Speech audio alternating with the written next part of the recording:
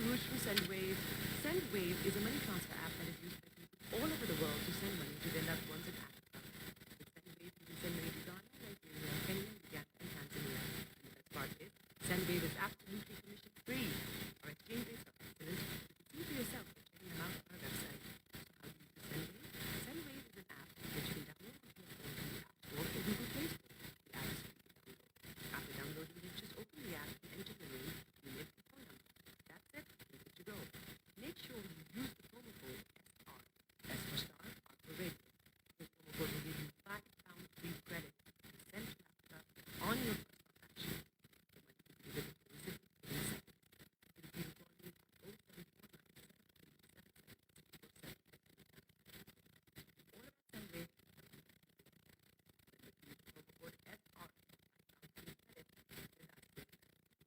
Hi everyone, it's your girl Lisa Clemens, the author of How to Go from Employee to Entrepreneur, and the host of your weekly business show, BB Means Business, the show where we discuss everything you ever wanted to know about business that you were afraid to ask. How do I start my business? How do I raise the finance? How do I grow my business? Where am I going to find my customers? Join me every Tuesday at 1:30 p.m. on Star Radio UK to get all the information and tips that you need to become a successful entrepreneur and become financially free. Remember, don't let life dictate to you. Rather, put your signature on life.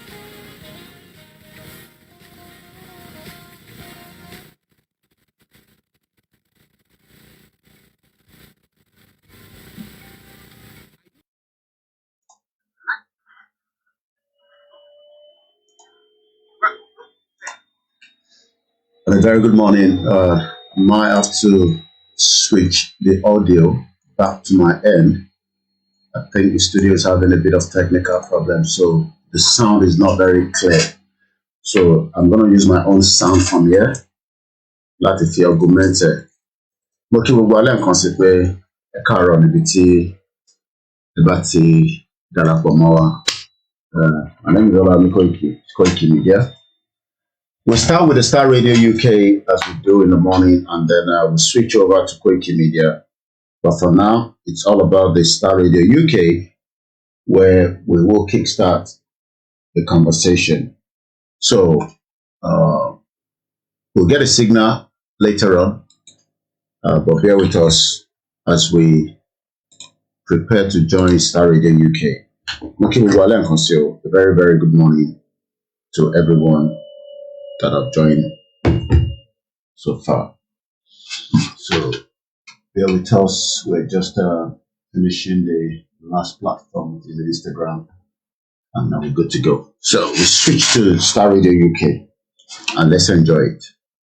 Let's talk about the news update from Nigeria, and then we come back to Koiki Media. Mo kí gbogbo alẹ́ nǹkan sí o, èyí tí ẹ ti darapọ̀ mọ́ wa. And I hope my audios are all coming out. Let's just check before I go live so that I know that my own audio, the audio from the studio is very, very bad this morning. Star Radio UK. Bad this morning. Yeah, mine is good.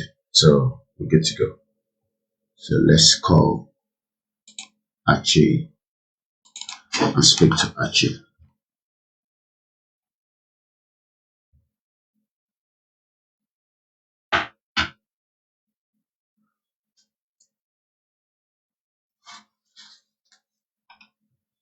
And then let's go to the studio. 8 minutes past already. Time is fast spent.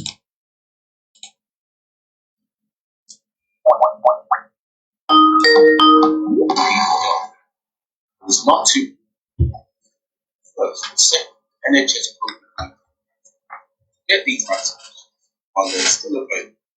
Check this. Visit nhs.uk/COVID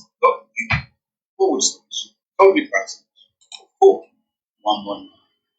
Tune in to Complaint here on Star Radio UK with Empress G every Monday at 5 p.m. Looking forward to your company. Okay, listen to Star Radio UK, your favorite African radio station. As I said, that's it. So working on the sound. I don't know whether Yomi can hear me. Yomi, can you hear me? I can hear you. Okay, good, good, good. Okay, we'll go on like that while we got to continue to work on the sound. But it is the Tuesday edition of the morning show, and it's now 9 minutes by the top of the hour. And I have no one but the one and only Mr. Olayomi Koike, who are joining this morning from our North London studios to bring you updates from Nigeria. Let's say morning to you, Yomi, and I hope the family are doing very well. And that's breakout good morning to you as well. The sound is bad, yes, and that's and we are working at are working on it, so just bear with us. Yes, Yomi, how are you? Very good morning to you, Mr. Archie. Good morning, Frank. Good morning to all the technical team at the back.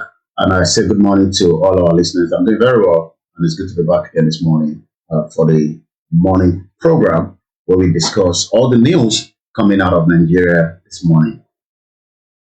Thank you very much to every one of you who's tuning in this morning once again. Now, apologies for the noise in the sound. The technology are working on it. We hope to sort it out during the program. So just bear with us whilst we go forward.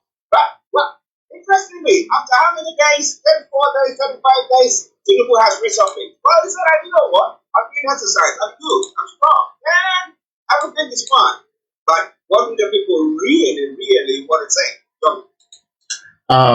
After 34 days away from Nigeria, the last time we saw Bola Tinubu was just immediately after the governorship election. And, I mean, he didn't give any reason that he was leaving Nigeria, but, information that came out then, was clear that Tinubu has traveled again for medical reason. But 34 days, Tinubu has returned back to Nigeria yesterday into Nnamdi Azikiwe Muritala Mohammed Airport, where he was also received by all the APC supporters and also the Vice President-elect Shetima into the country. But as usual, there will always be a but. He has spoken. You can tell from looking at the video from some of us that Tinubu is definitely not as strong. We pray for a good health, because we remember that Buhari in 2015 also told Nigerians that he was very fit, ready to go, tackle headlong all the problems that Nigerians and the PDP have destroyed for 16 years. And 8 years down the line, Buhari, during the Eid prayer and the reception at Abuja, has now asked Nigerians to please forgive him because he has not done exactly what he wants. We also know that his media aide came out as well. Same media aide that defended Buhari in 2015 told us that Buhari failed the first 8 months of being the president. But the question about Tinubu's return after 38 days, he has dismissed that his ill health is a rumor, even though it seems that while he was speaking to the journalists yesterday, somebody behind him seems to be telling him what he needs to say so that he probably doesn't forget. We know that he couldn't make it down to Saudi Arabia as the itinerary was planned, because Buhari also spent the last 10 days of the Ramadan in Saudi Arabia, in Mecca, but Buhari has returned back. Tinubu was accompanied by his wife, Remi, and the son, all arrived, with a very, a rousing welcome by all the progressive Congress governors, the National Assembly leaders, and all the party loyalists.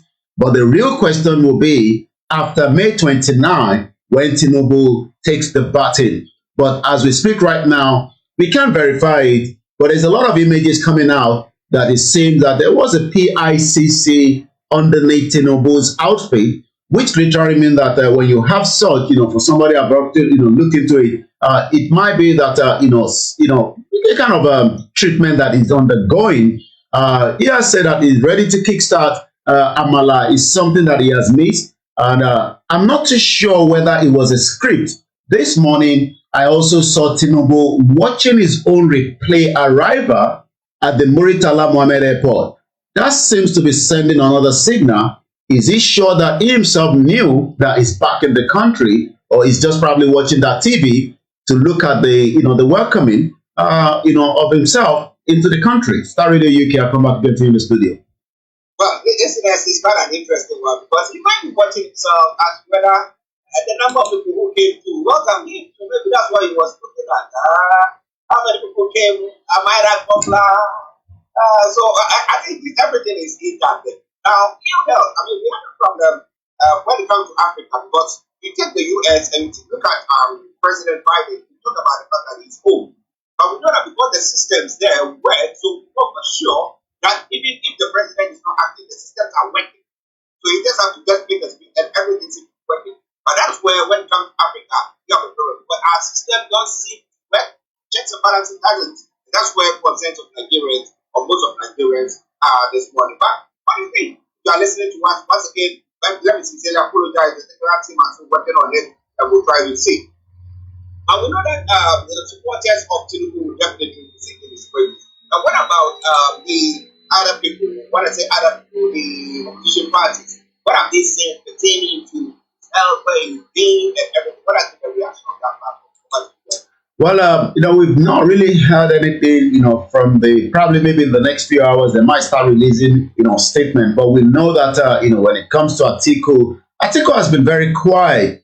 Just after the Adamawa election was when we heard from Atiku, whether Atiku himself has now also gone back to Dubai where he resides, and then he'll probably be watching, and how things are unfolding, especially he has not congratulated Bola Tinubu yet. Likewise, Peter Obi. These two individuals are the two that are still fighting to believe that the election that was on the 25th of February was not done properly. I've been able to pick up, something as well from, the former, ambassador to Nigeria, Katrina Lang. And this is what Katrina Lang needs to tell us regarding the election. That I finished after 2023. So I've seen some progress, a few setbacks, but overall what I would say, and this is one of my key sort of highlights from my time in Nigeria, Nigeria is the biggest, most important democracy in Africa, and for all its flaws and challenges, you are on that journey, and you should never take that for granted, because you're in a region where democracy is backsliding, and indeed globally. But Nigeria sends a bit of a beacon of hope. And I know a lot of people are disappointed with the process and with the outcome. But I would say hang on to that important fundamental that people in Nigeria, your vote does count. Look at the different electoral map. It looks completely different than it did in 2019. Democracy is a journey, it's not an event. We're watching closely, along with other members of the international community, and those who incite violence or indeed act violently could be subject to a visa ban to our country, or we have other instruments, including our human rights legislation. So I can confirm we're gathering information at the moment. We obviously don't speak about individuals, and we will consider whether we want to exercise those visa bans. So that is one of the tools. That's if you like, a negative tool. But the whole point of that is deterrence, to ensure that people reflect before they act in that way. Because elections going well are so important for Nigeria. What didn't work well, and was a big disappointment to all of us, and most importantly to Nigerians, was what INEC had raised expectations, that as the results were being tabled at the local polling unit, they would be automatically visible to all of us, actually, to be able to track the results in real time, so transparently. Clearly the system failed, and there's no question. That was a massive disappointment. That was a massive disappointment, and that is where the petition, from Atiku and Peter Obi, I'm not sure whether they have to welcome Tinubu, but they'll probably want to see, Tinubu is not going to, appearing in any tribunal court, but the legal team between these three gladiators would definitely have to fight it through before May 29, where we'll probably say maybe we might get an outcome, to the tribunal petition before May 29. But it is now also countdown to, the next inauguration of the next president of the Federal Republic of Nigeria. But that again is subject to the outcome of the tribunal. This is Star Radio UK. It is the finest African and Caribbean radio station in London, and I'll come back again to you. And the person speaking, for those that probably won't get the voice, was the former British High Commissioner to Nigeria, Katrina Lang. We know that a new one will be taking over anytime soon, and that is Dr. Chris Montenegro. Well, listeners, updates from Nigeria with Mr. Olaimi Boyke. As I say, We sincerely apologize for the sound, the noise, the sound, but just bear with us while we continue to work on it. But let's continue with the program. Now, interestingly, Katrina Lam touched on the view that is quite interesting. She was of the view that the system, that is the electoral system, is not good. There are flaws in there. So she agrees to that. But she's saying that when it comes to democracy, it is not it's not a race. So you said, we can't find out race or a short race and we finish. No. It's like a lifetime thing. So it's gradually as we go on, things will change and will be better. So that in a sense, some of the opposition parties saying that she's agreeing that there were serious flaws in that. Well, you're quite right. I mean, even the chairman of INEC believed that there was a flaw, but what they've said is that whatever flaw is in there, they've at least presented the election to Nigeria, both the governorship and likewise the federal and the Senate, and the most important, the presidential election. And if those have not been a conclusive one, then the tribunal would have to vet through the process. As many expectation was that the election result will be transmitted, but we know that never happened. Does not mean that maybe according to INEC, Bola Tinubu did not win that election, even though election are conducted every 4 years. As Katrina Lang was saying, the democracy is something that you build on. It takes that process. But is that a fair process every 4 years? Or is it just that, it's still the same way that when we talk about, democracy in America, it's been a very long one. Likewise, the one here in UK, all these are still questioned, and the court would then have to make that decision. I mean, you were not on the seat yesterday when I was discussing with, Frank, yesterday that, Inamni, one of the former governor of Enugu State, told Peter Obi, your petition is already dead on arrival, probably maybe to withdraw from that petition. We've seen petition before, Buhari petition when he lost, in 2003, 2007. We also saw that Atiku petition, and none of those petition tribunal gave the mandate back. Even the one that happened, during Shagari, in some of those, period of time in the history of Nigeria, it has always been that the court has continued to favor whoever won that election, and that election has never been upturned. We've seen governorship election upturned, but not the presidential one.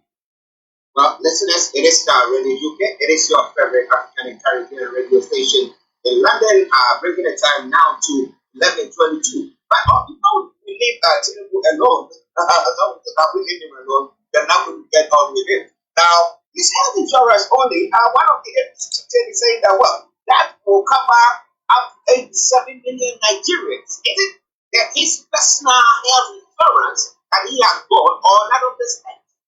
Well, like I always say, everybody needs the kind of healthcare insurance at some point, and that literally means that there would have to be a working hospital, a healthcare system, and that facility that can save the lives if it is still necessary, to get that life back. Because at some point we would all stop breathing, but people have to be saved, whether they are old, and that's why we have a healthcare system here, where we still have our elderly that are well being taken care of, even up to the age of 100. But the president-elect Bola Tinubu has targeted providing healthcare insurance. Is providing healthcare insurance for at least 87 million Nigerians in his first 2 years, is what it actually means. So we do know that in America there's healthcare insurance. Probably maybe those healthcare insurance will be able to take care of the 87 million, because one of the biggest problem in Nigeria today is health. And when your health is not fit enough, then you probably don't have a system that works in terms of the economy, that can provide a lot of facility. Even though we know that Nigeria is not industrialized economy as we speak right now, but according to the youth leader of the APC, announced yesterday by Bello, one of the APC United States National Youth Leader in Abuja, according to the APC youth leader, Mr. Tinubu will ensure that 40% of Nigerians benefit by deploying the mandatory national health insurance scheme. We do the same thing here in UK, especially if you're coming on a student visa and different kind of type 2, type 3. You would definitely have to get what they call the national health insurance. If you travel around the country, for some of us that have done so, you also have to buy what they call insurance, and that literally means that when you get to those countries and you fall ill, you are covered. But the question is, will Nigerians have what it takes to buy those insurance in the first place, and how authentic all this is going to be? We will find out probably 6 months to a year when Tinubu is in office. Well, I think the best bet is to pray for him so that he will not be ill and then that means that the state fund is being wasted or not spent on him. That's what I would say then. My listeners, this time so like you again, I'm not my listeners. I'm actually here in the South. We are bringing you updates from Nigeria. Wherever you are, as I did say earlier on, please, I should apologize for the noise in the sound, and I know I have to catch up with you. So please just bear with us.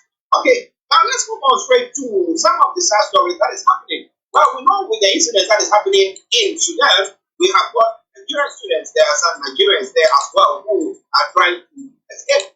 Now it looks like the northern couples or elders are the ones who seem to be making lots of noise. Is it because we've got a lot of the northerners there, or in general they are looking at holistically that Nigerians are captured in there, and therefore there's the need to bring them out and everything that is going on. You're just stopping them from being taken and stuff like that. What do we have for that?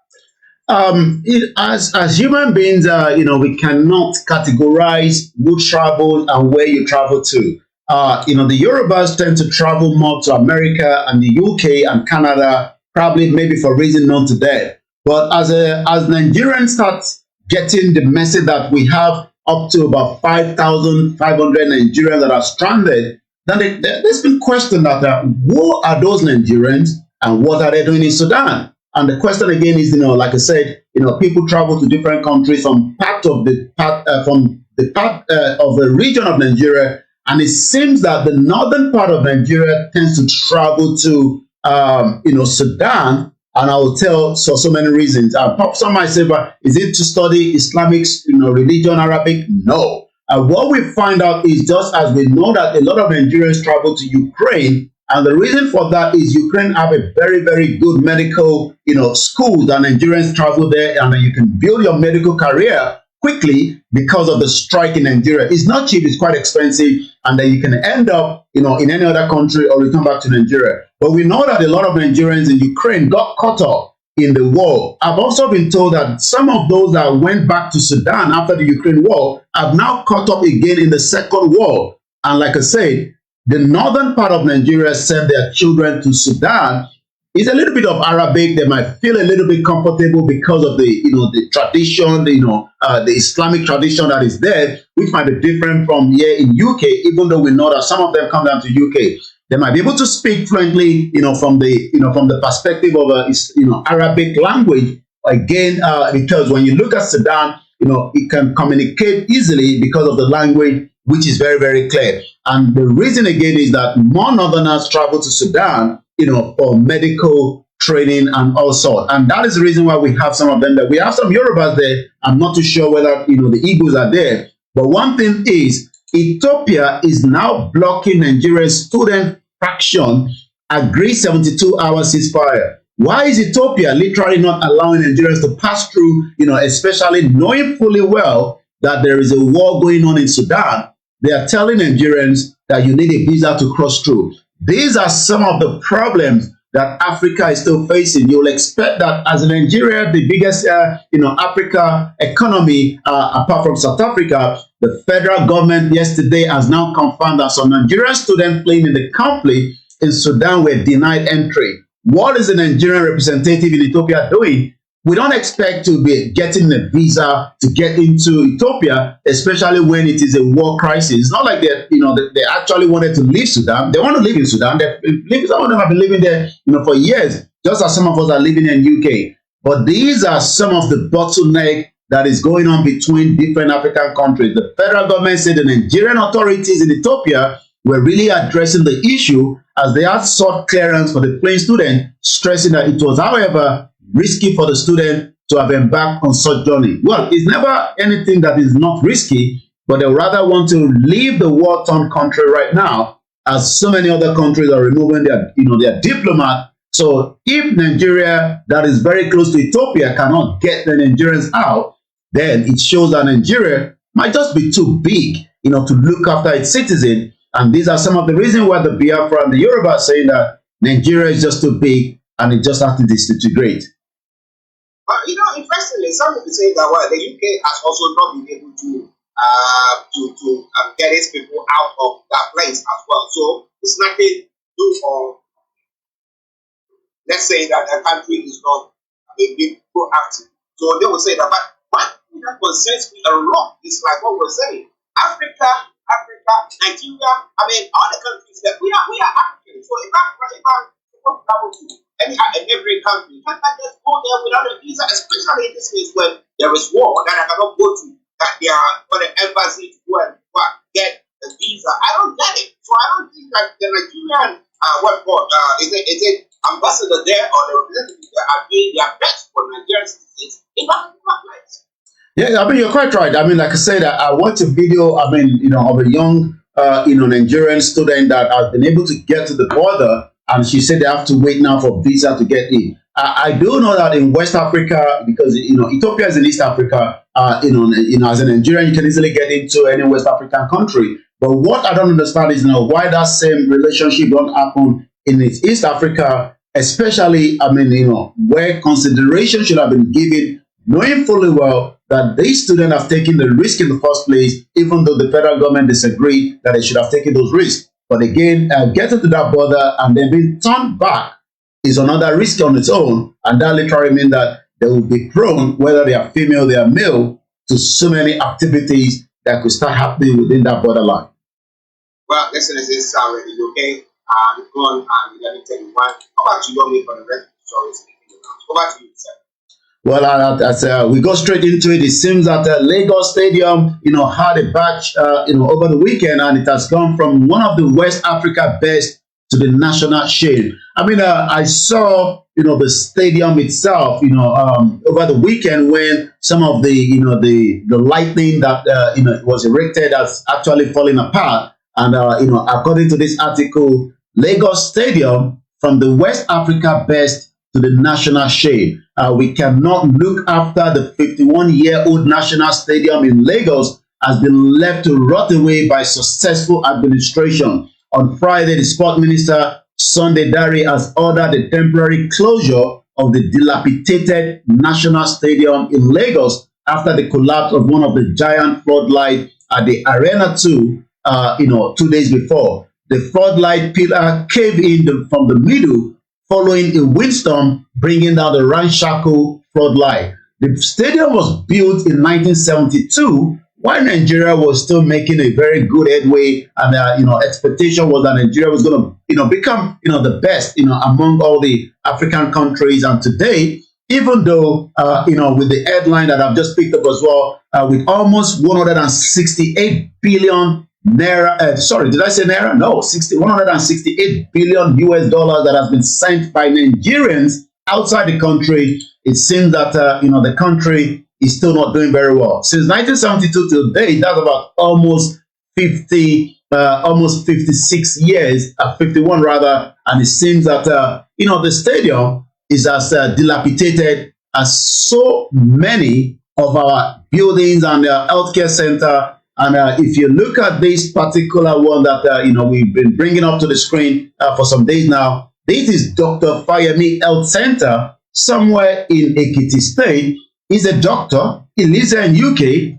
Some have argued that maybe it's an abandoned project, but why do we need to abandon something that could be of benefit, to the community? And if it's an abandoned building, why not just take it down? And these and so many is happening across the country. And just as a shameful way that, the politicians and the elite have not really done so much, for Nigerians. So we go straight to some of the other headlines as well. The diaspora Nigerians remitted $168 billion in 8 years, according to the World Bank, coming from, World Bank this morning. We go straight to more other headlines, then we come back again to you in the studio. NNPCL already spent $1 billion on Ajaokuta Kaduna Kano pipeline project. Again, a huge amount of money. We hope that the final result will eventually happen. Infrastructure is needed. We need to build those infrastructure. We need to build the community and connect it to each other. The NNPCL, which is also the same as NNPC, is just that it has been rebranded, and that is why we are having NNPCL. Says it has now spent over 1.1 billion US dollars on the ongoing construction of the Ajaokuta Kaduna Kano gas pipeline and the station project from its cash flow. Gas is very, very important, as we do know around the world. The Nigerian National Petroleum Company Limited, like I said, spend 1.1 billion. That will create jobs, that will create opportunity. According to the CEO, Meli Kaira, disclosed this yesterday while touring some of the project sites in Kogi with some of the journalists and the stakeholders as well. Mr. Kaira was accompanied by the top NNPCL and the Oil Service Limited project coordinator official, and he went on to say that the company will continue to fund the massive project, which is delivered in phases and has been active even though it does not have a third-party finance. He also went on to say that the 1.1 billion project to date, none of the project activity is abandoned, which is very, very key. Let's take that word. It has not been abandoned. Let's hope now that Tinubu comes in and he can continue on that same project and it doesn't get abandoned, and then somebody start a new fresh project because it creates money. Because that has always been the issue, mostly in Nigeria. A project kickstart and then somebody abandon it and then start their own afresh. Especially this happened in most of our 36 states, where some of the governors doesn't like what they call continuity because they want to start afresh. Aisha Buhari louds women diplomatic community, as we do know that Aisha Buhari and the wife will be leaving very soon after 8 years. And it seems that is something that maybe some Nigerians are looking forward to. Enugu State Governor-elect Imba inaugurate transition committee members, as we do know that there will be a lot of, as we're expecting the transition between Buhari and Tinubu, there will also be a lot of transition between some of the governors, especially those that have done their term after 8 good years. So let's now come back, to one more, and then we talked about the malaria. Malaria is a very, very deadly disease, especially the mosquitoes. They could suck the blood and they could infect you with what will end up being malaria. But a group known as the End Malaria in Nigeria has now described malaria as the biggest killer disease in Nigeria, with over 10 million cases and about 200,000 deaths annually. If you are not taking care of it quickly, it could lead to death. I mean, you could easily be bitten by by mosquito, as is known, and then you could quickly get the vaccine or the malaria tablet, to take it out of your blood quickly. But because again of the poverty level in Nigeria, and because of the lack of cleanliness, just as we look at that, I don't know if that is still functioning, but if you have this kind of system there, you are also bringing in malaria, and that will literally mean that we could get more people to be killed. We need more people to be told that if your surroundings are not clean enough, you could also be breeding mosquitoes, and that could lead to death as well. With 200,000 deaths annually, which amount to about 31.9% of the global malaria index. This was made known by in a statement issued by Francis, the world convener of #EndMalaria in Nigeria yesterday. The group commend the effort and intervention being made by various groups, individual government agencies over the years towards malaria elimination in Nigeria. It is very, very important that we continue to tell the people, whether you live in a city, you live in the urban area, you live in the village, that the environment also means a lot. And if you not have a clean environment, you might end up having malaria, and that could lead to death, especially we know that most of the hospitals and the health center are not there, because this is an health center. You need a health center before you can get to the general hospital. That is the way it operates in Nigeria. And if that health center is not functioning, there's no way you can get into the hospital in time. I come back to you in the studio, and when we come back, we go straight into what is happening on the social media this morning. Yes, listeners, just bear with us with the sound. But let me quickly ask Yomi, a bit of a background. Who is Dr. Kayode Fayemi? Who is he? And how was that property built? I mean, how is it benefiting at the site? How was it built? Can you give us a bit of a background? Dr. Kayode Fayemi was the former governor of Ekiti State. is a politician. He was also, one of the minister under the cabinet of, Buhari. Kayode Fayemi was born in 1965. I believe my picture is not coming back. Is a Nigerian politician who served as a governor of Ekiti State between 2018 and 2022. Kayode Fayemi is a member of the All Progressive Congress as well, but he built this healthcare center, or he probably facilitated the project. But as you can see, this is not an healthcare center. This is like, a bush where, trees and, it's just growing around it. And again, when you ask yourself as a doctor himself, will he be able to get treatment from this? But these are some of the reasons why, as many people are saying, that it seems that the negligence of the healthcare system. Remember that Tinubu says he's going to be able to take care of almost 84 million. We will have to wait and see into his tenure when it kickstarts in the next 34 to 33 days. Well, listen, there's a sad one there. Sad one there because we invest our state funds into doing all stuff. And even if there are gifts from various people who are philanthropists giving us this money, how do we manage that? You see a facility like that sitting there and going to waste. And we've got all that.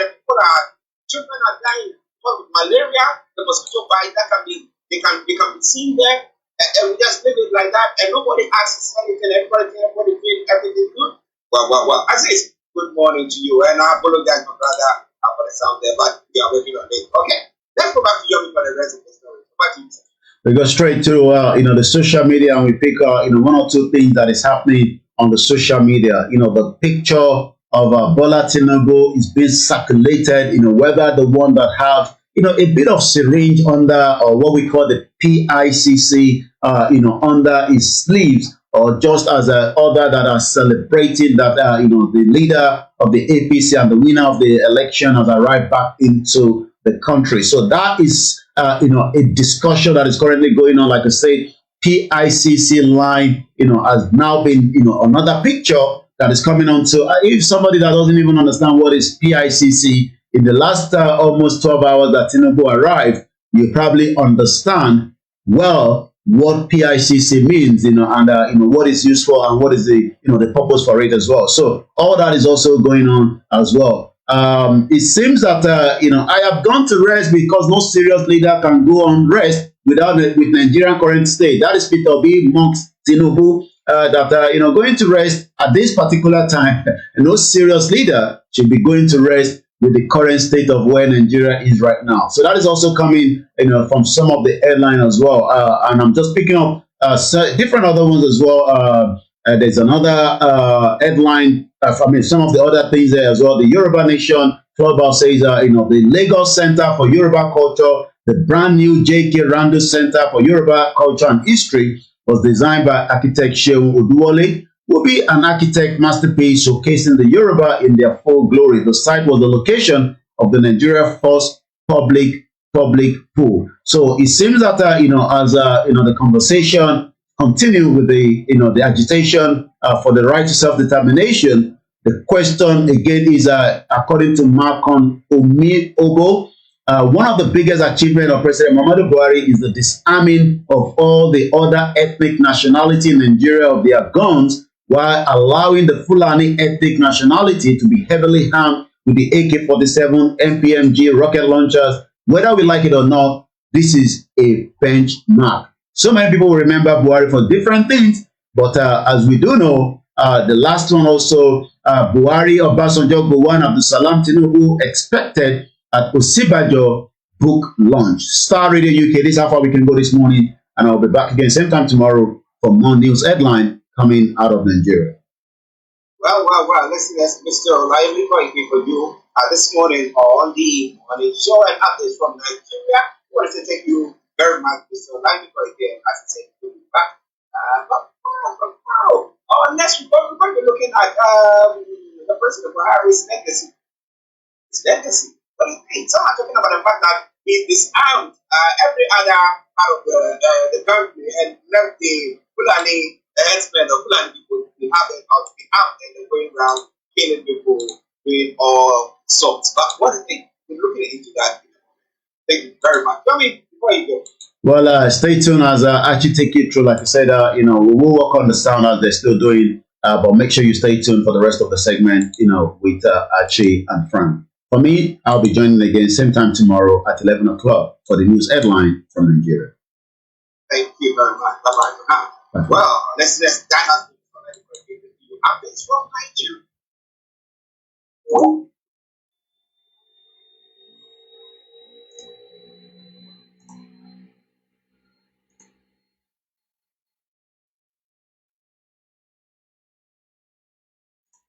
lóòrèkóòrè a ní láti máa bèrè orúkọ yín ẹni bá ti rí àwòrán yín ó ti mọ ẹni tó bá wa sọ̀rọ̀ lákọ̀ọ́kọ́ ẹ bá wa kí gbogbo àwọn ọmọ káàárọ̀ òjìire nítorí pé a ti ń ṣe Easter látijọ́ Friday títí di òní Monday tó ń pè ní Easter Monday àti gbogbo ọmọ Ẹ̀dùà lóko lónìí ní Nàìjíríà ní Benin Republic ní Togo ní gbogbo ìlú tó wà lágbàáyé more than 170 countries.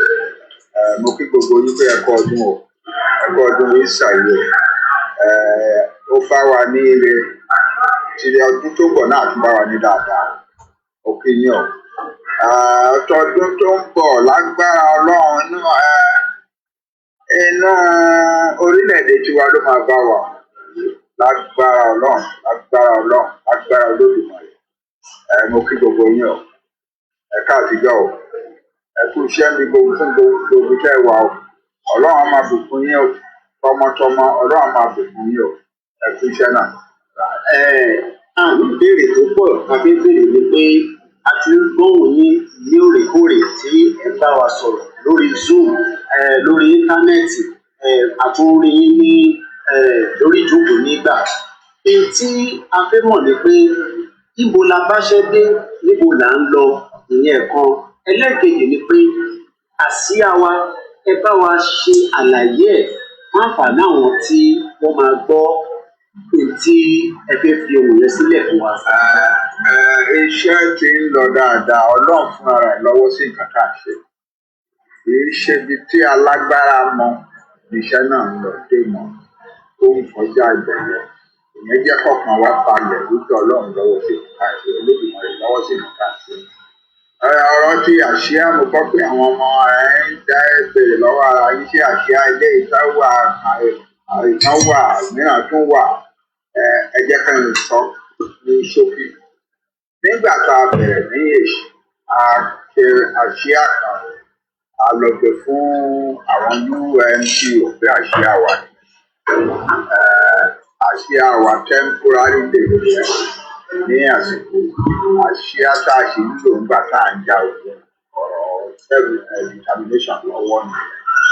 Nígbà tó Ọlọ́run bá ṣe tí a bá lè sọ pé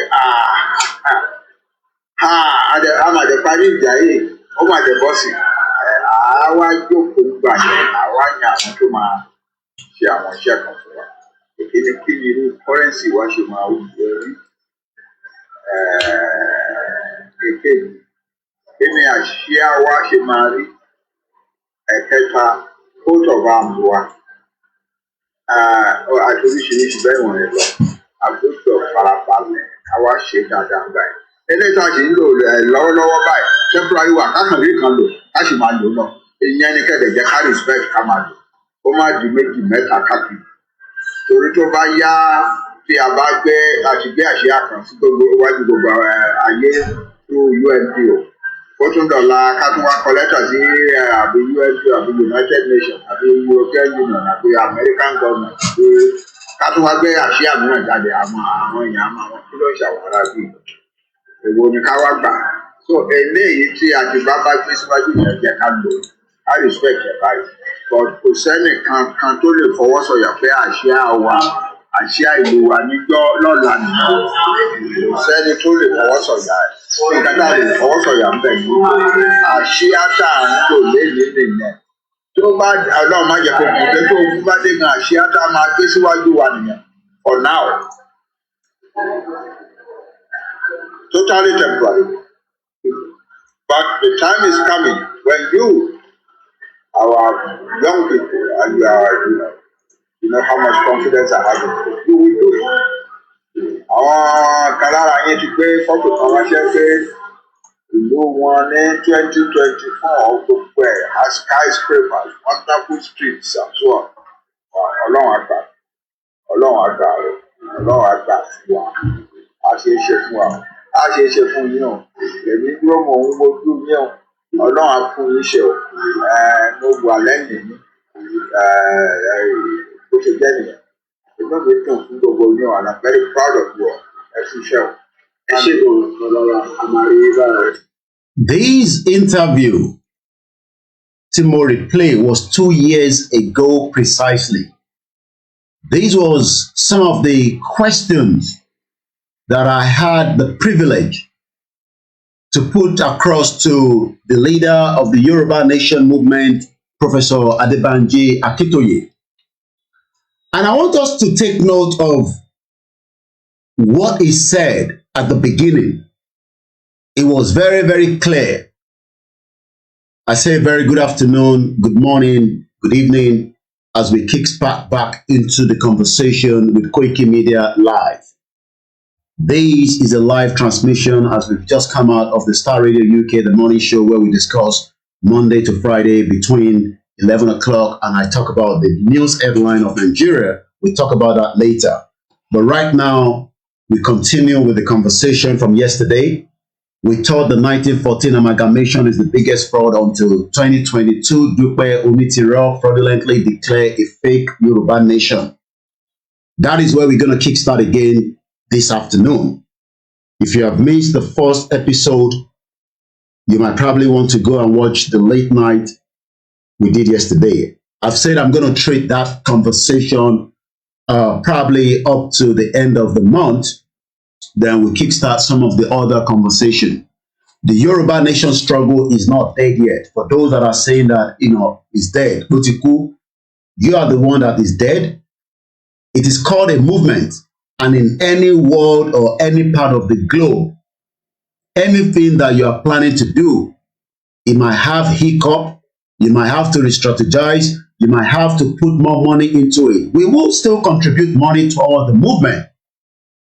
And that would also not mean that, whatever we are doing, as at the time that we will start, having those conversations again, we'll probably not care what anyone out there is saying. We know that, the distraction from the Dupe Onitiro, the virus woman that was injected into the movement, and the biggest fraud that we ever know in 2022, just as we have been talking about the 1914 amalgamation is a fraud, Dupe Onitiro is also a fraud that declared a fake nation. Yeah, Baba Akintoye clearly, I'm going to rewind it again. Baba was very, very clear until those that were working with him.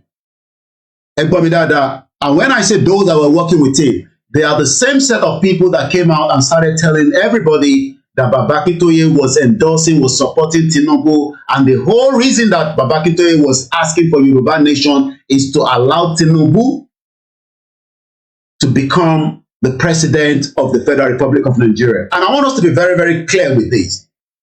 I'll take you back quickly to our website, www.koikimedia.com, and I want us to go and download or read through this Baba Akintoye, the history of Yoruba. This started as a sketch in 1978. Ṣé Baba Akintoye mọ̀ pé Tinubu máa fẹ́ jẹ president in 2023 when he was drafting this history of the Yoruba people?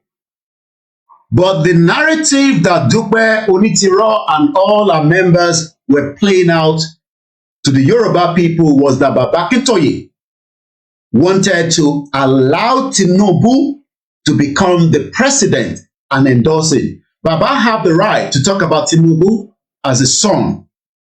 That Baba would have preferred Tinubu to be on the side of the Yoruba nation, but Tinubu refused to, and Tinubu wants to be in Nigeria president.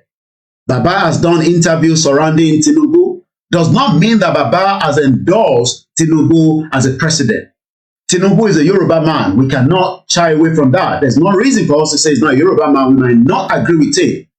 We might disagree with him being the president of the Federal Republic of Nigeria, but Baba Akintoye never at any point gave any clear message to say that he is going to endorse APC. Baba Akintoye did not endorse APC, not even Afenifere endorsed APC, even though that we know that some of the faction, which is the Fashionati, one of the elder statesmen, endorsed Tinubu, but Pa Adebanjo did not. So those that played that narrative played it very well. And if you ask yourself, why I traveled to Nigeria in 2021, there was a lot of conflict. Gbogbo Balongbe conflict oríṣiríṣi wọlé, and one of those conflict was the flag. Flag ìkan ni a ti ń lò ìgbà tí Koiki ti dé Nàìjíríà ṣe ló ti lọ papọ̀ mọ́ Baba Akintoye, flag mi lọ gbé jáde. That first traveled out, and that traveled out because flag tí wọ́n ní wọ́n ń lò nígbà tí ó di pé flag di ọ̀rọ̀ flag kan la máa lò. Flag ẹlòmíì ò tẹ́ ẹ mọ̀ pé bí bàbá ṣe sọ pé the Yoruba people from Baba Akintoye registered us into UNPO. And I'm going to take us back. We are still discussing, the Yoruba nation and the way forward. The way forward is Yoruba nation. Nothing more than that. I want to bẹ̀rẹ̀ pé kí ni way forward. The only way forward is Yoruba nation. And like I say, by the time we start hitting Tinubu very well, I hope some of you that don't support the Yoruba nation. Tinubu a máa sọ fún wa pé Koiki ò bá dẹ̀ máa sọ̀rọ̀ Tinubu bẹ́ẹ̀ yẹn. Ká sì máa wo tó máa ṣe. I don't bloody care whatever Tinubu wants to do. I don't care. I'm not going to swear. I wanted to use that swear language, but I realized that a lot of us, when we swear, a man feel is not appropriate. It's nothing. I don't care about Tinubu. I've never cared about any of the political party, because if I cared about them, I would have also been, at least if not a member, I would have participated in the fraudulent APC or PDP or even Sowore that I love so much. I love Sowore and I cannot deny that. I talk about Sowore all the time on this platform.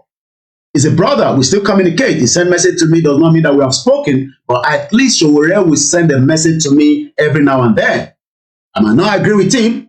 Nobody's going to employ or give Sowore opportunity to become the next president of the Federal Republic of Nigeria. But I'm not going to say Sowore is wasting his time, because Sowore is doing what he can do from the point of making sure that he can talk to them.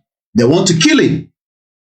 And Sowore has played a better role as an activist. So if anybody, tó jẹ́ ọmọ Yorùbá tó sọ fún mi pé Koiki ò bá ṣe sùúrù díẹ̀ káwọn tí, I don't care. Kí ni tí mo fẹ́ ṣe fún yín? But we're going to come back to that. This was the flag tó gbé lọ sí UNPO. Ẹ gbọ́ mi dáadáa. And this was in 2020. Àìtí rí Dupe Onitiro nígbà yẹn. Ṣé kò gbọ́ nígbà yẹn pé Yorùbá country or Yorùbá nation tá fẹ́ ṣe ó ti wà in a movement. 2020 August, and kò dẹ̀ ń ṣe 2020 gangan lọ submit this particular UNPO. Kódà àwọn ọ̀kan tó sọ nígbà yẹn pé kí ni UNPO? Kò ń ṣe United Nations náà kí lè fi ń deceive àwọn èèyàn, but it is an organization that can be used to present something. So today, when Dupe Onitiro, the virus woman, tó sọ fún gbogbo ọmọ Yorùbá pé òun ò lè present the document kankan, irọ́ ló pa. She doesn't have any nonsense document. She's a liar. And a liar will continue to lie using different methods to lie. And one of those lies was she used Iya Dublin, àti Funke Bello, and so many other like that. Àti wọ́n pe woman wọ́n ní kan kalẹ̀ jáyé, one bastard, you come gbọ́dọ̀ gbogbo wọn. Because narrative tí àwọn tó lò jáde ni pé they were pushing the narrative that Baba Akintoye was going to endorse Tinubu, so wọ́n kó wa lọ sí 2023. Ṣé Tinubu ṣé ìyá Dupe Onitiro, the virus woman, gbọ́dọ̀ ti rí ìyá, ta ló ní ìyá wèrè? Ṣé Dupe Onitiro ṣé òun ṣì wà ní 2022? Because I'm sure pé Dupe Onitiro wà nínú 2023 báyìí. Ṣé 2022 ló ṣì wà? Ṣé 2022 ni Dupe Onitiro ṣì wà? Because ẹ̀yin tẹ́ ń pariwo pé àláìkẹ̀ torí ó jọ́bìnrin. No, Baba presented pẹ̀lú àwọn group kan ni o, kò ń ṣe bàbá nìkan. Because I know the work that somebody like Shola Salako, our sister, even though they might not have good relationship with Baba anymore, I don't know whether that has been amended. But I am aware that Comrade Shola Salako, she's here in UK. I met her once during the rally. She's not a ghost like Dupe Onitiro. I mean, I didn't even know that these are people that have been doing a lot of work from under me. Baba sọ pé, Yoruba Nation ni o, and we kick into that, and we buy into that, and we started, making sure that we can promote it. And we were promoting that up to 2 years when Dupe Onitiro joined the movement around March. And I have the record. She joined us around March. Whether it's the first week of March, whether it's at least we can say March 2022. So where was she prior to that? So she cannot say that she never had at some point that Babaki Toye and some group of people are asking for Yoruba Nation. So was she preparing herself to infiltrate the movement and destroy it? Because this is another record. Anytime somebody Dupe declare Yoruba Nation, I am asking you now, don't be gullible, don't be naive, don't be novice. Tell her to present something up to a document that can prove what she's talking about. I'm not interested in that letter. That letter that was written by anybody and posted it out. I'm talking about something concrete. Ẹ má jẹ́ kí àwọn Koiki rí nǹkan tó ń ṣe o, ìtorí pé Koiki máa bàjẹ́ ni o. You are all crazy. Ṣé Dupe Onitiro tó bá gba Yorùbá Nation tó máa lé mi kúrò ní Yorùbá ni? Born bastard. Ṣé àwa tá à ń pariwo Yorùbá Nation ṣá máa lé gbogbo àwọn tó ń endorse Tinubu ni? No, we can do that. So when we talk about Yoruba country, we are not talking about ourselves. We are even talking about those that disagree with us. Because that is the only way you can say you are having a country. And we don't want to have a warlord. Because even if Tabana and Yoruba Nation, we still have to make sure that àwọn tí wọ́n ṣe APC, àwọn tó ń ṣe Labour Party, àwọn tó ń ṣe Labour Party, àwọn tó ń ṣe AAC, we still have to make sure that they are also going to be told about Yoruba Nation. And that is why we were taking rally to Lagos State. Láti lọ present Yoruba Nation as an alternative to Nigeria. But they never wanted that. And that is the reason why they quickly make sure that some of us were killed in Lagos as far back as 2021. But even though we are àwọn ọmọ wa kan, they were very, very, dedicated. The first rally tó kọ́kọ́ máa ṣe ní gbogbo ilẹ̀ Yorùbá lẹ́ni tí èmi tí a ní rẹ́kọ̀dì lọ́wọ́ started from a young boy called, well, not a young boy, he's a man because ó ti bímọ and a young boy. Wọ́n pe bọ̀bọ́ yẹn ní OBJ, kò ń ṣe OBJ bàbá monkey banana yẹn o. Gbogbo ẹ̀yin tẹ́ bá mọ bọ̀bọ́ kan tó ń pè ní, mo lè pé bọ̀bọ́, man kan tó ń pè lára àwọn kọ́mẹ́dì wa ni. Ó dẹ̀ ṣì wà lóyà títí di wákàtí. Òun ló kọ́kọ́ gbé rally jáde ní Agége ní Lagos State. Ó consult mi, ó ní Mr. Koiki, àwọn máa ṣe rally l'Agége. Mo ní ṣọ́ọ̀ṣì ọ̀wọ́ níbẹ̀ ni. Mo ní Lagos State, ó ní tó bá máa dàbí kó dà. And I'm talking about almost 2 to 3 years ago now. Gbogbo rally pátá kọ́kọ́ máa bẹ̀rẹ̀ rally ní Nàìjíríà, nílẹ̀ Yorùbá, àwọn OBJ ni. So we must ogun òní nígbàgbọ́ orúkọ ẹ̀. Ẹ̀yin lè má mọ̀, ẹ lè má rí picture ẹ̀, but àwa mọ̀. But àwọn tó mọ orúkọ ìwọ ọmọ tí mò ń sọ ẹ̀. Bí ṣe ń bá yín sọ̀rọ̀, ó wà lára ọmọ tí wọ́n yìnbọn fún lẹ́sẹ̀. Tẹ́ bá rántí pé wọ́n yìnbọn fún bọ̀bọ́ kan lẹ́sẹ̀ nígbà tí à ń sọ̀rọ̀ pé wọ́n mú kan náà ọmọ wa kan, àwọn ọlọ́pàá mú wọn. Wọ́n yìnbọn fún lẹ́sẹ̀ títí di ọ̀la ẹsẹ̀ yẹn ò tí ní àlàáfíà lọ títí, but àdúpẹ́ fọlọ́run pé ó sì fi rìn. Bá a ṣe ń sọ̀rọ̀, ó sì wà ní rally tó ṣe ní Ọjọ́ta as far back as January 9th ọdún yìí. Ẹ gbọ́ mi dáadáa. So for the fact that we are bringing fact and figure, Dupe Onitiro has never bring fact and figure because èyí tó gbà lọ́wọ́ wa concept tó jẹ́ petition, èmi ò ní kó fún mi ní gbogbo 5 million. I'm not interested in the other 5 million, but I need the 500,000 petition to sign lórí Koiki Media. Kó sọ bí tó wà fún wa, ká rán internal auditor kó bá wa bẹ́tẹ̀ lẹ́yìn gbogbo àwọn tó bá forúkọ kó send orúkọ tèmi tó send orúkọ ẹ̀ sẹ́mi ká dẹ̀ máa lọ yọ níbi tó fi sí. That's all. Àwọn tó bẹ̀rẹ̀ fún Dupe Onitiro ní orúkọ wọn àti date of birth wọn àti gbogbo ẹ̀, it's up to them. But èyí tó gbà lórí Koiki Media ó ti di dandan pé kó gbé padà táwa. Because tó bá fún wa, we will continue to ask her because it's part of the fraud. We are not aware of a signed petition kankan mọ́. We are not interested in that petition because that petition is the fraud itself. And she knew that 2 years now, bàbá bẹ̀rẹ̀ ní 2020, she knew that they were progressing. Because táwọn bàbá progressing ni, bàbá never told anybody that they were going to register under the UNPO And what do we know as UNPO? Kí ló ń pè ní UNPO? Kò ń ṣe àwa nìkan la wà lábẹ́ UNPO. Àwa ní number 40, ṣé 40 something ni wá, or thereabout. Màá find out nísìnyí. And there's always, UNPO, Yorùbá Nation. Ẹ jẹ́ ká kọ́kọ́ lọ gbọ́ ibi tí bàbá tí fídíò bàbá tó jáde yẹn ló ṣe kí ni. Ẹ rí i pé níjọ́ náà náà This Day newspaper record wà 3 years ago wọ́n gbé pé Yorùbá Nation becomes a 45th member of the UNPO. So àwọn tó máa ń sọ pé yẹn pépà Nàìjíríà ò nídìí láti gbé ọ̀rọ̀ Dupe Onitiri because wọ́n mọ̀ pé irọ́ ló ń pa. Wọ́n mọ̀ pé irọ́ ló ń pa. She has nothing to say. Àtàwá àtàmọ̀ àbí má bínú àtàmọ̀ Yorùbá mi ẹ ó máa ń lọ bákan nígbà míì mo apologize. Ara ti problem ti British dá sílẹ̀ sí wa lọ́wọ́ mi pé ká lọ máa kọ́ English bí English ni kíní wa. This is 2-3 years ago. Ẹ̀wọ̀n tí pépà Nàìjíríà kọ jáde níjọ́ náà lọ́hùn ní 3 years ago. So ẹ̀yin tẹ́ wọ́n sọ pé àmọ́ tá à ń ṣe ẹ̀yin lẹ̀ mọ́ tẹ́ ń ṣe. Because if you look at this paper, kò dẹ́n ṣe paper yìí nìkan tá a bá padà sẹ́yìn kí n lọ gbé sórí news UNPO Yorùbá Nation ẹ rí i pé gbogbo paper pátá àti show this day. This is Tribune Online. Tribune Online told us as at April 28, 2020, Yoruba Nation becomes number 45th member of the UNPO, says Professor Akintoye. Níbi tí wọ́n ti rí pé Baba Akintoye becomes a target. Ibi tí wọ́n ti rí pé Baba Akintoye ó lóyà. Ṣé Tinubu ló ní kí Baba Akintoye lọ rẹ́gísítà Yorùbá sí UNPO ni? Ẹ bá wa bi àwọn tó ń sọ pé bàbá yẹn ò mọ tó ń ṣe.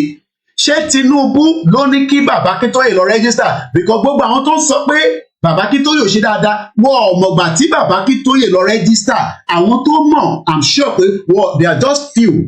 And like I said, I'm aware that there's a woman called Comrade Shola Salako, UKB by Lower. I met her only once. And she introduced herself to me as Shola Salako and Adekira. And we are still in one particular group. Timo Mapajo wà nínú group yẹn. So, and this is Nigerian Tribunal, whatever. Odimeji. Daily Post also posted it. Odimeta, Yoruba joined the world body of marginalized nation. Kí ló ń pè ní marginalized? Ẹ jẹ́ ká lọ wo English dictionary marginalized láàárọ̀. So some of the gullible idiot diaspora tẹ̀ wá ṣe sọ nísìsiyìí pé bàbá mi kò ní template but bàbá sọ̀rọ̀ nípa Yoruba nation. Gbogbo paper dẹ̀ sọ̀rọ̀ ẹ̀ ní about 3 years ago today because this is August or April 2020 là ń sọ̀rọ̀ yìí. But Dupe Onitiro injected the virus and a lot of people bought into that nonsense.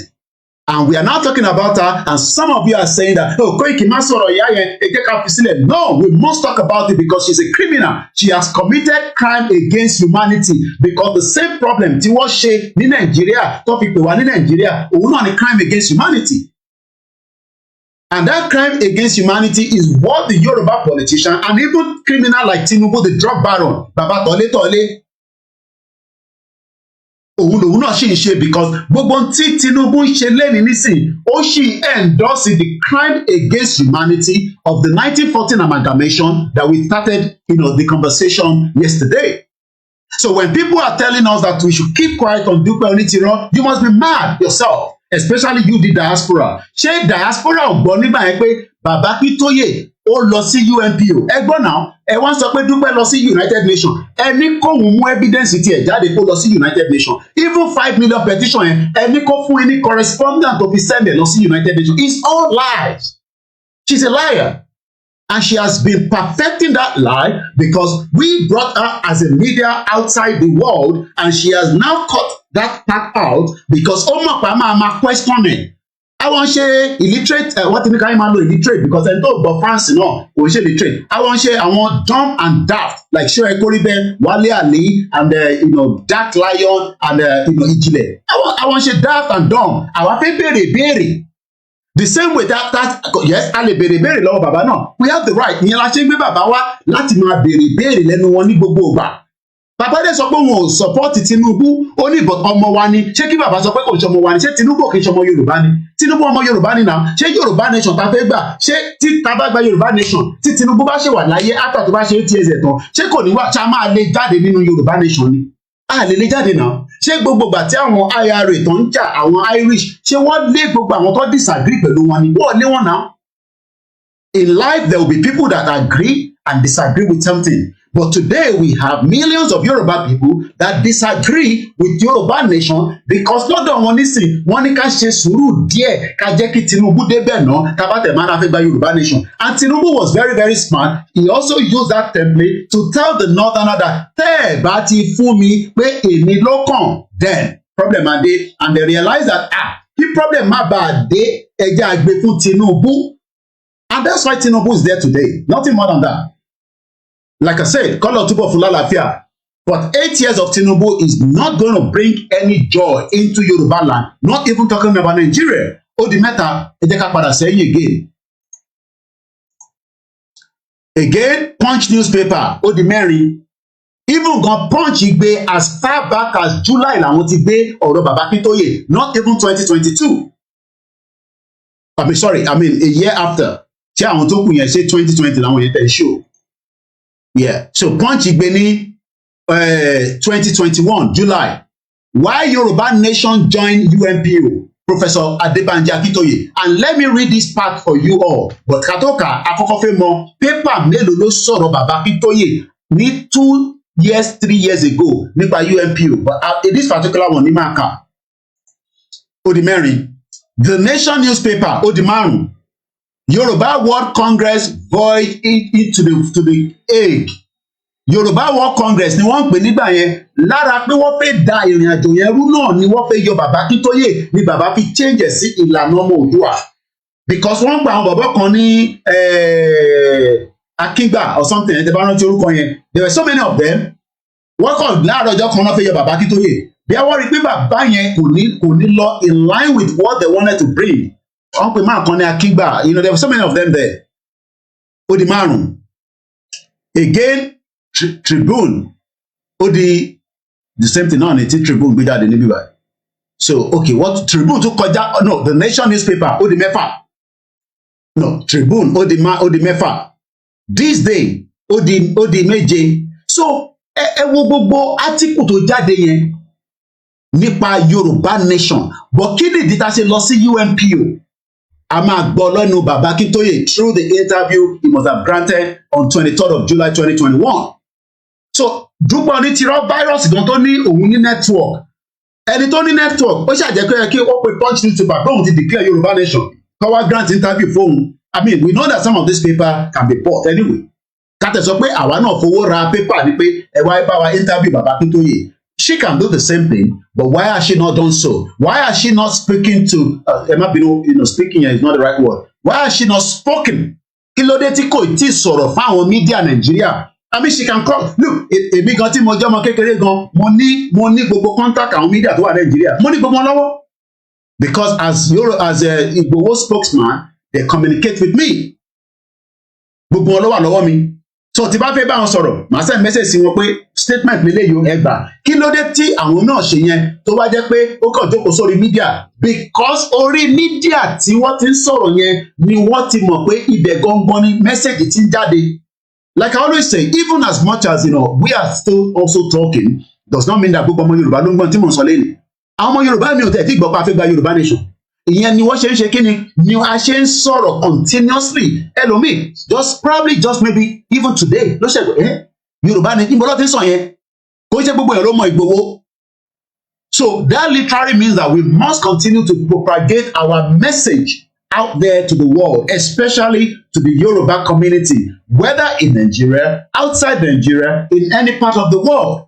And let's now read why we also joined UNPO by Professor Banji Akintoye. Let's go into it. Emeritus Professor Banji Akintoye, a renowned historian and leader of the umbrella body of the Yoruba self-determination groups, Ìlànà Ọmọ Oòduà, has said that the Yoruba nation was registered with the Unrepresented Nations and Peoples Organization to ensure that agitators were not accused. Mo fẹ́ kẹ́ take word yẹn. Because backing tí a fi ń ṣe Yorùbá nation lẹ́nìí ó sì ní backing ní UNPO, even as some people almost discredited UNPO.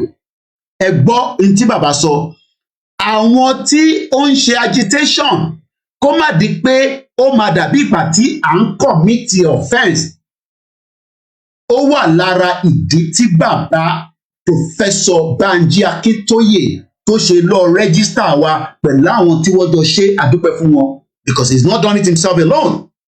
And I'm not sure maybe some of you have got this message as I'm saying it today, because a ti ṣe so many programs, and each day tá a bá ń ṣe program, the way we present it will be different. So I am actually now telling gbogbo ọmọ Yorùbá tó mọ̀ lẹ́ni pé lára ìdí tí bàbá Akintoye lọ register wa ni pé kó má gbàdà bígbà tó jẹ́ pé àwa tí wọ́n ń pè ní agitator were not accused, because in tó bá ti mú federal government tó bá ti lè accuse wa, ṣé eléyìí tí Dupe Onitiro the virus ń ṣe nísìn ṣé kò ní mú accuse tí bàbá Akintoye avoid wa? Ṣe rí pé ọ̀rọ̀ yẹn ti ń takora wọn. Èyí tí bàbá Akintoye lọ gbà pé kó má bàa di tí wọ́n máa accuse wa fún crime, pé a ti commit offence, but èyí tí Dupe Onitiro ń gbé jáde nísìn tí ẹ̀yin tẹ́ ń tẹ̀lé tẹ́ ní làákàyè tí ṣó ẹ kó rí bẹ́ẹ̀ tí kò ṣàlàyé fún yín ni pé ṣé èyí tóun sọ yẹn lẹ́nu tóun jókòó sí UK, mo ní pé kóun ò bá lọ Nàìjíríà, àwọn tí ṣó ẹ kó rí bẹ́ẹ̀ ní London kó ra tíkẹ́ẹ̀tì fún wọn kó lọ Nàìjíríà, tó bá dé Nàìjíríà kó wá sọ fún wọn láti Muritala Mohammed Airport pé a ti gbàlúwa láti 2022, kó sọ bẹ́ẹ̀ tó bá dé airport.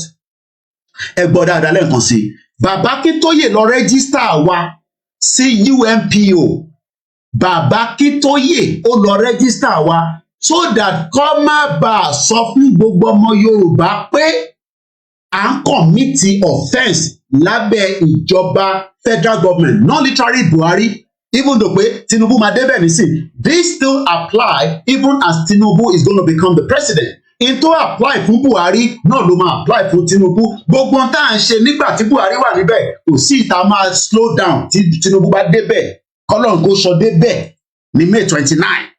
Ìrìn àjò ṣẹ̀ tún bẹ̀rẹ̀ ni, fire to fire ṣẹ̀ bẹ̀rẹ̀ ni, èpè bẹ̀rẹ̀ fún ni, a máa sọ̀rọ̀ sí ni, gbogbo nǹkan tá a sọ sí Buhari pátá kò sí ìta àní sọ sí Tinubu. Ẹ máa kọ́ṣẹ́ sílẹ̀, ẹ má jẹ́ kí wọ́n di pé gbàtà bá bẹ̀rẹ̀ lè máa sọ pé Koiki àwọn ọmọ Yorùbá àwọn ọmọlúàbí kò jẹ́ ká ṣe yẹn. You must be crazy if you come and tell me that, because a máa ṣépè fún ẹ̀yin náà, because Tinubu mọ̀ pé Nàìjíríà ò lè work, but through his own ambition, lóòótọ́ ó dáa kí gbogbo èèyàn ní ambition, but the way Nigeria is structured today from the 1914, a sọ̀rọ̀ nípa Goldie lánàá, wọ́n pe bàbá kan ní George Goldie ló ta Nàìjíríà fún Britain. Olórí burúkú bàbá ni, ojú ẹ̀ lélẹ́yìí, kò jẹ́ kọ́kọ́ ìtàn wọn, kò ń ṣe lùgáàdì tá à ń pariwo ni ó bẹ̀rẹ̀ this colonization, this transition of Yoruba kingdom, the Igbo kingdom, the Hausa kingdom into Nigeria. Àwọn tó ń kọ́kọ́ negotiate Nigeria lélẹ̀, ìyẹn la fi sọ̀rọ̀ débi Niger Royal Company, Royal Niger Company ní Nigeria. Royal Niger Company was a merchant company chartered by the British government in the 19th century. 19th century kẹrẹ bàbá Akintoye jẹ́ kó yé wa nínú tàn pé 1533 Ìjẹ̀bú was already a city and town. A ṣe ń padà sí tí bàbá sọ nínú átíkù iṣẹ́, because bàbá ń try láti make sure pé ìrìn àjò tá fẹ́ rìn yìí tá bá ti bẹ̀rẹ̀, nítorí pé bàbá ti mọ in tó máa lead sí. But kó má bàa di pé federal government máa wá kó wa, but eventually, even though pé bàbá lè register sábẹ́ UNPO, Igboho was almost killed in his house in 2021. Even though pé bàbá Akintoye lọ register wa, ẹ gbọ́ mi dáadáa, even though pé bàbá Akintoye gbé wa lọ sábẹ́ UNPO is a place that kò ń ṣàwà nìkan la wà níbẹ̀. And this is what it says on the UNPO website. Overview lele, tó bá sọ pé kan overview, kò mí pé that is the details. The Yoruba people numbered over 44 million, making them the largest homogeneous people. Lára ń ta sọ pé a fẹ́ gba Yorùbá nation fún nìyẹn. We are the homogeneous people, we are the indigenous people, we are not Nigerians. Kò mí pé torí Tinubu fẹ́ di president Nigeria, ìyẹn la máa wá sọ pé ọmọ Nigeria ni wá. No! Yorùbá ni wá before Nigeria. Yorùbá ti ń bẹ before Nigeria. We are the largest homogeneous people. Tọ́ba dẹ̀ sọ pé nǹkan homogeneous. Let's go look for the English dictionary of homogeneous. What is the meaning of? Homogeneous. One more time. Homogeneous. The last time. Homogeneous. All of the same kind. Tó bá rí mi nísìnyí mo sọ fún ẹ pé ẹ̀jẹ̀ tó ń ràn lára tèmi ní London ìyàtọ̀ kan ní pé èmi fresh lọ́wọ́ nítorí weather òtútù ni. Tó bá rí wa ta wọ jákẹ́ẹ̀tì ta fọwọ́ sápò kò ń ṣe fashion kò tútù mú wa lọ́wọ́ ni. Tó bá di sọ́mà la máa ń gbé gẹ̀ síta ló máa rí àwọn tí ọyàn wọn lọ́mú àwọn ọmọ ọlọ́mú tọ́yàn kọ́yàn tó dúró dáadáa tó máa jáde sí títì ẹ má bínú because ntẹ́lómi rí nìyẹn. So one thing is in tó jẹ́ kí gbogbo atajẹ́ kankan náà òun ni pé we are homogeneous. Now ṣé èmi tí mo jẹ́ Homogeneous. ṣé èmi kan náà ni Haúsá ṣé èmi kan náà ni ọmọ Igbo Igbo is different from us. Ìyẹn la ṣe ń sọ pé we cannot unite kò sọgbọ́n ẹ̀. Tábàdẹ̀ fẹ́ lò ní èdè what does this word Homogeneous. of the same or similar ṣé èmi àtàwọn Igbo ní ṣe similar ni wá no but in terms of ni pé ìjà tá à ń jà our similar èmi ò fẹ́ yẹ kí Igbo dominate Lagos State in our own territory mo ò fẹ́ jẹ́ kí Igbo gbalẹ̀ mi mo ò fẹ́ jẹ́ kí Igbo máa control wa àmọ́ lọ́wọ́lọ́wọ́ nínú Nàìjíríà Igbo lè ṣe yẹn nítorí pé lára àwọn tí àjọ jẹ́ Homogeneous. ìyẹn àwọn gómìnà yín wọ́n wà lára àwọn tí wọ́n facilitate Homogeneous. àwọn Lebanese àwọn Igbo because Lagos State governor can give the order pé gbogbo ìsọ̀ tó ń bẹ ní Lagos State whether Igbo ralẹ̀ yẹn ni wọ́n ralẹ̀ yẹn ni ọmọ Yorùbá ló máa dominate it's our Yorùbá land but ó máa difficult fún governor Sanwó-Olú láti ṣerú ẹ̀ ṣẹ́mọ̀dí because governor Sanwó-Olú ò rọ́ni Yorùbá land tí a pè ní Lagos yẹn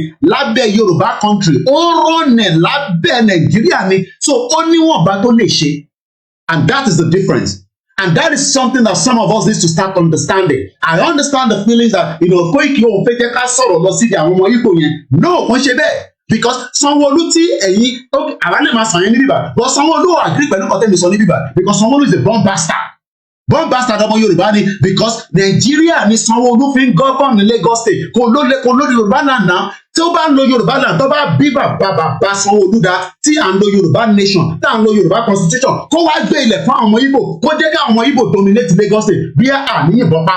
Fáàtì ni mo sọ fún yín but ìyẹn ò lè ṣẹlẹ̀ nísinsìnyí ẹ má máa jẹ́ ká tọra wa pé Koiki yẹn tá a bá ti ń sọ̀rọ̀ ọmọ Igbo yẹn o máa ń fi wá a little bit sentimental no irọ́ là ń pa fúnra wa tá a bá ń sọ bẹ́ẹ̀ because 1999 constitution ò lè fún Sanwó-Olú opportunity yẹn we are lying ẹ jẹ́ ká sọ fact Tinubu ò lè ṣe kankan nísìn because Yorùbá kọ́ ni Tinubu ṣiṣẹ́ fún ó lè ṣe so much ilẹ̀ Yorùbá I not disagree with that ó lè ní kọ́ bẹ̀rẹ̀ sí kódà ó lè ní Fort Miller Bridge òun fún wọn lọ́dún méjì kan fi parí ẹ̀ ìyẹn ò ṣe problem but the problem is Tinubu will be operating under 1999 constitution and the 1999 constitution sọ fún gbogbo ọmọ Nàìjíríà pé bó bá fẹ́ gbé ní Lagos State ó ní right láti gbé ní Lagos State so gbogbo ìjà tá à ń jà pẹ̀lú àwọn ọmọ Igbo yẹn is just unnecessary tẹ́bẹ́dẹ̀ sọ fún mi pé àwọn ọmọ Igbo ló da kíní kan èmi máa sọ fún pé rọ́lẹ̀ pa Goldie ló ba wàhálà jẹ́ 1914 ló ba wàhálà jẹ́ ẹ má jẹ́ ká mú láti 1960 àwọn bàbá Awólọ́wọ̀ Zik gbogbo wọ́n jà ní interfere pé it is the appropriate but bàbá Akíntóyè wá sọ fún wa pé ẹ jẹ́ ká wálé padà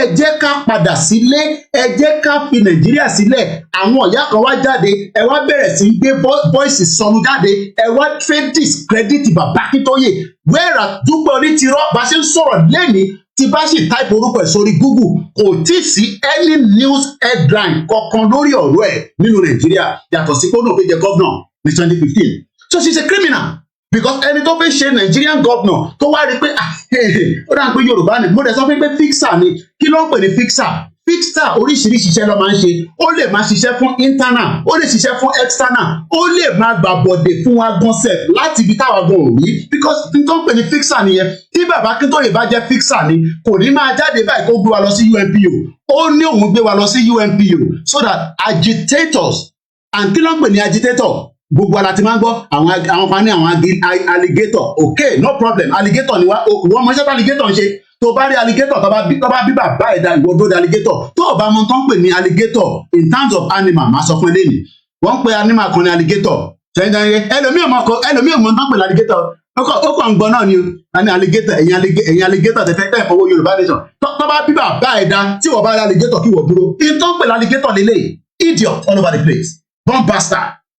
Èyí tẹ́ understand nìkan kan ká ní àwọn alligator tí wọ́n bá rí alligator kí wọ́n dúró. Àwọn tó mọ tó ń pè ní alligator tó bá bí wọ̀dà tí alligator bá yọ sí wọ. So àwa tẹ́ ń pè ní alligator bẹ́ẹ̀ we alligator but in tó ń pè ní alligator lédè tó bá bí wọ̀dà kò dúró. Some of you don't even understand one thing. Wọ́n ní mo kí bàbá wa ọmọ ṣe bí Kọ́láwọlé. Mo kí gbogbo ẹni tó ti wọlé ẹ má bínú pé mo kí ti wà nínú spirit. Gbọ́dọ̀ ti wà nínú spirit bẹ́ẹ̀. Àbọ̀rọ̀ mọ̀ yẹn nísìn ká ní àwọn alligator ẹlòmíì àfilẹ́ẹ̀dì ló ṣe rí picture kí kí sọ́ńtọ́ ìtàn pè ní alligator lọ́dẹ̀. Ẹ náà àwọn alligator kò rálẹ̀ eléyìí ṣe crocodile alligator tó bá ó lè swallow ẹ̀ kó gbé ẹ̀mí ibẹ̀ dẹ̀ ló máa jẹ́ sí. So kí là ń sọ ni pé bàbá kí tó yé òfin jẹ́ kí àwọn alligator kí gọ́ọ̀mẹ̀ntì kó àtàkì wa ìdí tá a ṣe lọ sí UNPO nìyẹn o. That is the first reason why we went to UNPO. Bomb bastard. Ẹ wá ń sọ̀rọ̀ Dupe Onitiro wá jẹ́gẹ́ bí èèyàn ta lè máa mú ọ̀rọ̀ ẹ̀ tí wá dàbí ọ̀rọ̀ mọ́ínmọ́ín dẹ̀ pọ̀ lóríṣiríṣi mọ́ínmọ́ín ẹlẹ́mìí méje wà but mọ́ínmọ́ín ti Dupe Onitiro kò ní iyọ̀ nínú kò ní ṣúgà nínú irọ́ ló pa because she doesn't have anything to back what she's saying. Àwa dẹ̀ need the fact kó fún wa ní fact tó bá fún wa ní fact màá review nǹkan tó tí mo sọ but for now kò tí fún yín ní fact ẹ má dẹ̀ lọ gbé lẹ́tà ṣì dáadáa jàgbàjàgbà tẹ́ post káàkiri lórí WhatsApp ẹ̀yin bomb bastard lẹ́tà tẹ́mi lè draft ní bíbá tí máa fi headline system ṣe mọ́ tó ń pè ní photoshop ni tí máa jókòó nígbà tí máa gbé gbogbo ẹ̀ ṣé àwọn ọmọ lórí burúkú Peter Obi yẹn wọ́n gbé lẹ́tà jáde fún Simon Ekpa ni ṣé Finland government ẹ rò pé Finland government ò jáde fún Simon Ekpa láti sọ pé irọ́ ní lẹ́tà yẹn Finland letter with Simon Ekpa kúkú like Simon Ekpa bẹ́ẹ̀ bá like wọn èmi like wọn torí pé ìjà kan náà là ń jà but kò ní ìpè tá a bá gba ìlú wa tán tó bá bí Simon Ekpa dá kó wá nù fi gbà ní wa àjọ máa para wa ní wàláì. But Finland wọ́n ṣe kí ni ẹgbẹ́ kan tí Finland sọ Finland ní àwọn ọmọ kọ́kọ́ nípa lẹ́tà yẹn àwọn ọmọ olórí burúkú ọmọ Nàìjíríà máa lè àwọn bomb bastard àwọn lọ́lọ́kọ lẹ́tà jáde ẹgbẹ́ kan tí Finland sọ Finland government quickly disowned the viral warning letter to Simon Ekpa mo fẹ́ image lẹ́tà gangan ni mo ní image ẹ ríran so ìwọ tó ń sọ pé Dupe Onitiro gbé lẹ́tà dání you must be crazy. Ṣé tẹ̀lé ní diaspora náà mo tẹ̀ mọ̀ pé yìí náà illiterate náà fi kí má máa lo illiterate you are dumb and daft tí bá ti ń lo illiterate ẹ máa correct ni wọ́n ti ní ká má máa lo illiterate mọ́ they are dumb and daft ẹ̀yin tó kọ sí ṣé tígbà tí wọ́n bá fẹ́ gba lẹ́tà látọ̀dọ̀ local government ní UK ní bíbá tó bá gbé fake letter fún ẹ ṣé wọ́n ní mọ̀ pé fake ni and this is why we are telling the idiotic people that ẹ pè sórí program kẹwàá fún mi ní ibi tí ẹ ti lè sọ pé lótìtọ́ kó ìkìwọ́ ló ń parọ́ Dupe Onitiro àbí Dupe whatever ó ti gba Yorùbá nation fún wa. You are all crazy. À ń sọ̀kan fún yẹn sọ pé kínní this is a letter tí àwọn olórí burúkú ọmọ Peter Obi tí wọ́n fẹ́ fi discredit Simon Ekpa. This and it's a fake. Lẹ́sẹ̀kẹsẹ̀ ní Finland jẹ́ jáde pé àwọn ọmọ kọ́kọ́ nípa lẹ́tà yẹn àdé sọ fáwọn èèyàn pé ẹ jẹ́ ká ṣe sùúrù ẹ jẹ́ I understand a mọ̀ pé lọ́kàn yẹn wọn náà ti gbàwó ṣé Dupe Onitiro náà gbowó lọ́wọ́lọ́wọ́ á dẹ̀ sì máa gbowó pé ànígbowó yẹn rọlẹ pa èmi dúró fún further instruction ni tí bàbá bá ti ní ẹ máa kọ́kọ́ lọ sì máa dáwó sí YSDM má dẹ̀ sì rí confam pẹ̀lú bàbá kí tó yẹ pé ṣé YSDM ṣáṣe wà ókè pẹ̀lú ẹ̀ láti máa dáwó síbẹ̀ tó bá ti sọ bẹ́ẹ̀ fún mi then I'm gonna come back here abá tún raise owó fún YSDM bomb bastard òun jókòó nísìn ó ń gbowó kò fún yín ní any evidence látijọ́ ta fi ń ṣe Yorùbá nation pẹ̀lú ẹ̀ kò mú evidence kankan jáde àwa la tún gbé evidence lé Dupe náwó ó dẹ́ pé èèyàn ò mọ̀ kankan ní ṣá ṣe mọ̀ pàwọn àfún ní evidence mo sọ fún yín pé ó gba nǹkan kan lọ́wọ́ tèmi èmi dúró kó ṣe audio àbí kó lọ sọ́dọ̀ ṣọ́ ẹ kó rí àbí ọ̀dọ̀ ìjìnlẹ̀ kó wá ṣe program but tó bá ṣe program yẹn ó gbọ́dọ̀ sọ fún gbogbo àgbáyé pé lótìtọ́ kó ìkìtì sọ pé òun gba nǹkan kan lọ́wọ́ òun nǹkan báyìí dẹ̀ ló ń gbà but nǹkan báyìí dẹ̀ ló ń fẹ́ fi ṣe tó bá ti sọ yẹn màá wá ṣẹ̀mọ́ tí mo fẹ́ sọ lé lórí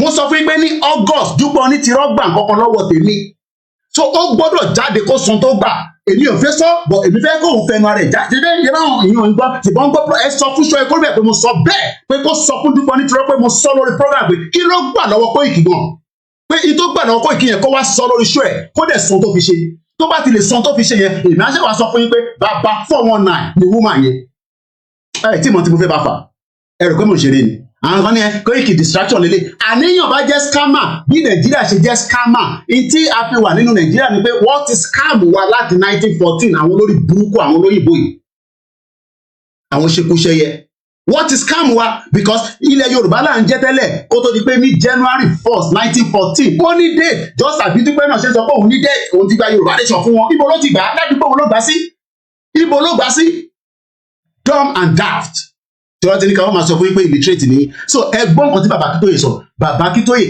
agitator ni wá ìwọ tí wọ́n bá rí alligator àní kí wọ́n dúró sẹ́ tí wọ́n àti alligator bá jọ wà nínú omi tó bá bí ẹ̀dá kí wọ́n má wà kó ṣe máa tètè jáde ó di ẹran àmúso nìyẹn mad people all over the place born bastard ní gbogbo yín ẹ wo lẹ́tà tó kọjá de wọ́n gbé finish ẹ̀mọ́ tó mì ní tí Finland ò bá tètè discredit kìíní ó ba Finland jẹ́ láyé nìyẹn ẹ gbọ́ mi dáadáa ẹ̀yin tẹ̀ ní ẹ̀ka má sọ̀rọ̀ Dúpẹ́ mọ́ kápí sílẹ̀ tá a bá discredit ẹ̀ nísìn tó bá dọjọ́ iwájú àwọn kan máa jáde wá ní kí ló dé tẹ̀yìn náà discredit ẹ̀ bọ́ǹbù clan tó bá mọ tó ń pè ní bọ́ǹbù clan lọ́bì lọ́wọ́ àwọn Jamaica bọ́ǹbù clan ní gbogbo yín Koiki lèmi jẹ́ mo sọ fún yín pé èmi ni máa pa gbogbo yín lórí mídíà oníṣẹ́ àyìn tájọ́ ṣe Yorùbá nation àtàwọn tó ń support Tinubu ẹ̀yin sì máa sunkún kábíyèsí Elédùmarè à ń dúró kí gbogbo ẹ̀ kó set délẹ̀ ni pẹ̀lú ọ̀rọ̀ Tinubu yẹn ìta máa bára wa fà lórí mídíà ìtì máa bá yín fà lórí mídíà lórí ọ̀rọ̀ Tinubu yẹn ẹ sunkún mo sọ fún yín tìbí Tinubu ó máa wá London ó máa tó bá ti jẹ tán ó ló ń padà bọ̀ London ìbò máa fi wá kí wọn ní London gbogbo àjọ máa pàdé bóyá a ṣe máa gbára wa nígbò tá a bá pàdé ní títì ni London lè gbogbo akókó jọ wà especially ẹ̀ tẹ́ ẹ̀ support ẹ̀ mo sọ fún yín pé kì í sí ìtọ́kọ̀ mi pẹ̀lú Tinubu ò lè gbé dé anywhere ẹ bóyá sọ̀rọ̀ lánàá ẹni tó yẹ kó lọ máa tọ́jú àwọn grandchildren ẹ bóyá sọ̀rọ̀ lánàá Ṣètìmá lẹ fẹ́ gbéjọba fún tẹ́ẹ̀bá mọ̀ Ṣètìmá òun lẹ fẹ́ gbéjọba fún let's continue so tí Finland ò bá jáde láti discredit lẹ́tà yìí ṣe mọ̀ pé orí Finland tí sọ́nà máa ní pọ̀ ní láti kankan because ó mọ̀ pé problem yẹn orí Finland ló máa wà ìtọ́ ń pè ní authentic communication nìyẹn òun ṣe jágbajàgba tí Dupe Onitiro tó kàn jókòó síbi kan tó máa tẹ even gan ó ń ṣe fídíò kò lè gbé fídíò kò fẹ́ gbọ́dọ̀ jáde because it's part of the lies so let's move forward and read more so tó bá sọ pé nǹkan o ti gbọ́ ìbò kan lọ́dọ̀ mi léde ègbé tó nìyẹn homogeneous mi pé èmi Ọláyọmí Koiki tí mo wà ní London kò sí ìyàtọ̀ pẹ̀lú ẹ̀yin tẹ́ wà nílẹ̀ Yorùbá máa ń sọ fún yín ìyàtọ̀ tó wà ní pé èmi ti sá kúrò náà èmi náà sá ni mo máa ń sọ fún yín ẹ má jẹ́ kí ọ̀kan tán yín pé mo aṣọ olùdé London ni olùdé wo ló wá ṣe olúkálukú ló sá lọ nítorí pé Nàìjíríà ò ṣiṣẹ́ àwọn kan ní ẹbọ tó máa ṣiṣẹ́ ní ọdún wo ló fi ṣiṣẹ́ ṣé pẹ̀lú ṣé gbogbo wa jẹ́ ṣé kan náà ni gbogbo wa are we the same we are not the same Haúsá ìyàtọ̀ Ìgbò ìyàtọ̀ Ìṣẹ̀kírì ìyàtọ̀ Ẹdó ìyàtọ̀ a lè wá ní àwọn Yorùbá láàrin ara wa tá ti gbà ṣe fúnra wa tó yẹ pé ọmọ Haúsá ló fẹ́ ìtòhùn ẹ̀ nìyẹn problem tẹ nìyẹn ibi tó bá nífẹ̀ẹ́ sí ni ó lè fẹ́ ọmọ Ìgbò ibi tó nífẹ̀ẹ́ sí nìyẹn mo ní àwọn fámìlì mi tó ń mọ méjì nínú wọn Ìgbò ló fẹ́ wọ́n dẹ̀ ṣì wà together wọ́n dẹ̀ bímọ fúnra wọn orúkọ Ìgbò dẹ̀ ló ń jẹ́ ìyẹn yàtọ̀ ṣẹ́rí gbogbo yẹn immigration ló máa dín pẹ̀lú issue yẹn bí wọn náà ṣe wá sí UK tèmi náà wá sí UK immigration ló jẹ́ kí n pẹ́ láì má rí ìwé gbà immigration nìyẹn ọ̀rọ̀ immigration nìyẹn but the most important thing ni pé tẹ́ ẹ bá control country ẹ lè sọ pé ẹ fẹ́ máa ṣe nǹkan báyìí ẹ fẹ́ ṣe nǹkan báyìí ẹ lè ṣe kọ́kọ́ you cannot do anything ẹ kọ́kọ́ gbọ́dọ̀ gba country náà but èyí tí Dupe Onitiro gbé jáde pé òun gba country yẹn àwọn máa lọ ṣe uniform àwọn máa lọ gbá kódà àwọn máa fẹ́ lọ gba army barracks gan ẹ jẹ́ ká máa wò wọn ó fẹ́ tó sú gbogbo wọn ó kù díẹ̀ nìbọn ró gbogbo tá a dẹ̀ máa ń jáde pé wọ́n ń dẹ́rùbà wọn ta ló ń dẹ́rùbà wọn kò sẹ́ni kan tó ń dẹ́rùbà anybody àwa ń ṣàlàyé pé kò gbà nǹkan kan fún yín ẹ lè wá sọ pé ó gbà problem tí nìyẹn kò mú sọ fún yín pé kò ní evidence tẹ bá dẹ̀ sọ pé ẹ mú lẹ́tà kan jáde mo sọ fún yín pé lẹ́tà yẹn òfútù fẹ́ tẹ̀ ni evidence lélẹ̀ lèmi ṣó yín nísìnyí bàbá Akíntóyè lọ sí UNPO evidence lélẹ̀ àtúnṣe evidence pé bàbá Akíntóyè wọ́n sọ̀rọ̀ nínú pépà ẹ jẹ́ ká máa kà á lọ wọ́n ní bàbá Akíntóyè náà lọ rẹ́gísítà wa sábẹ́ UNPO so that kí wọ́n má ba accuse wa of offence they do not commit ṣé offence wọ́n la commit ní sí ti gọ́ọ̀mẹ̀ntì pa wá then no more June 12 sí tó kàn án pẹ̀lú ẹni tó bá fẹ́ ṣe June 12 kọ́ ló bá ṣe June 12 MK Abiola is also a bomb bastard torí MK Abiola ó ní jàǹbá tó ṣe fún bàbá Awólọ́wọ̀ so bomb bastard ni because àwọn north MK Abiola ló lọ ládìí wọn àwọn náà lè lọ pa kọ́lọ́n fọ́ọ̀rùn kẹ́ let's continue. Mo kí gbogbo alẹ́ nǹkan sí a very good afternoon as you are now into the Koiki Media conversation. My name is Olami Koiki. You probably may be coming here for the first time. Kí lélẹ́yìn sọ yìí Nàìjíríà ló fi break òmùgọ̀ nìyẹn tí wọ́n bá mọ tán pé Nàìjíríà ni wàá sá lọ. Tó bá mọ tán pé Nàìjíríà you will run away from Nigeria and you will not even want to be bearing that name Nigeria. He explained that the Yoruba nation agitators have learned from their counterpart. Ẹ̀gbọ́n kan tí bàbá Akintoye sọ, àwọn ni counterpart wa, àwọn Biafra. Ṣé bí Biafra bí bomb bastard àwọn military bó ṣe lọ pa wọ́n yẹn, ṣé bó ṣe máa wá pa wá náà nìyẹn. So bàbá Akintoye kọ́kọ́ lọ ṣe kí ni? Ó kọ́kọ́ lọ gbé wa sábẹ́ in tó lè protect wa. Ṣé rí pé bàbá yẹn náà gbọ́n lórí? Ṣé rí pé bàbá Akintoye ní làákàyè? Ó kọ́kọ́ lọ gbé wa sábẹ́ ààbò. Pé at least àbá wà lábẹ́ ààbò kan tí ìyẹn láṣẹ lè gbé Nàìjíríà. Ṣé rí gbogbo àwọn tó fi pé gbogbo ibi tá a gbé Nàìjíríà lọ kò tí ì lè ṣiṣẹ́ kankan, ó kù díẹ̀. Bó jẹ́ 30 years from today, gbogbo wọn pátá tó mọ̀ nípa gbogbo ikú ọmọ Yorùbá nínú movement yìí, wọ́n máa jẹyẹ. Kò sí no remedy about it. Gbogbo ẹni mo kí pátápátá. So ó sọ lẹ́ẹ̀kan sí pé Baba Akintoye is only explained that the Yoruba nation agitators have learned from their counterparts in other countries who were charged for criminal. Tó bá mú mi nísìn, wọ́n lè mú mi, kò mátà. Baba Akintoye sọ fún ọ pé no, ọmọ mi ni Koiki. In tó ń jà fún kò ń ṣe criminal offence. Mo kí ọgbà ìyá wa. Wọ́n ní in tó ń jà fún kò ń ṣe criminal offence. And this is what a lot of ọmọ Yorùbá understand. Wọ́n ní bàbá yẹn àgbà yahoo, àgbà kìnìkan. Àní MK Abiola, ṣé àgbà yahoo lẹ́nu pé bàbá Akintoye lẹ́nu yín torí mi ò tó bẹ́ẹ̀ láti pè wọ́n bẹ́ẹ̀. MK Abiola tí ó gun sí fún Dupe Onitiro because jọ gun sí fúnra wọn ni. Ibi tó bá wọn ló lè gun sí àwọn ọmọ ní girlfriend bí ẹ̀kan mi. Problem ti everybody ni. Problem ti MK wò nìyẹn. Internal relationship nìyẹn. But ní tèmi sọ ni pé MK Abiola was a criminal himself. Criminal ni gidi tó fi owó Nàìjíríà tó fi ṣọlá tó fi ṣọrọ̀. Lẹ́yìn nísìn lè point sí gbogbo finger pé MK Abiola Concord newspaper lélẹ̀. Ṣé bóyá kí Concord newspaper ṣì máa operate? Ṣé bóyá káwọn Guinea ṣì máa operate? Kò lè operate. Because MK Abiola himself is a bomb bastard. Because gbogbo táwọn lọ́wọ́ fi ṣe MK Abiola ló ṣe kí ni òun ló dàrú. Kò jẹ́ kí bàbá yẹn rí ṣe.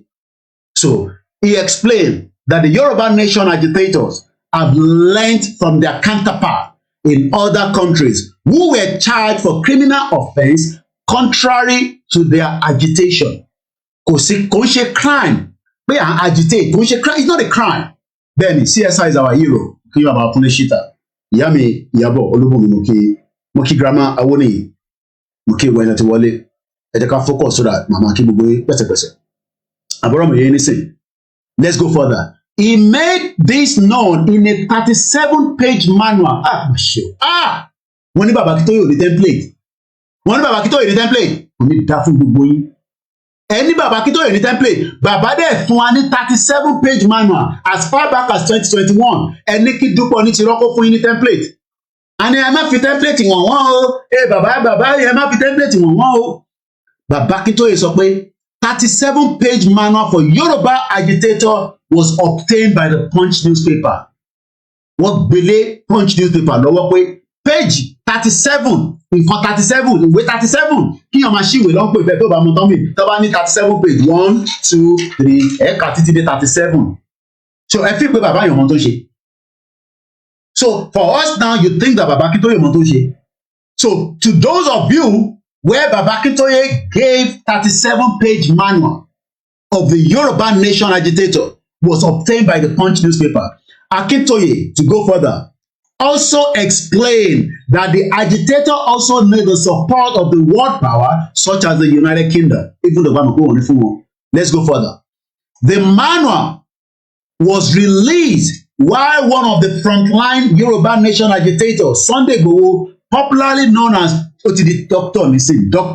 Oloye Sunday Igboho, is being detained in Benin Republic on the instruction of the Nigerian government. So Baba Akintoye read this manual pé lè mú Igboho. Kí lẹ fẹ́ mú Igboho fún? Ó agitate, ó ń bèrè ẹ̀tọ́ ẹ̀, ó ń bèrè fún ẹ̀tọ́ ẹ̀, kí lẹ fẹ́ mú fún? And I'm sure that Benin Republic ní gbogbo manual yẹn pé tí ẹ̀yin tẹ̀ ti ṣiṣẹ́ débà kí ni Benin Republic ṣiṣẹ́? A dúpẹ́ lọ́wọ́ Talon. Talon did not allow himself to be used by the monster in Nigeria, and Talon never gave him to Buhari. I'm sure ìyẹn á ṣì máa dún Buhari títí dọ̀la, dead or alive. Because Talon, ẹ ṣe gan Mr. Adeniyi. Ṣe rí àwọn kan máa ń ní comment ẹni ní Koiki, this man, you are too much. May Allah bless you. I am eating, I am listening to your program. So when I am in the toilet, I am listening to your program. Ẹ wọ̀ pé ṣe rí onílọ́dún máa sọ pé nǹkan kan sí lórí social media. Àbọ̀rọ̀ mi yẹn ṣe rí irọ́ tí Dúpẹ́ tó gbà lọ́wọ́ wa òun ni ti petition. Àwa gangan la fún ní petition. But òun ní sí òfin imagine àwa gbé ó mà ṣe o. Ẹ̀wọ̀n kókò to come across ẹ̀ mọ̀ pé sometimes tá a bá ń ṣe program lọ nǹkan akọ̀ tó máa wá sí mind èèyàn báyìí. Ṣé mọ̀ pé nígbà tó wá tó ní ká wá sign petition ṣé mọ̀ pé àgbéyẹ̀wò decline believe it, right?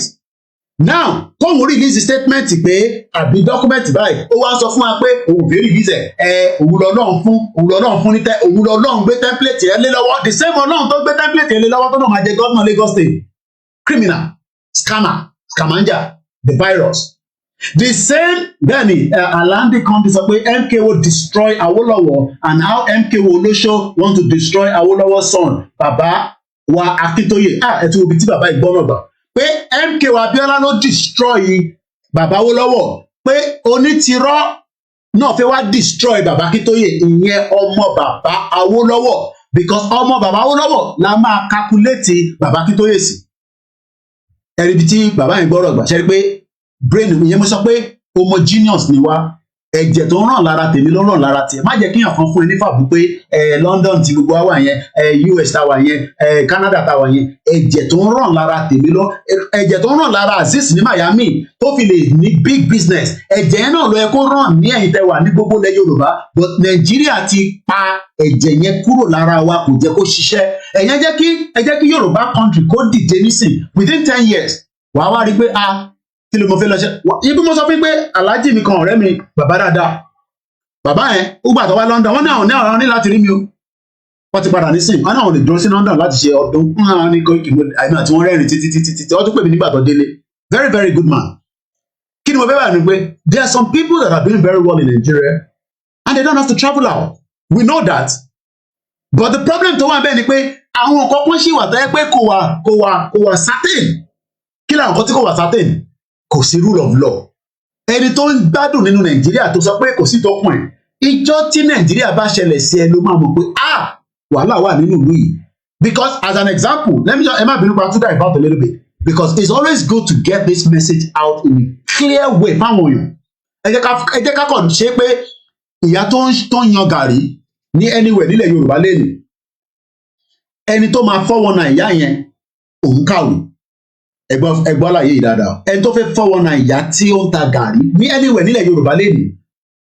òun mọ̀ because ó máa lọ bá ìyá tó ń ta gàrí yẹn pé màmá wọ́n ní gàrí ló dáa jù bẹ́ẹ̀ ni ọmọ mi gàrí mi ló dáa bọ́ àrọ́jà màmá ẹ má wọrí mo ti dé báyìí ọjà ti dé mo ṣe bá Amẹ́ríkà sọ̀rọ̀ tán nísìnyí wọ́n náà nídìí gàrí tó pọ̀ l'Amẹ́ríkà bí àpò mélòó lẹ lè yàn fún wa nínú oṣù kan àyà ẹni àṣẹ máa gbé pákí ni àdẹ̀ráyè lọ sóko ìyá ó dáa màá fún yín ní owó díẹ̀ ẹ̀yẹn lọ́ọ́ máa ṣe gàrí yẹn lọ ó fi ẹ mọ̀ pé in tó bá ti bọ́ọ̀bù owó ó ti tìyà ẹ̀ síwájú tó bá wá gba gàrí tó ju owó tó fún ìyá yẹn lọ ẹgbẹ́ àlàyé yìí o tó bá wá gbà tó gbé kúrò lọ́wọ́ ìyá yẹn ká sọ pé ó gba 10 bags of gàrí and these are similar I'm now talking from the low level nísìnyí ẹ mọ̀ pé mo ti lọ sókè èèyàn gba 10 bags of gàrí lọ́wọ́ any of our mothers nílẹ̀ Yorùbá ó dẹ̀ sanwó 5 bags ẹ mọ̀ pé òun ló fún ìyá yẹn lówó up front nígbà tó wá gba 10 bag yẹn lọ ó wá sọ fún ìyá yẹn pé ẹ fún mi títí di oṣù 4 àbóṣù kan màá dáwó padà tí kò bá dá owó yẹn padà ta ni ìyá yẹn máa lọ fẹjọ́ sùn tí ó dẹ̀ máa gba ẹjọ́ yẹn lọ́wọ́ ìyá yẹn pé illiterate ni ìyá yẹn tí wọ́n dẹ̀ máa bá ìyá yẹn tó máa bá ìyá yẹn gbé kéṣẹ̀ débi pé ẹni tó gba gàrí yẹn wá compensate ìyá yẹn padà. I'm sure some of you have got a lot of this problem in Nigeria. I'm now talking from the low level àwa tiwantiwa and this is happening almost daily basis nílẹ̀ Yorùbá lẹ́nu nísìn because tó bá lọ sọ́dọ̀ ọlọ́pàá ọlọ́pàá máa support ẹni tó gba gàrí yẹn ẹ mọ̀ why because ẹni yẹn máa bu gàrí díẹ̀ fún ọlọ́pàá ó lè fún lápò kan and these are the reason why we are saying that the gbé nínú system by it can't work it cannot work àfi tá a bá ń parọ́ fúnra wa so ẹ jẹ́ ká continue so mo kí n lẹ́ẹ̀kan sí Mr. Oluwafobi ẹni ìbẹ́ bá wà ní tọ́ílẹ̀tì gan ẹ̀ ń gbọ́ Koiki Media thank you so much let's continue after the manual wọ́n ní manual yẹn bàbá release ẹ̀ fún Benin Republic pé ìtí gbòòwò ń ṣe kò ń ṣe crime ẹ mọ̀ why because bàbá ti lọ tẹ̀lẹ̀ sílẹ̀ fún gbogbo wa bàbá ò mọ̀ pé wọ́n máa mú Ìgbòho bàbá ò tí mọ̀ pé Ìgbòho máa dára wọn ní 2020 tí bàbá lọ rẹ́gísítà ẹ gbọ́ mi dáadáa bàbá ò mọ̀ pé Chief Sunday ìyẹn olóyè Ìgbòho pé wọ́n máa mú ní ilé àbí ní Benin Republic rather kó tó di pé bàbá lọ rẹ́gísítà so bàbá prepare wá sílẹ̀ in case of incasity ẹ gbọ́ mi dáadáa oh my God ta ló ń gbàgbọ́ bí ebi tí mo sọ yìí ẹ mọ̀ pé 2020 ni bàbá lọ rẹ́gísítà ṣé ok ìbéèrè mi sí ni ṣé bàbá mọ̀ pé Ìgbòho máa darapọ̀ mọ́ Yorùbá Nation ní 2020 bàbá wẹjú ni ṣé bàbá kí tó yè ṣó mọ̀ pé Ìgbòho máa darapọ̀ mọ́ Yorùbá Nation ní 2020 ìbéèrè yes or no kò lè mọ̀ because mo rò pọ̀ communicate but one thing led to something di pé Ìgbòho di kíni ó darapọ̀ Ìgbòho tó dẹ̀ darapọ̀ ó ṣe kíni ó pull crowd tí bàbá need so nígbà tó pull crowd tí bàbá need wọ́n wá fi lọ pa Ìgbòho but in tí kò yẹ federal government ni pé bàbá ti rí ṣe in tó lè protect àwọn ọmọ ẹ̀ ó ti gbé lọ sí UNPO pé àwa homogeneous people wọ́n pa wá ní Nàìjíríà wọ́n ń ṣe wá léṣe ẹ̀gbọ́n kan tí bàbá fi gbé wa lọ sí UNPO ká tó tún padà sí in tí bàbá fi nọ́ọ̀kì bẹ̀nẹ̀ pé ta lọ́rùn bá má ṣe yẹn má gbọ́ sí Buhari lẹ́nu irọ́ ni Buhari pa Ìgbòho ń ṣe criminal kò stọ́ọ̀kì bọ́n sílé bí Buhari ṣe sọ àlọ́ ni ó ti tí buraka ìgbé wá ni pé Ìgbòho ó fẹ́ overthrow government màá ṣàlàyé fún ẹ̀ta lọ́n lọ́ba sáré translate gbogbo tí ẹ̀bùn òyìnbó làwọn fi kọ́ nígbà táwọn pé a máa dé Benin Republic pé problem máa gbé wa débẹ̀ ọlọ́mọdé àrí problem wọ́n translate gbogbo kìíní yẹn sí France because mo rántí pé wọ́n ṣe translation wọn nígbà yẹn they were translating a lot of documents because àwọn ará Benin wọn ń pọ̀ ọ̀gbọ́n English France ló ń sọ mo kí yín gbogbo ará Kútọ́nù ẹ̀yin Kétu mo kí gbogbo yín so wọ́n láti lọ translate kó lè yé wọn kétékété pé Ìgbòho ń jàjà fún kankan ní àwọn ọ̀rẹ́ níta lọ́nà ti jàrú ìjà bẹ́ẹ̀ rí according to bá ṣe gbọ́ but ẹ gbọ́ àgbọ́yé tí bàbá fi gbé wa lọ sí UNPO lẹ́ẹ̀kan sí the Yoruba people a lè ju 44 million lọ bọ̀ ẹ jẹ́ ká kọ́ agree with 44 ni wa ẹ jẹ́ ká kí ẹ̀ síbẹ̀ ẹ má ẹ apọ̀ ní Brazil ẹ jẹ́ ká tẹ̀sí bí fún bàbá jẹ́ 5 million and we were more than enough and that was the gimmick tí àbúrúkú yẹn tó lò tó wá fi petition tó fi bù wá lójú tó gba confam lọ́wọ́ wa àwa ní kò mú confam tiẹ̀ wá nísìn kò sẹ́ni kankan tó kò bí wá nígbà tá à ń fill information yẹn o nígbà táwa ní kò mú information wá nísìn ó ní wọ́n fẹ́ mọ tó wù ú ṣe one bastard ẹ jẹ́ ká continue. The 44 million making them the largest homogeneous people in Africa. The majority of this population, around 40 million, is located in Nigeria, while the Yoruba make up 15.5% of the country's population. Most Yoruba people speak the Yoruba language, which is the most widely spoken Niger Congo language. They share the same language and culture. Yoruba identity, very, very important, is primarily linguistic rather than ethnic. Ẹ̀gbọ́n bẹ́ẹ̀ tó bá sọ pé nǹkan linguistic èdè ló ń jẹ́ bẹ́ẹ̀ òyìnbó yẹn lè pọ̀ jù fún wọn. Linguistic yẹn bí pé Yorùbá tí mò ń sọ lẹ́nu yìí tí bá dúró tó ń sọ òyìnbó mo ti kúrò nínú ọmọ Yorùbá nìyẹn just for saying sake.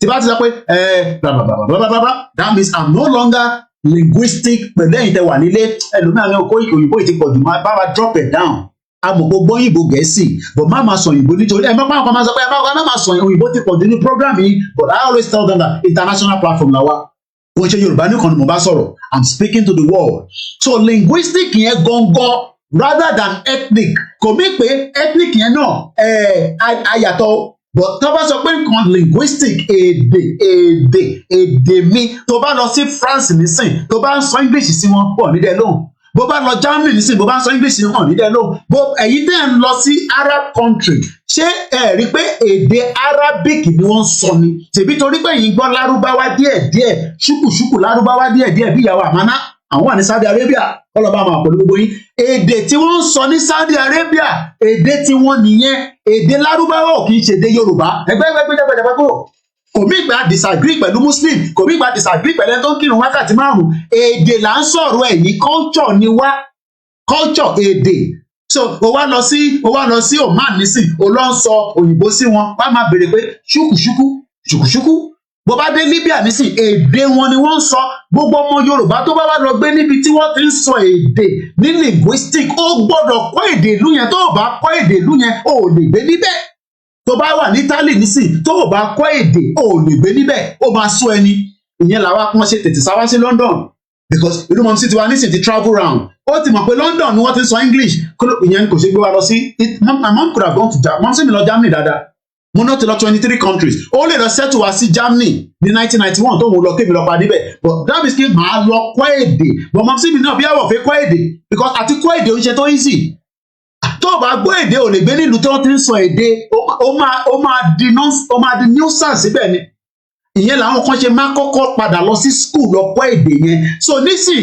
èdè táwa sọ ní Nàìjíríà nísìn kò ń ṣe èdè wa English ò ń ṣe èdè wa Yorùbá language lè jẹ́ tiwa èdè wa kọ́ ni English àwọn Gẹ̀ẹ́sì ní 1914 ni wọ́n bẹ̀rẹ̀ sí sọ pé ká má sọ Yorùbá mọ́ as an official language ká má sọ English kó lè wà together pẹ̀lú ti Igbo kó lè wà together pẹ̀lú Hausa pẹ̀lú gbogbo 500 ethnic group tó kó papọ̀ àbí 500 languages because language tó wà nínú Nàìjíríà ó fẹ́ẹ̀ tó 500 so nítorí ìfijẹ́ ká dẹ̀ communicate pé kí Hausa má máa sọ Hausa nínú Nàìjíríà tá à ní gbọ́ kí Igbo má máa sọ Igbo tá à ní gbọ́ ìyẹn ni wọ́n ṣe mú English as the official language ìdí tó lè ṣe mú English wá níbẹ̀ because English ló colonize wa Britain ló colonize wa English dẹ̀ ló ń sọ níbẹ̀ in tó mú wọn sí tèmi padà wá sí ibà ní ẹ pé òun á lè settle down síbi tó ti ń sọ English because ó gbọ́ English ó gbọ́ díẹ̀ àti social ṣetán ní university my mom went back to university at the age of 70 ó tún lọ kàwé sí ó lọ ṣe business management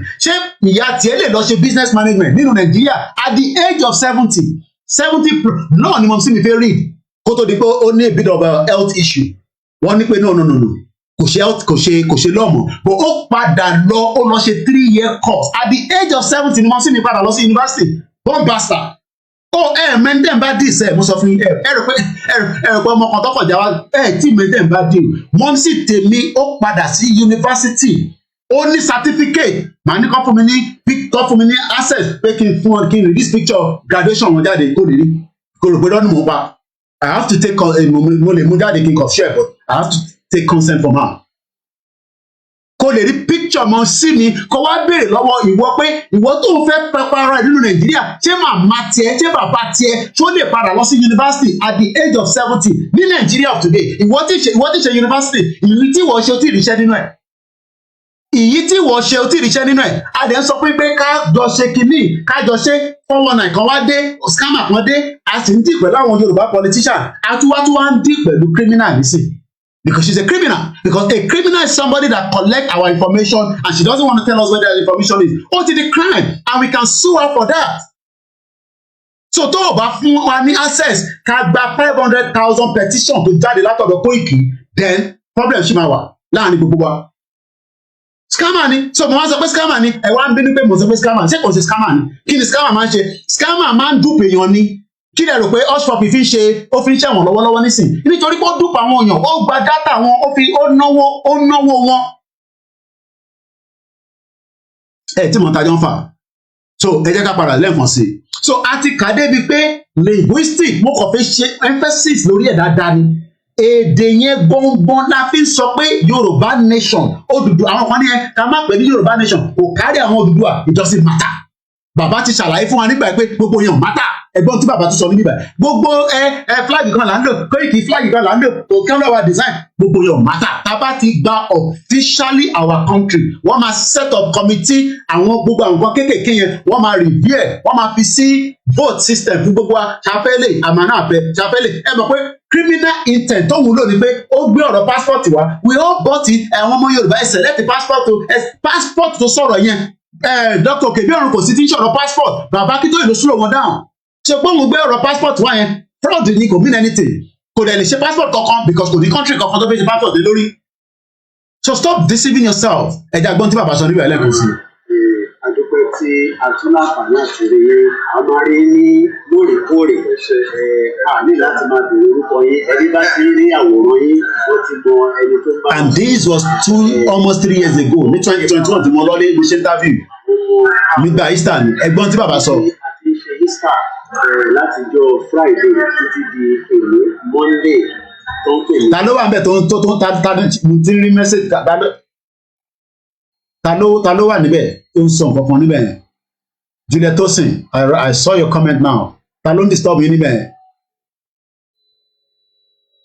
lẹ́yìn àwọn bá disturb wa lórí platform wa nígbà yìí this is an intellectual platform lẹ́yìn àwọn bá comment jágbajàgba sí bíbà àgbà orí ẹ̀ jáde ni o born bastard ẹ̀rù pé mò ń ṣeré lórí program lójoojúmọ́ ni mò ń bọ́n energy mi irun funfun ó ń yọ lẹ́gbẹ̀ẹ́ mi ó rò pé mò ń ṣeré ni. Ta lẹni náà ẹ fún mi lórúkọ ẹni náà ẹ sọ orúkọ ẹni náà fún mi mo fi lọ ka kọ́mẹ̀ntì ẹ̀ kọ́sí mo rí kọ́mẹ̀ntì ẹ̀. Easter Monday àti gbogbo ọmọ Oòduà lóko lómi ní Nàìjíríà. Ta ló ń jẹ́ Ajíò ta ló ń jẹ́ bẹ́ẹ̀ ẹ padà sẹ́yìn. Adékúnlé continue the misroad you are lost. Ọ̀túnba Adékúnlé ta lè wọ́n tó ń sọ pé Ọ̀túnba ìwọ́n mọ̀ Ọ̀túnba ta lè wọ́n ta lè dé ta ló wà nínú IOAG yẹn ta lẹ́yìn. Kí ló ti kọ́kọ́ kọ sókè? Juliet Tosin, please line on your comment. Everyone has his own point of view. Everyone has a fault on this movement, including that we are commenting and calling Dupe to ignorance of some people. Ibo láti ní fault. Gbogbo fault kò sí perfect movement. Mr. AIO Aji, there's nothing called a perfect movement. Dupe Onitiro was the one that destroyed the movement. Ẹ lè expect perfection níbi tí àìtí gba country kankan tẹ́lẹ̀ rí. So ìgbìyànjú ní gbogbo wa ń ṣe and America wà perfect America ṣe tètè kó àwọn èèyàn kúrò ní Sudan wọn ò fẹ́ jẹ́ tó ṣẹlẹ̀ ní ìlú tí wọ́n ti pa ambassador wọn ìyẹn ló ṣe tètè move ambassador wọn kúrò ambassador wọn dé sí Sudan a day before ni ìjà bẹ̀rẹ̀ níjọ́ kejì so even if Baba Akintoye has done certain things that we can adjust a máa re-strategize ni kò ń ṣe pé kí Dupe Onitiro máa parọ́ fún wa kẹwàá máa sọ pé point of view kankan.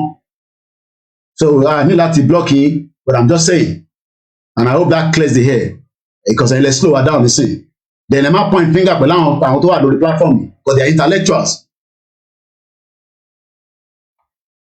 Tẹ́ bá wà comfortable porn program wà ẹ lè máa lọ wo bí tó ti ń bára wọn sùn ìyẹn free nìyẹn ó wà lórí Twitter ó wà lórí Instagram ó wà káàkiri ẹ lè gbá àwọn ọmọ tó máa ń ṣí gbàyà sílẹ̀ àkọ́ sọ pé breast girls breast ẹ má bínú èèyàn obìnrin.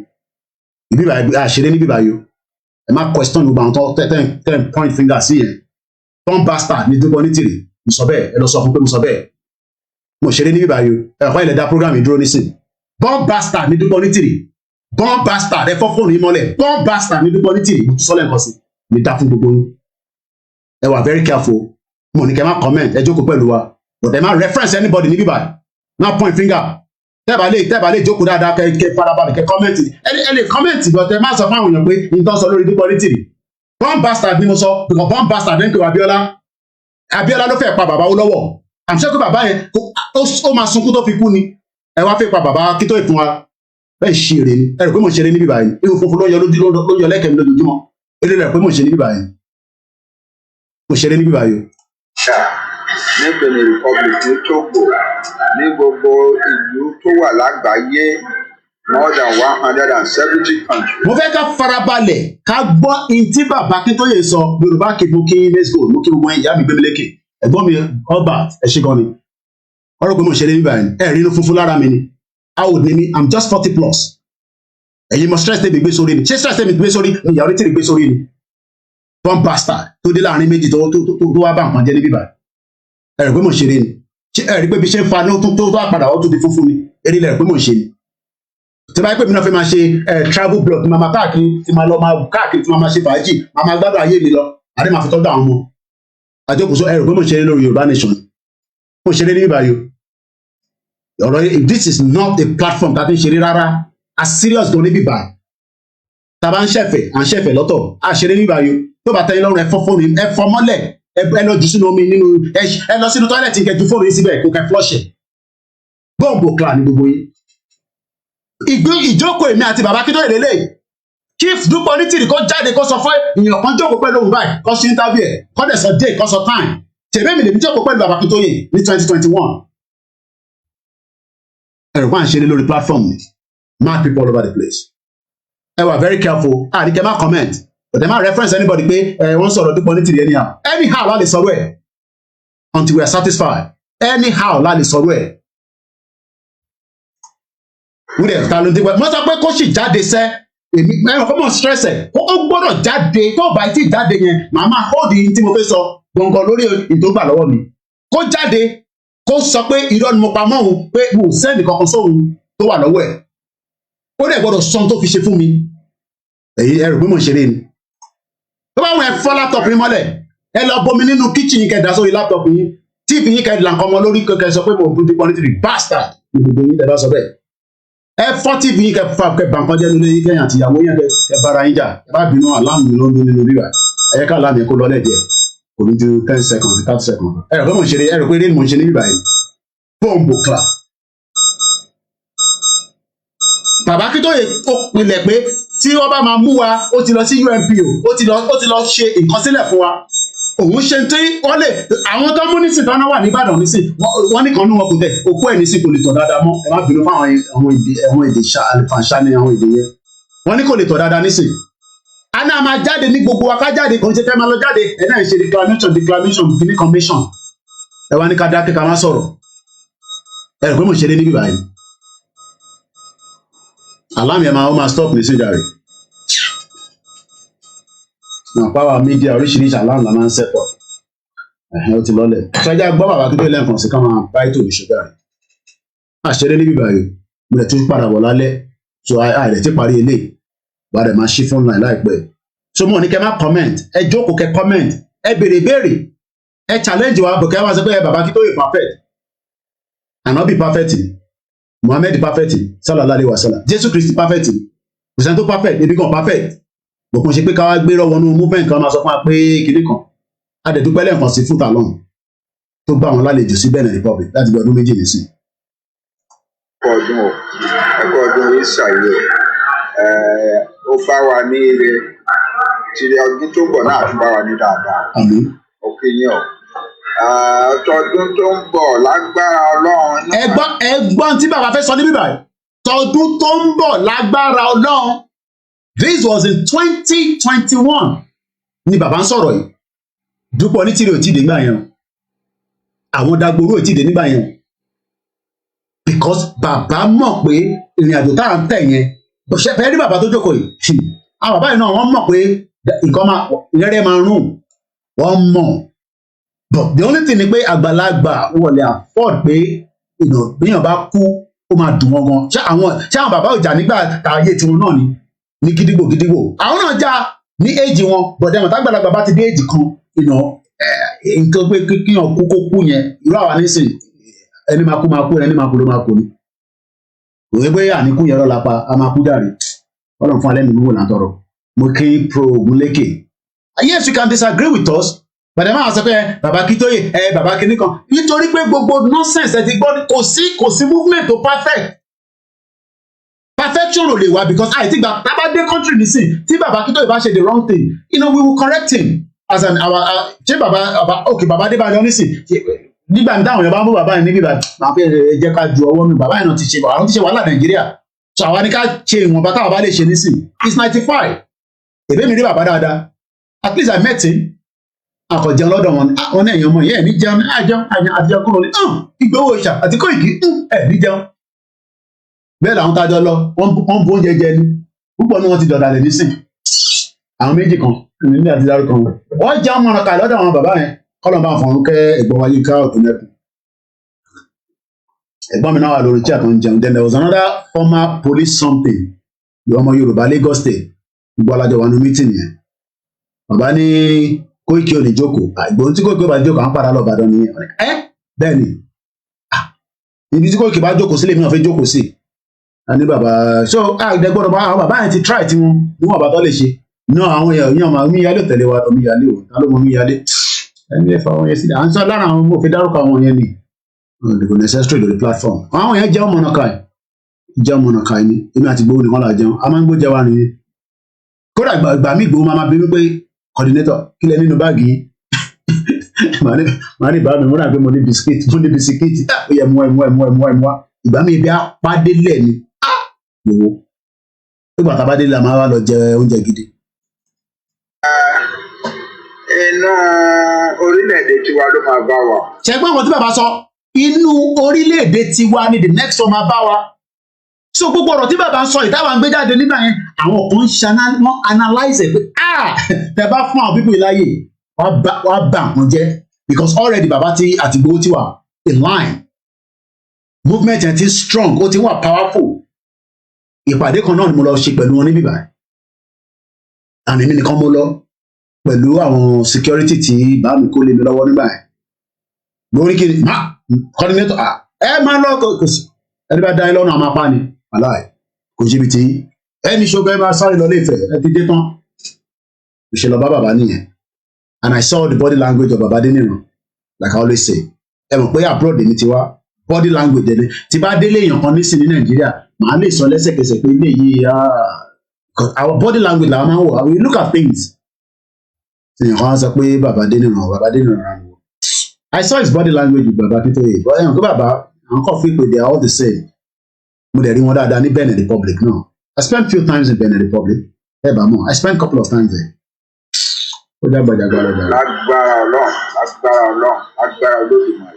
ẹgbọ́n rẹ̀ bá sọ lágbára Ọlọ́run lágbára Elédùmarè but ìtafẹ́lò gangan ni pé let's come back here again kò mo fẹ́ kẹ́ gbọ́ àgbọ́yé UNP yẹn lédè dáadáa. Bàbá ń sọ pé ìdí tá a ṣe lọ síbẹ̀ ni pé identity Yorùbá identity yẹn ó ṣe kókó ṣe pàtàkì tó bá ti lose identity wa ti lose everything. Tinubu kọ́ ló máa fún wa identity wa because Tinubu is working as a Nigerian president. We will be Yoruba in Nigeria but that is not who we are. That is not who we are. So let's go further into it quickly. The Yoruba people occupy a clear territory. Elédùmarè tó dá wa ó fi kó clear territory yẹn ẹ jẹ́ kí n gbé picture wọn sẹ́yìn ni. Clear territory kò sí àríyànjiyàn Yorùbá yẹn tó fi kọ́ lẹ́nu mi díẹ̀. Àríyànjiyàn kò sí níbẹ̀ kò sí pé ilẹ̀ wa lọ connect mọ́lẹ̀ Ìgbò àbí kàkà bẹ́ẹ̀ gan sẹ̀ wọ́n tún jẹ lára ilẹ̀ wa ni. Bùkátà sì kọ́kọ́ ká sì hold on to ìyíta ní lọ́wọ́ ẹ wo map yẹn lẹ́yìn mi.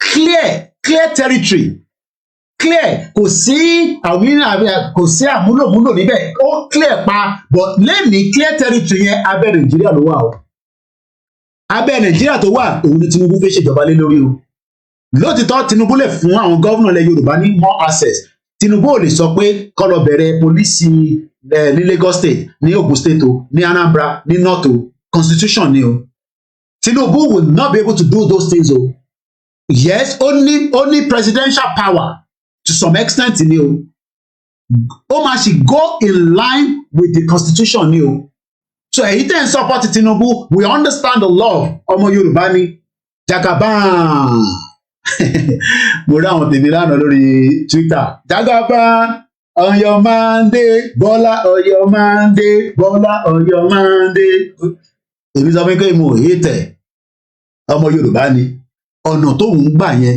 ó yàtọ̀ sọ́nà táwa ń gbà it's very very clear ó clear pa okay a invest owó sí ilẹ̀ Yorùbá tó bá wá ṣe tán àwọn Haúsá náà tún dé àwọn náà tún invest àwa máa gbà yẹn lọ gbàso ìgbàso àwa máa lọ máa bọ̀ no kò make sense now mo kí ẹ Olúwaṣeun kò make sense tí Tinubu bá jẹ́ pé Yorùbá country ló fẹ́ ṣe ó máa make journey yẹn kó dání ó dẹ̀ náà wọ́n ṣe Yorùbá country ó ní Nàìjíríà ló ń fẹ́ ṣe bọ̀bọ̀ àwọn kan ní ẹbọ Tinubu lè ṣe tí Yorùbá nation yẹn máa fi tayọ ok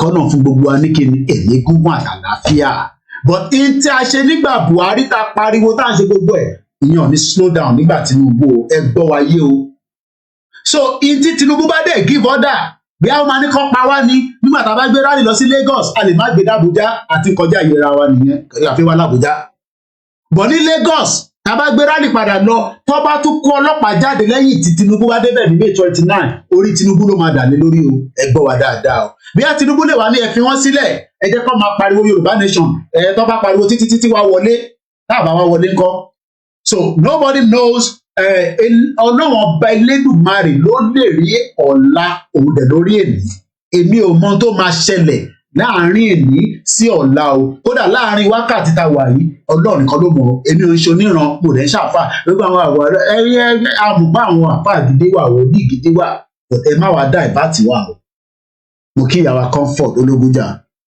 mo kí sísítà yín náà mo kí ẹ̀yin tẹ́ wà pẹ̀lú mi lórí Instagram ẹ gbọ́ wa dáadáa o ọmọ Yorùbá ni mí ọbọ̀ tó lẹ́kọ̀ọ́ bó ṣe ń bú Tinubu kí ní kàn mí pẹ̀lú ìyẹn ẹ mọ̀ pé branded UK lè ní àbú Tinubu yẹn àbá ṣe ń bú Boris Johnson níbí báyìí nìyẹn àbá ṣe ń bú Joe Biden nìyẹn o tó gbogbo yẹn kò má tà o èyí tá a ṣe nígbà Buhari a máa ṣe jù bẹ́ẹ̀ lọ nígbà Tinubu o kí Tinubu máa prepare rẹ̀ àjọ máa pàdé ní Abuja House tó bá wá o mo máa wá pariwo mọ́ ẹ lórí o Tinubu ẹ̀yin tẹ́ mọ̀ Tinubu tẹ́ ń sọpọ̀ rẹ̀ bàbá dẹ̀ pàdé mi níbẹ̀ o lè punch mi lẹ́sẹ̀ ẹ mọ̀ pé London lájọ wà àjọṣe kéèsì níbí báyìí ni èmi ní right láti lọ jágbe mọ́ a ní right láti gbé protest lọ fa so bó ṣe jẹ́ nìyẹn but for now ìdí bàbá Akíntóyè gbé lọ sí UNPO òun ni mo ń ṣe analysis ẹ̀ lọ́wọ́lọ́wọ́ báyìí the Yoruba people àwọn ọmọ ìran ọmọ aládé àwọn ọmọ ìran ọmọ Odùduwà wọ́n tẹ bàtà bá fẹ́ pera wa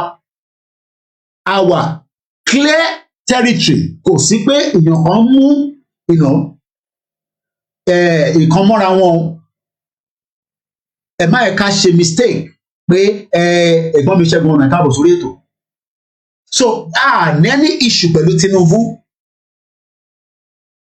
mo endorse Tinubu and I've never endorsed him and I will never tó máa fẹ́ fi ṣèjọba ẹ̀tàn táwa náà máa fi gba ìtafẹ́ gbà but tí àwọn ọmọ Ìgbò bá bẹ̀rẹ̀ wàhálà lókè ọya lọ́hùn ẹ má sọ pé torí ọjọ́ ọmọ Yorùbá ló wà níbẹ̀ o a ti sọ pé àláìka àwọn ọmọ Ìgbò ló ti gba gbogbo ìyá mi David wà lẹ́kọ̀ọ́ wọ́n sọ pé Kóìkì wọ́n ní àwọn fẹ́ sọ̀rọ̀ yẹn wọ́n mú ẹ sọ wọ́n ní gbogbo Lagos pátá làwọn ọmọ Ìgbò ti dominate ẹ ní láti sọ yẹn fẹ́ mi ò mọ̀ o gbogbo market pátá kódà wọ́n ti ń ta puff-puff wọ́n ń ta mọ́ínmọ́ín sọmọ Ìgbò ti ń ta mọ́ínmọ́ín torí mo mọ̀ pé ní phase 2 tó bá lọ sí tó bá fẹ́ débi tí àwọn Islam wà ìyá kan wà mo mọ̀ bí ó yà ń ṣì wà níbẹ̀ tó bá ìyá ẹ̀ tètè ti kú náà kó jẹ́ pé àwọn ọmọ ẹ̀ tó bá sì maintain ẹ̀ onímọ̀ ẹlẹ́mìí méje nínú àwẹ̀ la máa lọ rà mo wà mọ̀ bí àwọn Ìgbò ti wá take over business yẹn tí àwọn Ìgbò náà ti ń ta mọ́ínmọ́ín lẹ́kọ̀ọ́ kò mo mọ̀ pé food business àwọn aláni food business a lè má ní part business part nǹkan àwọn kìíní but àwa la ní food business àmàlà ṣítà wà níbẹ̀ àwọn Ìgbò tí ń ta wọ́n ti ṣe mọ́ínmọ́ ẹ bá mi Mr. Ismaila ẹ túnjọ́ ìgbèrè lẹ́ẹ̀kan ṣé àwọn ọmọ Ìgbò tí ń ṣe mọ́ínmọ́ tà fún wa lẹ́kọ̀ọ́ táwọn ọmọ Ìgbò bá ti ń ṣe mọ́ínmọ́ tà fún wa lẹ́kọ̀ọ́ àti ní problem no they are not selling it ìwọ sí nílé Abdullahi ìwọ kọ́ mo fẹ́ bá sọ̀rọ̀ ẹni tó wà nílé ni kó confam ṣé ọmọ Ìgbò tí ń ta mọ́ínmọ́ lẹ́kọ̀ọ́ mo mọ̀ fọ́ máa ń dín iṣu no wọ́n máa ń dín pọpọ́ tó máa ń gbé sókè láwọn tó máa kọ́kọ́kọ́kọ́kọ́kọ́kọ́kọ́kọ́kọ́ 50 naira ṣé 50 naira lọ́sìn gbà yes àti wà ní problem bàbá yìí tún confam ẹ̀ lẹ́ẹ̀kan sí wọ́n náà ọmọ Ìgbò tí ń ta mọ́ínmọ́ lẹ́kọ̀ọ́ wọ́n ń ta mọ́ínmọ́ how come go so but what we are saying is the Igbo can have an economy in Yoruba land but àwa la máa control narrative economy yẹn ẹ ti gbọ́ mi dáadáa in every part of the world àwọn kan máa ń fẹ́ control economy ìlú kan tẹ́ bá wo àwọn Pakistan nílùú yìí wọ́n ti control oúnjẹ tó ń wọlé àwọn ọwọ́ wọn ló wà. Mo dẹ̀ mọ̀ pé mo bá olóòlù ṣiṣẹ́ as even one of their brand ambassador, which I can still talk about them, even though ambassadorship mi pẹ̀lú wọn, is not yet renewed. And I didn't want to renew because n tẹ́ mi gbé dání mo fẹ́ kí ọ̀rọ̀ tèmi àti tí wọn ó di pé gọ́ọ̀mẹ̀ntì máa wá wọn because they are still doing good business in Nigeria. In tí wọ́n bá àwọn olùfà nílùú yìí, tẹ́ẹ̀ bá máa tó ń pè ní olùolù, I can show you there. Wọ́n ń pè wọ́n ní olùolù, wọ́n ń ta epo, wọ́n ń ta this, wọ́n ń ta that. Very very big brand ní UK ní bíbá olùolù crepes. Àwọn tó bá mọ̀, mo bá wọn ṣiṣẹ́ dáadáa, I worked with them. In tí àwọn ọmọ ẹ̀yà Pakistan yẹn bá wọn fà nílùú yìí, òun ló lọ lọ́nkàn yẹn. Because I want to dominate the food industry coming from not just Africa, coming from Caribbean, coming from any other countries. What it dominated pa. So in tó ń ṣẹlẹ̀ ní Nàìjíríà, nílẹ̀ Yorùbá, ní Lagos State presently is not as new or different from in tó ń ṣẹlẹ̀ ní UK. But in tí UK government ò ní fún wọn láyè ni pé ẹ ní lọ employee ẹni tó wà ní Pakistan kẹgbẹ́ wá sí London. Ẹ gbọ́dọ̀ employee aráàlú yìí nínú business yẹn, wọ́n dẹ̀ tax wọn, and they are doing that and they are paying their taxes. So there's nothing wrong if the Igbo wants to dominate our market in Lagos State, but we will control the narrative. But you can't do so now in what we call the Nigeria context. And that is why the Yoruba people are saying, let us move out of Nigeria, let us review Nigeria as a whole, and then make what will make us think Yoruba first. We have to regulate it. Then Yawabola, Tito, Aderito. I don't want to see Igbo dominate all the market. No, ó ti di monopoly nìyẹn. And they will do that because àwọn ní upper edge, because wọ́n fi owó sáàrin ara wọn, but àwọn Yorùbá àfowó sáàrin ara wa, so they've actually dominated the market. Gbogbo tó ń dà kò ń ṣe táwa náà lè tà, wọ́n náà tuntun ta mọ́ínmọ́ín àyàbíjá, mọ́ínmọ́ín kẹ̀. So what I'm trying to explain is that we can regulate alpha-head, and tó bá mọ tán pè ní alpha-head. Tó bá ń sọ̀rọ̀ báyìí, lọ́yẹ̀ máa ń kọ́bẹ̀ ẹnu ẹ̀ ní kò mọ̀rọ̀ sọ. Bébì náà ní báyìí. Alpha-head ló ní arrow tó padà ká ni. Because àárín òun àti àwọn British ògúnmọ́, ọmọ ẹ̀ Dode Fayed ló ń gbásí fún late Princess Diana. According to bá ṣe gbọ́, àwọn ò ní evidence yẹn. Wọ́n ní Princess Diana ti lóyún, kò dẹ̀ likely pé ó gbọ́dọ̀ bí oyún yẹn o. Bá ṣe gbọ́ pé tó bá bí ó máa ní problem nítorí pé ó ti fẹ́ ọba wa tì sí tó máa joyè. Ìnira wà nígboro, a máa wọṣọ. Bí a máa kọ́ wọ Yorùbá nation flag ni màá wí mọ́ra. Àwọn èèyàn máa bèrè pé what flag is this, Mama ní? It used to be Nigeria, but we are not. Mama ṣàlàyé fún wọn. Because King Charles a máa ṣe coronation ẹ̀ ní May 6 kọ́lọ́n kó ṣọ́wọ́ àdìbà yẹn. Àwọn náà wà nígboro. But Alpha-head ọmọ ẹ̀ Dodi ó ń bú sí fún olọ́mọ kan tó ń pè ní Dodi Fayed. Dodi, Alpha-head and Diana. Ọmọ ẹ̀ Dodi òun lélẹ́yìí. Òun àti Diana lọ́jọ́ kú ní Paris. Wọ́n ní there's a lot of oyè yìí conspiracy theory kún lára ẹ̀. Bá ṣe gbọ́ wọn ó ti lóyún. So that's another thing entirely. But kí mo fẹ́ bá rẹ̀ bẹ́ẹ̀ ni pé àwọn Britain make sure pé wọ́n control Alpha-head just as wọ́n ṣe ń control bọ̀bọ̀ tó ní Sky, Rupert Murdoch. Wọ́n gbọ́ ọ̀bọ̀ kan ní Rupert Murdoch ó ní owó bí ìṣẹ̀pẹ̀rẹ̀. Àwọn Murdoch family ó ní kinní kan owó ni Murdoch. Ó dẹ̀ fi mi jáde lẹ́ẹ̀kan kẹ́. No, Rupert Murdoch mọ̀ wá. Ó fẹ́ dominate. Ṣẹ́rí monopoly. Bàbá ẹ̀ ó ní owó bí ìṣẹ̀pẹ̀rẹ̀. Bàbá tẹ̀ ń wò yìí. Rupert Murdoch. And what they do is they want to dominate the market. And then come out support the politics. Or not support the politician. Muhammad be a Labour and be a Conservative. And I'm sure I won't be surprised pé àwọn ọmọ Igbo tó wà ní Lagos State wọ́n support àwọn Yorùbá politician pàṣípàṣẹ láti fi control narrative tó ṣẹlẹ̀ ní Lagos State. Because tó bá endorse the same party continuously wàá lè máa dominate market and then àwọn politician yóò nílé sọ̀rọ̀ ìyẹn làwọn ṣe ń sọ pé àwọn ò fẹ́ that kind of system anymore. ìyá Bọ́lá tó jẹ́ pé we are going to join them on coronation day bẹ́ẹ̀ ni pẹ̀lú nation flag tiwa àti costume tiwa lágbára Elédùmarè. So my brother, if you reach Ladipo the way those guys are doing that there is not good. Who do you blame? Tanika blame. A lè blame ẹ̀yin tẹjọ́ ọmọ Yorùbá ẹ máa lọ blame Sanwó-Olú tó jẹ́ gómìnà Lagos State. It's as simple as that. Wọ́n fún àlùfáà ní British passport tó fi kúrò nílùú ọ̀fun ní British. Ó kọ́ra padà tààrọ̀ tiẹ̀ dànù ni. Wọ́n issue British. So gbogbo ọ̀rọ̀ àwọn àtàwọn Ìgbò yẹn a máa deal pẹ̀lú wọn dáadáa.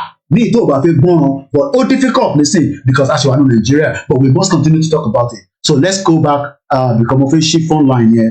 Mo dẹ̀ fẹ́ kí program yẹn kó ju 3 hours lọ. A dẹ̀ ti wà ní 2 hours 15 minutes. Káwọn èèyàn lè máa gbádùn náà la ṣe ń sọ pé ní 3 hours ní kákápẹ̀ since àti padà bọ̀ lálẹ́. So let's just complete this UNPO and then aka díẹ̀ nínú article Baba Akintoye that will come back. Like I said, the same topic náà la máa trade and I can continue to go different ways. Ẹni pé lálẹ́ lọ́sàn-án nísìnyí ó yàtọ̀ sí ìtàgbé wa lálẹ́ àná bó ṣe máa wáyé náà nìyẹn. Mo kí gbogbo alẹ́ kan sí o. So àti kàdé bí the Yoruba people occupy a clear territory and have their own distinct nation. When Nigeria became an independent country, little consideration was given to the Yoruba people distinctiveness and separateness from the other peoples of Nigeria. As a part of Nigeria, the Yoruba people have suffered under the government that are fundamentally hostile to them and which allow countless attacks on the Yoruba people to happen with impunity. Whether Tinubu will stop that, time will tell.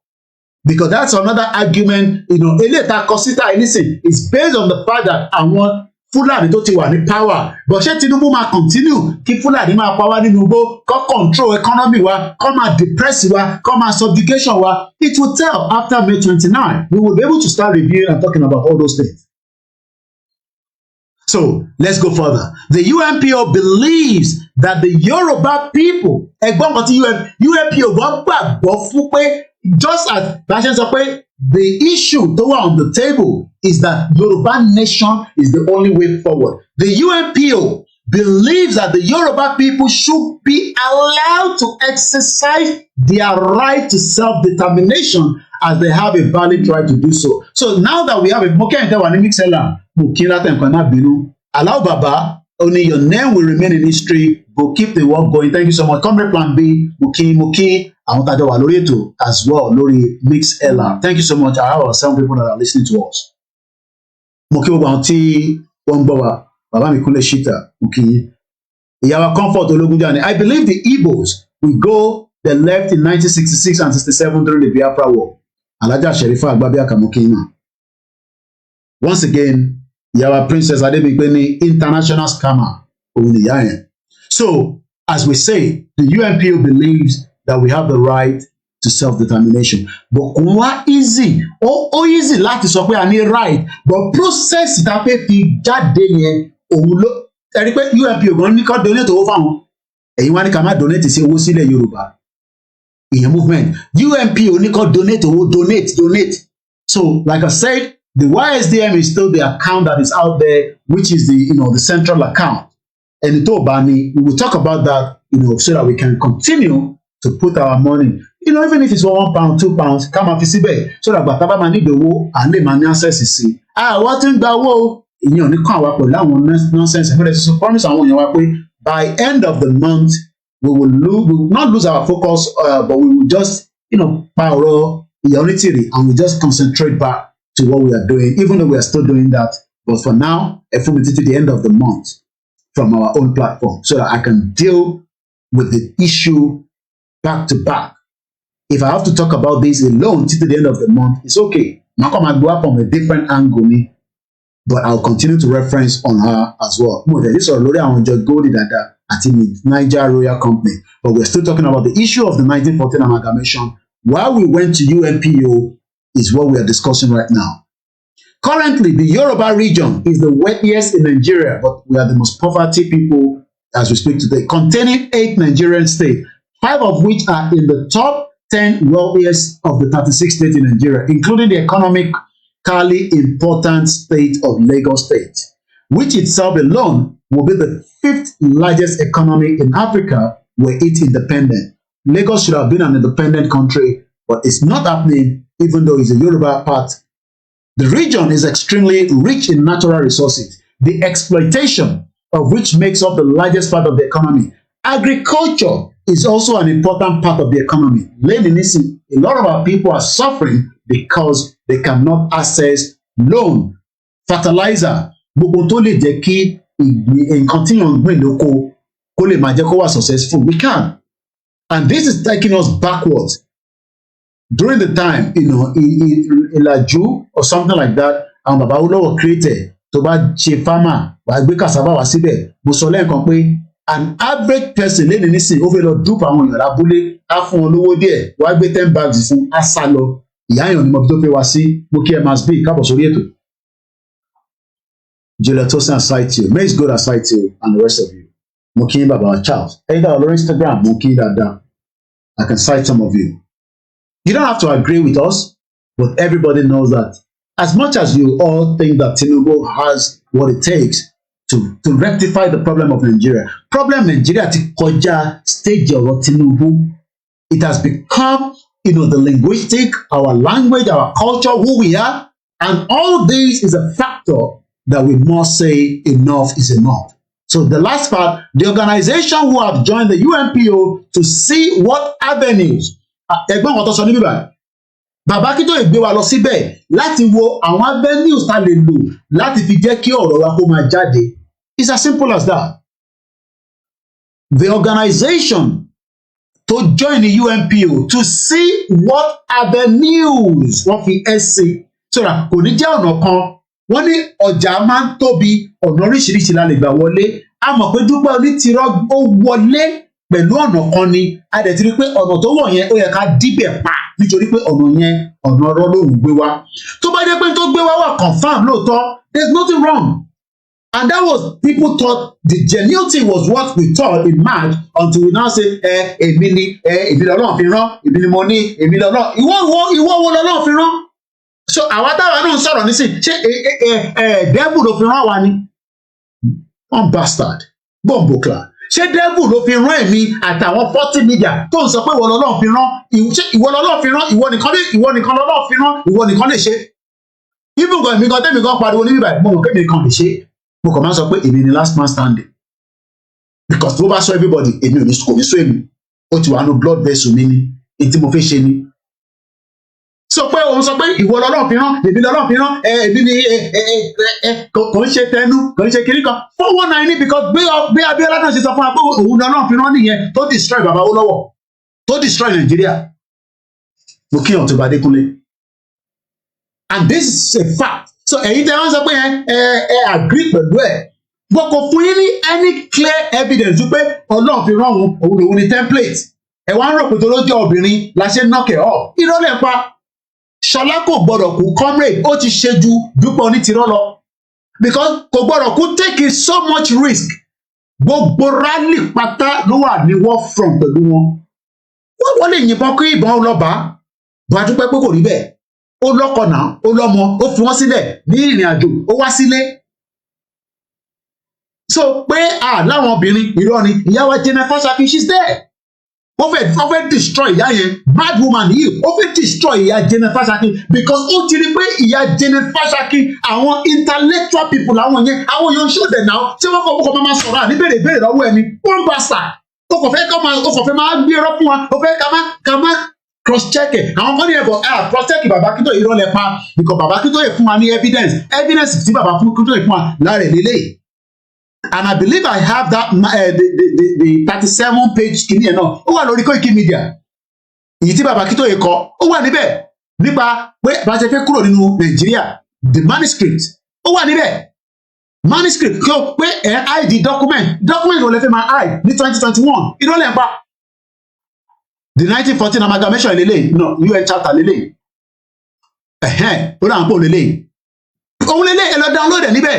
Yoruba nation chooses the noble path to its noble goal, a manual of the Yoruba nation. So wọ́n tó ń sọ pé Bàbá Akíntóyè ló at least wọ́n ṣáà ní internet lé abroad, ìwọ lọ sí orí Koiki Media kó lọ download ẹ̀ kó wá sọ fún Dupe Onitiro kóun náà fún wa ní manuscript tọ̀dọ̀ tiẹ̀. Ẹni bàbá Akíntóyè ò ní template. Ẹ sọ pé kò ní template, but this is a template. And you can see there 35 page. Just as kini bí bàbá ṣe sọ pẹ̀lú Punch newspaper. Òun lélẹ̀ 37. So ìyàtọ̀ bí a 2. 35 page. Òun lélẹ̀. That is the manuscript. That is alemawa lo gbogbo manuscript yẹn, but that is the template tí ó jẹ́ kí gbogbo ọmọ Yorùbá tó yẹ àti global directorate tó gbogbo wọn everybody, but olúkálùkù kàn ṣe tiẹ̀, but it's okay, there's nothing wrong in that. Ó jẹ́ kí gbogbo wa uniform ni, but nítorí pé Yorùbá people bàbá kílẹ̀ rẹ ti sọ I like ká máa dẹ́gbẹ́ máa ṣe sọ̀rọ̀ báyìí nísìnyí àwọn kan tó ní dẹ́gbẹ́ kan sílẹ̀ báyìí nísìnyí ó lè má jẹ́gbẹ́ Yorùbá nation ó lè jẹ́gbẹ́ Nigeria Yorùbá association àwọn kan tí ń dẹ́gbẹ́ sílẹ̀ nísìnyí bó ti máa gbọ́ owó lọ́wọ́ Tinubu wọn náà wọn ní ẹmọ ẹgbẹ́ Yorùbá nation àwa lọmọ ẹgbẹ́ Yorùbá APC wọn fún lóríṣiríṣi orúkọ sódà kọ́ lè fi gba kí ni owó lọ́wọ́ Tinubu. Mo rí bọ̀bọ̀ ṣé bábàtì ni mo wà lórí Instagram títí lánàá mo kàn ń wo péjì ẹ̀ lòun náà ń dúpẹ́ ló ń ṣàn bó ṣe ń kí Davido ló ó kí Tinubu. They have their right to support anybody, but ṣé bábàtì máa sọ pé òun ṣọmọ Yorùbá nísìnyí pariwo Yorùbá nation bábàtì ò support Yorùbá nation ó ń dúpẹ́ fún Tinubu pé wọlé even though tẹ́ bá lọ kà àwọn kọ́mẹ̀ntì àwọn kan ní caricature ọ̀pọ̀ ni ó kọ́ àwọn tó máa jẹ ni ta ló máa tán pè ní bábàtì.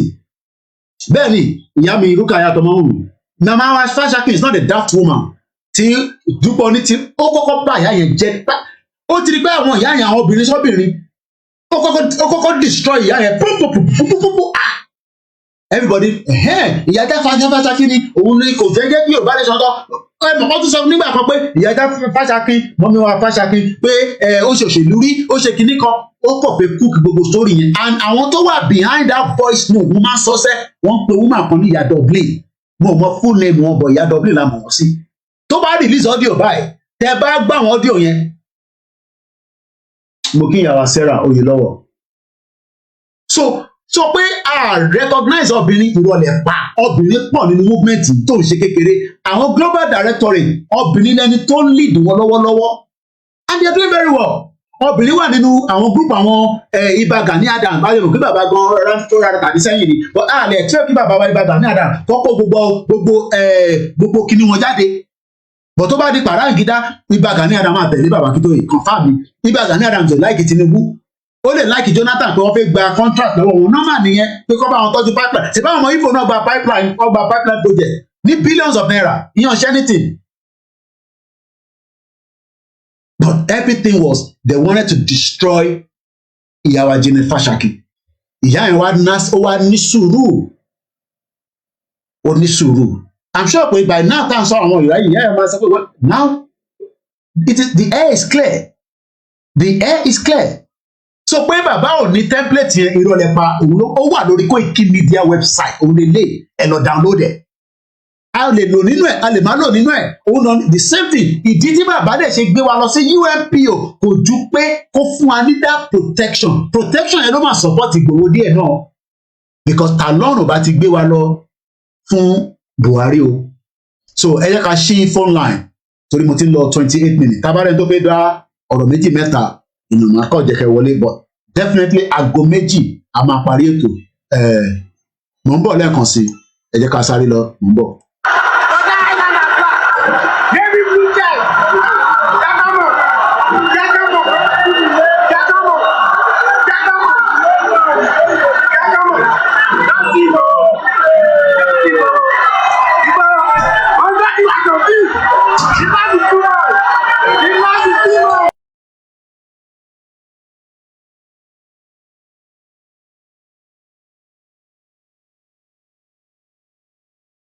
Bínú ẹ̀yin tẹ́ ń sọ tẹ́ ń gbọ́ wa ẹni sọ̀rọ̀ Mr. Adams ètò system yẹn crash I think it's back now ẹ máa sọ̀rọ̀ lọ I think we're back now. àwọn náà ti mọ tó ṣẹlẹ̀ Nàìjíríà àwọn náà ti fi ara ṣiṣẹ́ fún Nàìjíríà tó lẹ̀. Bẹ́ẹ̀ni.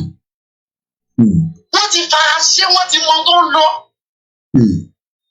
wọ́n wá dìde tó fẹ́ jà fún ẹ̀tún wá ń takò wọ́n olórí burúkú mi kò rí Tinubu yẹn fún ara ẹ̀ kò rí tó dẹ̀ ń kú fún.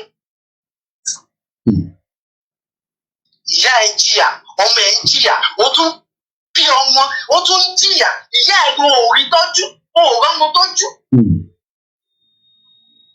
Ẹlẹ́sìn support olóṣèlú náà kí lẹ fẹ́ fi kalẹ̀ fún ọmọ òun.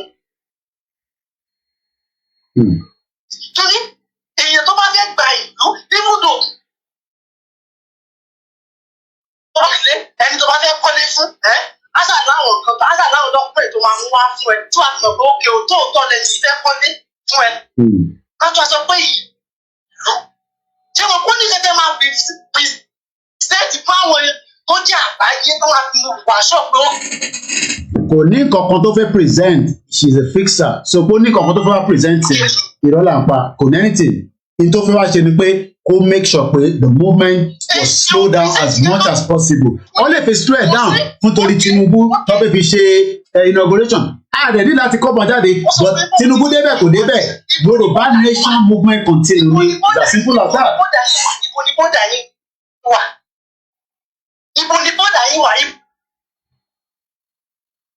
Wọ́n pè é só ti gbé jáde fún yín só ti ṣàlàyé gbogbo tẹ́lifíṣì fún yín. Tí ọmọ Yorùbá mi kò mọ tẹ́lifíṣì ẹ̀ kò mọ ọ̀nà tó gbà wọlé, kò mọ ọ̀nà tó gbà jáde, kò mọ àárín gan ẹ̀dùnkọ̀ ẹ̀dùnkọ̀. Ọmọdé mi yìí. Ó claim ẹ̀ lórí òfurufú ló ti claim ẹ̀ lórí social media. Lórí wàá tún wà ní ẹ pé wọ́n ọ̀nà ọ̀rọ̀ bẹ́ẹ̀ fi claim ẹ̀. Òdìgbà táwọn tó bára wa jà, òdìgbà táwọn tó ṣépè fúnra wa kó tó lè bá àwọn ọ̀gá táìbà ń ṣe. Kíní yìí kì í ṣe àwọn ọ̀pọ̀lọ̀ àwọn ojú ni ẹ̀wù kí nìkan tán ká kí ni irọ́ tẹ̀yẹ̀ bá ń parọ́ fún yín ṣé ẹ̀ lè mọ̀ ní. Àbí ìlara tó ń ṣe ìlara ẹ mọ̀ ó tọ̀pọ̀ ìlara ẹ máa ṣe kí ló dé? Ẹ jọ tó lọ́nà ṣe yín ó mọ àwùmí tí wọ́n ní wàá sọ lánàá pé kí gbogbo mídíà wọ́n declare woman yìí pé àti bàbá ò ní kankan ṣe pẹ̀lú ẹ̀ Yorùbá nation ò ní kankan pẹ̀lú ẹ̀ and that is why na let focus ọmọ lẹ́yìn tó bá máa wọ́n ní kẹ́kẹ́ síbẹ̀ oyè ká fi ọ̀rọ̀ wíìkì yìí láti sọ̀rọ̀ woman. We work on that. Let's not let that another thing, please. Ó ti di dandan. Ó ti di dandan. No problem. Thank you so much. I've actually made that known to I want to make a suggestion in London, especially your comfort. We would, get away from topic by end of the month, and we just refocus the energy back on education and awareness. And at some point, like I said, I believe that they're working on the rally next week, Saturday. I'm going to get a bit more clarification on all that. Then on our platform, I will tell them to release. The flyer is already in circulation, but it's not yet on Koiki Media. I really did me sorry, but I want to be sure that they're still going ahead, and then we will kickstart. Ọ̀rọ̀ Tinubu ní kankan ṣe pẹ̀lú Yorùbá nation. Tinubu mọ̀ pé ṣebí Tinubu náà jàjà fún Nàdẹ́kò tó fi sá lọ. So ìjà táwa náà ń jà tó tọ́ ni, but òun lè máa sọ yẹn mọ́ nítorí pé in tóun fẹ́ ṣe nísìn òun ti wà nínú bẹ̀, and it will be very difficult for Tinubu to want to put himself in our own shoe. But àwa ò ní kó fi ara ẹ̀ sínú shoe tiwa nígbà táwọn náà sáré Nàdẹ́kò. Shoot tiwọn nìyẹn, shoot táwa wà nínú ẹni sìn ó yàtọ̀ sí Nàdẹ́kò, and àwọn ọ̀rẹ́ parí ìjà yẹn nígbà yẹn tó bá yẹ kó parí ẹ̀ ni today maybe there will be no Nigeria. So Tinubu should prepare for the Yoruba people. It's as simple as that. So bó ṣe máa rí nìyẹn kò dẹ̀ sí ọ̀nà míì. Ẹni tó bá sì fẹ́ dá sí tó bá ti di aago méjì definitely a máa end ètò tí tá à ń ṣe lọ́wọ́lọ́wọ́ ẹ̀. Mo kí gbogbo alẹ́ nǹkan sí Yoruba nation is not going back. Yoruba nation is for life. Nobody can stop the movement. Appreciation to everyone that have always been there in the last 3 years. Am I demoralized? There's nothing to be demoralized about. We have challenged the status quo. That alone is something that we should be grateful about. The status quo. We challenge the federal government. We challenge the federal government. And today, even the government knows that we are not joking. They know that. And that is why we must not feel that pé ìtaṣe àìtí ṣe débì kan. We have done a lot and we are still doing a lot in this movement. And part of what we are doing, Mokiyawa, Christina Ademola, what we are still doing is to tell the world that we don't want a war. Fẹ́ ogun nílẹ̀ Yorùbá. We want a free right to self-determination. And that must be respected by the ECOWAS, by African Union, by United Nations, by everybody, so that we can have a peaceful exit without pé ká yìnbọn fúnra wa. Ní láti yìnbọn fúnra wa ká tó kúrò ní Nàìjíríà. Bẹ́ẹ̀ Tinubu máa ṣe kò ní ṣe yẹn. I don't know. I can't see the future, but I can tell you for today, Yoruba Nation will challenge Tinubu himself as the president. Hello, caller. Ibo Zuka Gomi. Ọláyọmí ẹ̀ka ọ̀rọ̀ ẹ̀kú ètò. Ètò ni ẹ sà. Last born ló sọ̀rọ̀. Mo mẹ́rin sọ̀rọ̀ bẹ́ẹ̀ ni ẹ káàbọ̀ sà. Jẹ́rí nígbà tó wọnú ṣọ́ọ̀bù wa yìí, ó ti wo àwọn màmá wa Fáṣákin. Ó ti mọ̀ ẹgbẹ́ òpin ilé wa ìtẹ́lígẹ́ẹ̀tì ló dẹ̀ mọ̀ pé tóun bá tètè fojú ìjà lọ́wọ́ àwọn ilé kóun frustrate wọn fẹ́ kó nu movement yẹn. Kò ní lè àṣẹ nǹkan tó fẹ́ ṣe. Olùsèpéjà fún mọ̀mọ́ yẹn nígbà yẹn. Inú mi dẹ̀ dùn pé òótọ́ padà fara kan. Bẹ́ẹ̀ni. Nítorí ìyá yẹn tẹnu ìyá Fáṣákin jẹ́rí ìyá yẹn mo ti fi mọ̀ nítorí mo ṣe láì ìyá yẹn. Ó dà pé Amẹ́ríkà ìyá yẹn wà. Bẹ́ẹ̀ni Amẹ́ríkà ló wà. Mo ṣe lè fojú nǹkan ìyá yẹn wọ́n lọ wọ̀ mí mo ṣe láì ìyá yẹn. Tó bá wà ní program báyìí láti gbọ́ pé ìyá Fáṣákin wà program àfẹ́wọ́ program. Kí ló jẹ́ kí n sọ bẹ́ẹ̀ ni pé ìyá yẹn tẹnu mọ́ nígbà yẹn pé òótọ́ máa fara hàn. Ayé náà dìde òótọ́ yẹn lè fara hàn. Ṣé rí obìnrin onídìrí yẹn mi ò blame ẹ̀? Àwọn tí ọpọlọ wọn ti dọ̀bálẹ̀ tán tẹ̀lé ni mo blame. Because mo ṣe wà yìí, mi nípa fún mi, I'm 53 years old. I'm 53. Èèyàn kan ò ní máa fi ẹ̀kọ́ tanná fún mi. Èèyàn kan ò ní sọ fún mi pé ilẹ̀ ti mọ́.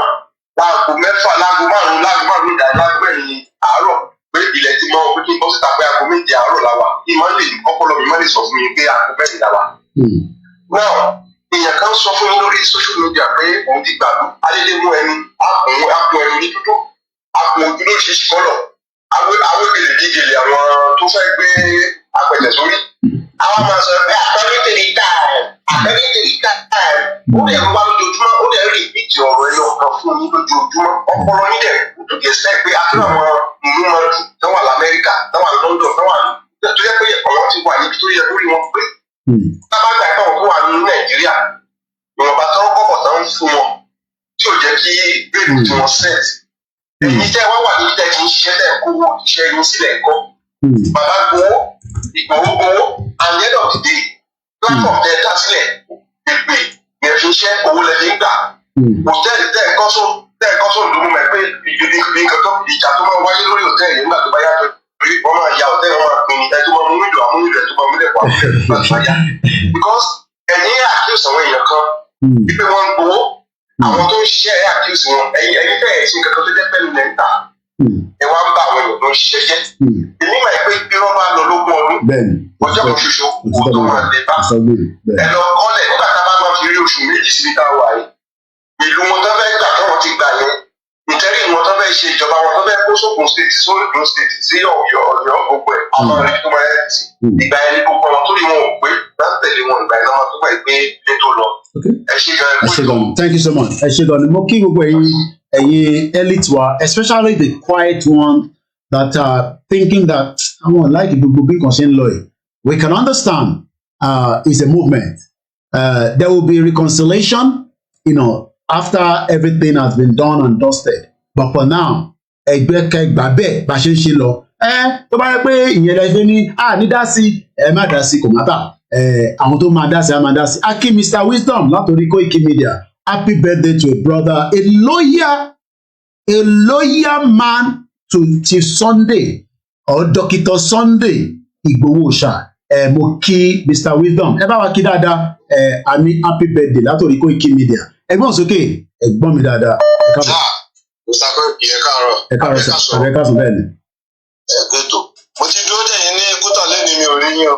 tó ṣẹlẹ̀ ni pé mọ́tò tó gbé wa yẹn ó ní táyà ní problem so mo ní kó má gbàbí tó lótùtù wá yẹn bìgáyọ̀ kó tutù yẹn pọ̀ so mo ní kó lọ gba ìbára wọlé mo mọ̀ bí ìkan náà ní gbogbo ẹ̀ pé mi ò mọ ẹ̀ pé mi ti kúrò létí pẹ́ so bí lọ́la mo dẹ̀ ti padà sí London báyìí again bí lọ́la tí bá ti dé Kútọ̀ màá send ní WhatsApp bọ̀kọ́ náà jẹ́ kí MTN ṣiṣẹ́ because Glo mi tí mo fẹ́ lò wọ́n ní kí n connect ẹ̀ pẹ̀lú àwọn èèyàn máa ní kó ìkíkí gbogbo ilé kan tó sọ ẹgbẹ́ òsókè. Kò lè yọ rísà tó kẹ kó sẹ́. Èmi ni ẹ sà. Sẹ́rí mọ́mí Gẹ̀lẹ́ Fásákì. Bẹ́ẹ̀ni. Mo kí wọn. Ìyá rere ni. Ìyá bí ẹbí ń tọrọ ìyá ni màmá yẹn. Adúpẹ́ fẹ́ràn. Ìyá lálùbáríkà, ìyá tó ní sùúrù. Sẹ́rí màmá yẹn, wọ́n ní tí kú ilé ọ̀bà pani lórí òkè ń pani. Ó lọ rọ ìyá yẹn lọ́yọ̀ ọ̀dọ̀ yóò fi tìrì. Àwọn kan lọ pọ̀ ti ya Gẹ̀lẹ́ Fásákì fún ìyá onítìrì pé nígbà tí ìyá yẹn fẹ́ da movement yẹn rú, wọ́n ti pọ́ǹtì àwọn tí ìyá yẹn lè tètè mú kúrò lọ́nà kí ṣódà kíṣẹ́ rẹ̀ lè tètè yá láti lé. Wọ́n ti pọ́ǹtì ìyá Gẹ̀lẹ́ Fásákì pé ìgún máa yẹn o kò kí ń gbọ́ pé ń gbàdé o. O ní láti àtàkì ẹ̀ nínú movement yẹn o. Gbogbo àwọn tó dẹ̀ máa ṣiṣẹ́ yẹn kò sẹ́yìn lẹ́yìn ìyádọ́ dídọ́sbìn ni àbí ìdọ̀tí ni ìyá tẹ̀ ń pè ní kíní kan tó wà ní Amẹ́ríkà yẹn. Kò sẹ́yìn gbogbo àwọn ìyá yẹn. Bẹ́ẹ̀ náà ni wọ́n ṣe fún bàbá òṣèlú náà. So níjọ́ tí mo ti bẹ̀rù tí mo ti fún màmá yẹn ní respect lọ́jọ́ tí Yèyé Dára gbé màmá yẹn wá sórí program wọn. Mo fi Ọlọ́run tó dá mi búra. Omi dẹ̀ ń bọ́ lójú mi nígbà tí màmá yẹn kúnlẹ̀ tó bẹ̀ pé àwọn ń bẹ gbogbo ọmọ Yorùbá ẹ má bínú sáwọn táwọn bá ṣẹ̀ yín o. Omi dẹ̀ bọ́ lójú mi lọ́jọ́ yẹn. Wọ́n ní tó gbé ìyá onítìrì padà wá tó gbé ìyá onítìrì náà wá kó náà wá sọ tẹnu ẹ̀. Ìyá Yọ̀jẹ́ yọjú o. Lórí sóyè dára. Ìyá Yọ̀jẹ́ yọjú. Ìwà ó ti mọ nǹkan tó mì. Wọ́n mọ̀ pé tó máa wá bẹ́ẹ̀ kí ló fẹ́ wá sọ pé ìyá yẹn ṣe fún òun. Kí ló fẹ́ wá sọ pé ìyá yẹn ṣe fún òun tó fi àtàkẹ́. Torí the same thing tó ṣe lọ́dọ̀ bàbá Akíntóyè náà nìyẹn.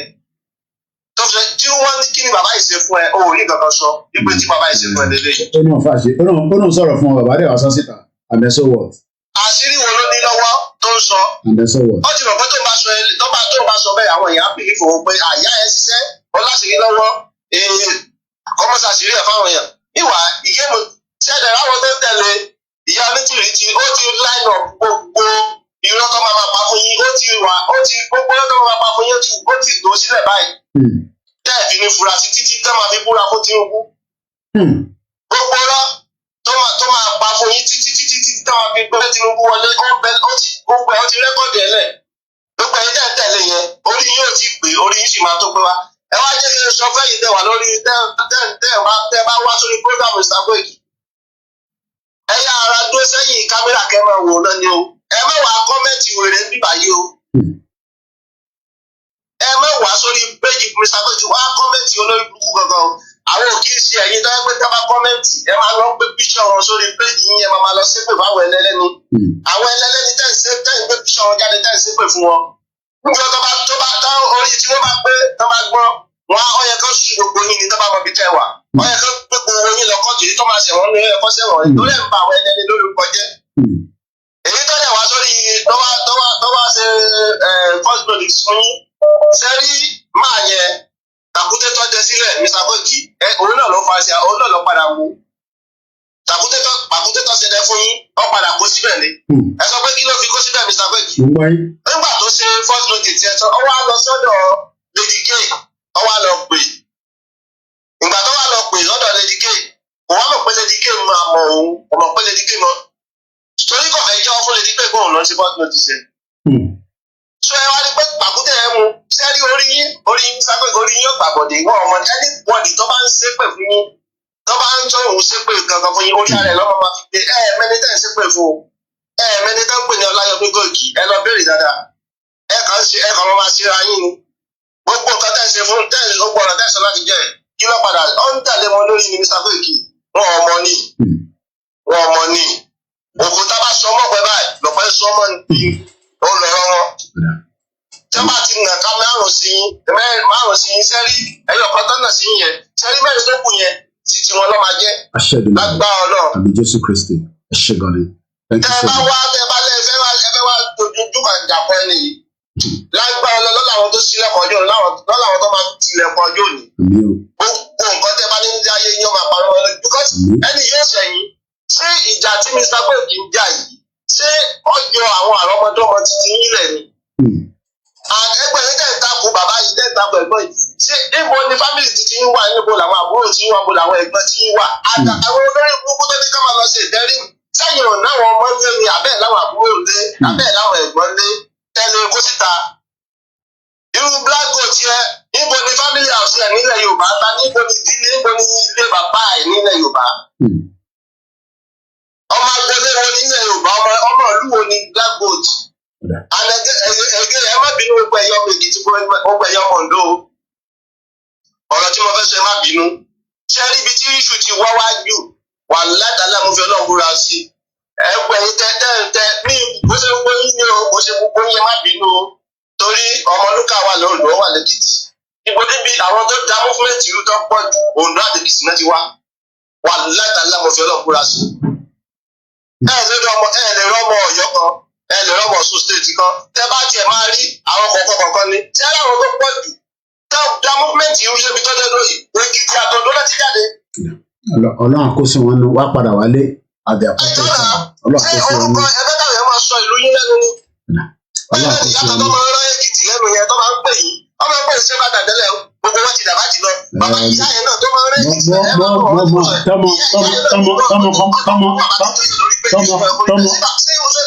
tọmọ kan máa ń dún nísàlẹ̀ tó bá ti pè mí báyìí tọmọ kan máa ń dún báyìí tọmọ kékeré kan tó máa ń sọ̀rọ̀ lamẹ́ríkà mọ̀mọ́ gbogbo wọn mọ̀mọ́ pátápátá gbogbo wọn mọ̀mọ́. ẹ jẹ́ àfi wọ́n sílẹ̀. Kò sẹ́ni tí ọmọ wọ́n ṣe ní gbogbo àwọn àtàwọn.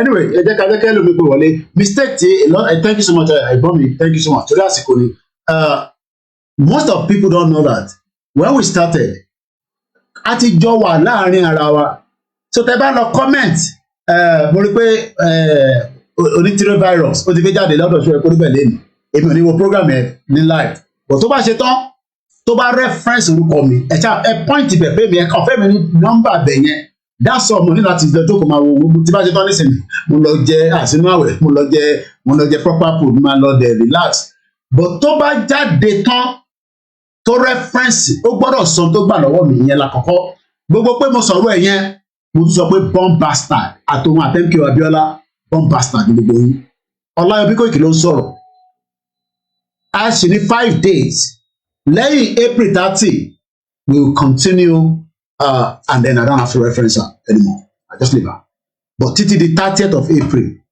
program tá à ń bá lọ ẹ̀ òun náà làwọn máa bá lọ but tó bá jáde tó bá reference mi pẹ́rẹ́ ó ṣe máa gba mọ́ lọ́wọ́ mi so bó ṣe jẹ́ nìyẹn Yorùbá nation cannot be destroyed if anybody think you can destroy the movement you're wasting your bloody time you nobody ni mo sọ nobody born of a woman can destroy the movement.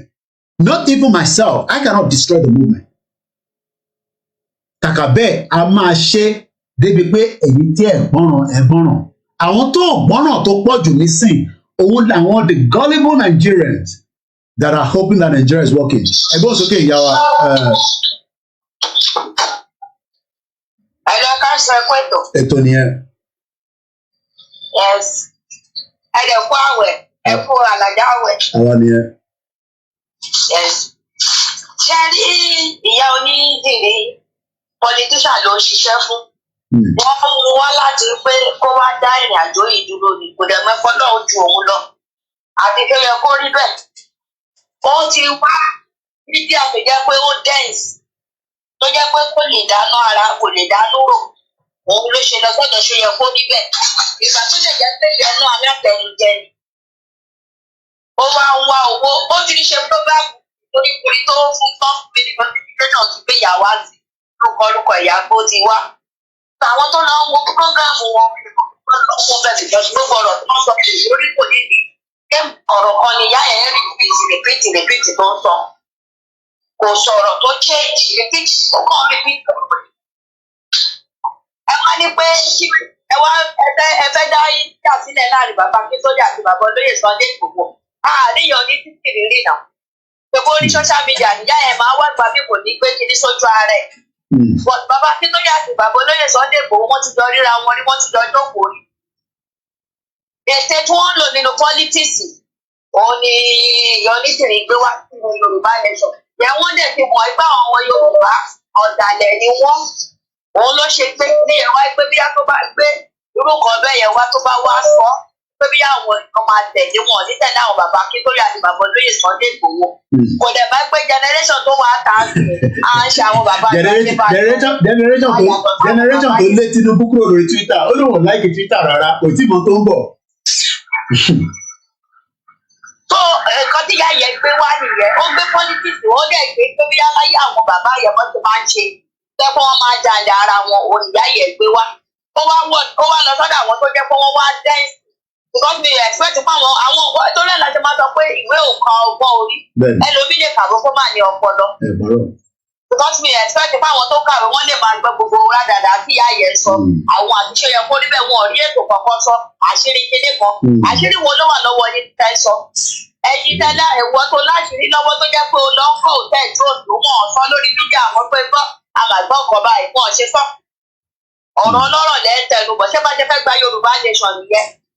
Àná kan ṣeré ni sẹ́. Ẹ kú ètò fún wọn lẹ́yìn prógráàmù nítorí ẹ̀ tí ẹ bá ṣe prógráàmù lálẹ́ báyìí tí bá fi sùn tí bá lọ bí iṣẹ́ báyìí prógráàmù yìí mo máa gbọ́ mo máa gbọ́ tó ti bá parí ẹ̀ máa ẹ̀ṣẹ̀ wá máa gbọ́ gbogbo nǹkan tó ń ṣẹlẹ̀. Thank you so much. Prógráàmù yìí kò sí tíyan bá gbọ́ prógráàmù yìí báyìí wọ́n máa rí àwọn nǹkan tó wà ní tébù nǹkan tó ní ọpọlọ gbogbo nǹkan tẹ́ sọ kò sáṣàdà nínú gbogbo prógráàmù. That's all I do. Àwọn ni wọ́n sọ prógráàmù tí ò ní common sense kò sí prógráàmù tó sọ kò ní common sense kò lórí kò ní. Amadebe, ẹ ṣé gan ni yàrá. Thank you so much. Ẹ bá ń kí àwọn ọmọ yín ó kù díẹ̀ sẹ̀. Ẹ jẹ́ lọ sí New York City ká lọ bá àwọn girama náà sọ̀rọ̀. A máa gbé tí àwọn alẹ́ kù díẹ̀ ni. Ẹ ló girama ẹgbọ́n sókè náà. Apá àṣepọ̀ ọdún. Àṣẹ ọ̀pọ̀lọpọ̀ ẹ̀. Àmì o, Ọlọ́run dá àwọn ọmọ tí o. Àmì Jésù Kristi ṣọ́. Ọláyọmí òkú ewu o, ewu iná kì í pa àwòdì òkú ewu. Sórí gbogbo ìtí bàbá yẹn sọ, ewu tó ré kọjá lórí ẹni. Ọwọ́ tọ́gẹ̀dẹ̀ bá gbé ara ẹ̀ ni ó fi nà. Mo ti try láti jọ mo ti gbọ́ fọ́ ìsìn. Gbogbo ọwọ́ tọ́gẹ̀dẹ̀ wọn bá gbé ara wọn ó fi nà. Gbogbo kájú wọn nà sí ẹ gbogbo ìtókù kì í ṣe mẹ́rin ló kù o. Tẹ́sí àti tọwọ́ mọ́kàndínlógún ni gbogbo mọ́kàndínlógún tó kù àwọn ni wọ́n ní pẹ̀lú ògo lọ́dọ̀ Ọlọ́run. Pẹ̀lú ògo lọ́dọ̀ Ọlọ́run. Ọlá inú ìyá tó wẹ̀ nú ẹ̀jẹ̀ ìjáde. Ọlá oyún ayé ẹ̀ tó mú. Ọlá gbogbo abiyamọ. Gbogbo bí mo ṣe ń fẹ́ kó rí fún ẹ. Ó rí bẹ́ẹ̀ fáwọn ọmọ tèmi náà àrọ́mọdọ́mọ mi. Ó ìkè ogún àṣeyẹ gbogbo ìtumọ̀ ṣe yẹn gbogbo wọn ti ṣe sẹ́yìn. Ewu ẹ̀ lórí kọjá lórí ẹ̀yẹn tí gbogbo abiyamọ ayé wọ́n bẹ̀rẹ̀ sí ní bá wọn tí wọ́n bẹ̀rẹ̀ sí ní fi wọ́n ré.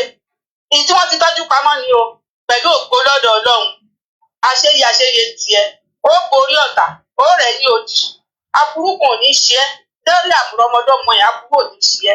Èròǹgbà wọn lórí ẹ̀ ó ti bọ́ sí wọn lórí. Gbogbo ọwọ́ tọ́gẹ̀dẹ̀ bá gbé ara ẹ̀ ni ó fi nà. Ìbànújẹ́ ayérayé àwọn ni wọ́n ní pẹ̀lú ògo lọ́dọ̀ Ọlọ́run.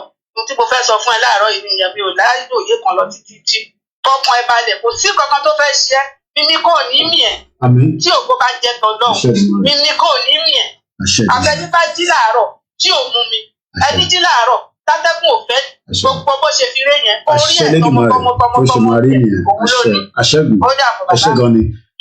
Mo kí ọgbẹ̀yìn girama wa pátápátá ẹ jẹ́ ká kọkàn balẹ̀ Nàìjíríà ìbànújẹ́ gidi ni ó kù kọ́ọ̀lù méjì lẹ́yìn kọ́ọ̀lù méjì yẹn àwọn wind down díẹ̀díẹ̀ ìbànújẹ́ ni mo kí àwa Grace Olúṣọ̀tọ̀ lára àwọn obìnrin tí wọ́n ṣiṣẹ́ takuntakun wọ́n fi base wọn sílẹ̀ nígbà tó wá sí Nàìjíríà nìbàdàn ọ̀sẹ̀ méjì bí ọ̀sẹ̀ mẹ́ta lọ́nà máa lò ọ̀hún náà padà lọ bí oṣù bí abí mẹ́rin àbí márùn kó tó padà sí base wọn ní abroad ẹ ló láti Paris ẹ̀gbọ́n mi ẹ̀gbọ́n sókè mo kí Mr. Moses.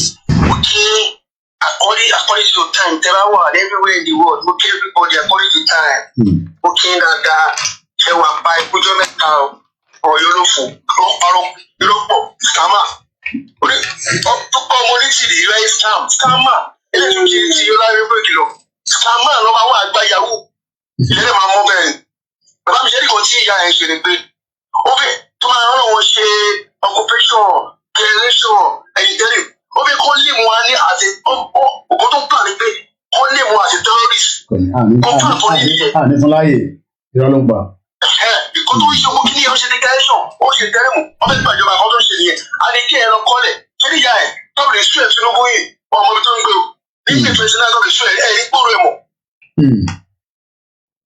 Ní gbòòrò ẹ̀ mọ̀. Ó mú wọn torí pé ó ti gbé igbá ìbò 2015. Kò push crowd. Ó mú wọn sí Yorùbá nation yìí láti jẹ́ kó ní wọn pọ̀lìsì tó ọmọ jẹ́ 2007 2027 láti gbọ́ ọlọ́run tó bá wọn sí lọ́tí wa. Wọ́n á láyé ti ẹni yẹn. Ṣé iye tẹ fún ẹ̀kọ́ tí kò ṣe ṣọ́ọ̀tù máa dẹ̀kù yẹn. Wọ́n tó ti kó tẹ̀lé ìṣúná dàbí lọ sàtánì gidi ni. Èso bàbá láwa náà gbọdọ̀ máa bẹ́sù àwọn òbẹ́sù máa ti láyé. So ìyàbá mi ẹ lọ fún wọn lẹ̀ ṣé dẹ̀ ṣe ṣe yẹn. Ẹ ṣe máa ṣe bẹ́ẹ̀ lọ. Ìṣègùn ìṣojo olódò ṣe ẹ ṣe tẹ̀lé. Wọ́n fọ kí wọ́n bá fún òtún wẹ̀yìn. Ó máa fẹ́ pèfèrè pè ní. Pèpè tó ṣe tí wọ́n ló máa jẹ́ ní àṣìṣe Èdùmàrè. Àbídẹ́gbọ́n wáyé pé nígbà tí àbẹ́gbọ́n bá ń sọ́ọ̀kù ní olùkù. Wọ́n bá yín sọ́ọ̀kù. Kiri yóò rí bẹ́ẹ̀ kó da àgbà tó nínú wọlé. Gbogbo wọn máa fojú kò ní. Bàbá yìí máa bẹ́ẹ̀ fún wọn lẹ̀. Wàhálà ni yóò pé plan tó ní pé ó fẹ́ kó sọ àtúnwó yìí. Ọmọlé ọmọnú ẹ̀. Èmi kò yẹ máa ń sìn. Nígbà kan tàbí ṣe fún Tinubu tẹ́lẹ̀ so always time around ni. Wọ́n máa kí ẹni kó tuntun. Tẹ́bẹ́ dé Ìbàdàn kẹ́tọ́ báyọ̀ méjì mẹ́ta wọ́n tún ẹbí ilé sóde bò fún wa. Bàbá wa Akíntóyè tẹ́bá díkìtì bẹ́ẹ̀ kẹ́tọ́ báyọ̀ márùn-ún mẹ́fà wọ́n tún bàbá wa fún yín. Tẹ́wọ́n lè ju ilé tí Rìchì ń gbé ní Èkó abẹ́líwẹ̀ tó ń gbé ní Èkó tó lọ́pọ̀ sí Amẹ́ríkà ló ń pa gbogbo ìrìnàjò òkè Nàìjíríà yẹn lọ. Ẹ ká máa wòran ó fẹ́ tó sí gbogbo wọn. Ó fẹ́ tó sí gbogbo wọn but àwa máa put a hold tó bá máa fi lè the next 5 days. Lágbára lórí. Ìgbàdúrà lórúkọ Jésù àyè lórúkọ àlóbi orúkọ tó dá ilé gbọ́dọ̀ máa lò wọ́n bá ilé ìgbà lọ́ba àṣàkáyà àṣẹkọ́ ilé ìgbà lọ́wọ́ mílà ọlọ́wọ́ bàtà náà bàtà yìí lórí gbà fún ọmọ fún ilẹ̀ ìgbé láti ìlú rẹ̀ ẹ má bẹ̀rẹ̀ bàbá mi tó bá ní sí olóko ìgbà bẹ̀rẹ̀ jẹ́ ìgbọ́wọ́sà àwọn ayé òfúnra Yorùbá ọjọ́ ìkí àbá mi àgbà ọlọ́run ẹ má bẹ̀rẹ̀ lọ. Thank you.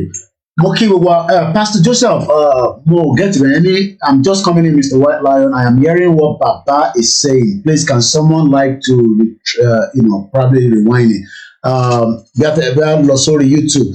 I think I'm sorry about Baba sọ̀rọ̀ ní March 2021. The video tí mo play yẹn tó bá yẹ pé yẹn lè gbọ́ nígbà tí ẹ fi wọnú program. Tí Baba ń sọ fún wa pé tó bá máa fi di the following year inú bẹ̀ láti máa ṣe ìlú tiwa, but as we do know, we've not declared the Yoruba Nation country as the virus woman. Don't know declare Yoruba Nation. She's talking nonsense, and she's a repetitive woman. She doesn't have what to say anymore. So she's just joining. The Bible program nothing more than anything to face up. Gbogbo àwa media láti fi kódà analysis tí kọ̀ọ̀kan ní wa ti ṣe kí virus yìí tó dé ṣé ti Citizen AY ni ẹ lọ padà kẹ́ lọ wo program àwọn Odùduwà TV Citizen AY ló ṣe more program jù lórí ọ̀rọ̀ 1999 constitution láàrin gbogbo wa ó focus pa lórí ni òun ló sọ̀rọ̀ Goldy jù ẹ lọ gbọ́ ẹ lọ play padà so kò sí nǹkan kan tí wọ́n fẹ́ wá sọ fún yín nísìn tó wà authentic àwọn kan nìyẹn ẹ kàn ṣe rally nìkan ṣẹ̀rí tí kò yẹ yín ni pé rally tẹ̀yìn sọ yẹn mo rí pé kíní system gbàlẹ́ẹ̀kan tó crash but mo mọ̀ pé ẹ̀ka ti parí ètò which is already 2:00 because time ti pé one thing we need to understand is ṣẹ̀rí rally protest is a format wọ́n pè kíní wọn is a format to present ourselves to the government nígbà tá a ní àlò ìbọn tó bá yẹ pé ìbọn là ń lò ní government máa ti categorize us as a terrorist organization but nígbà tá a ń jáde as a protest a ṣáà gbé ìbọn jáde a dẹ̀ gbé kùmọ̀ jáde so bó ṣe jẹ́ nìyẹn ẹ ló yá wa ẹ bá ṣe briefly ẹ ti wọlé mà. lẹ́tà ọ̀gbẹ́ kí gbogbo àwọn tá a lè ṣe sí program yìí o bàbá wa kó ìkí mú kí wí o ẹ kú iṣẹ́ ìlú ẹ kú iṣẹ́ ìrun kóòtù ojú mi o.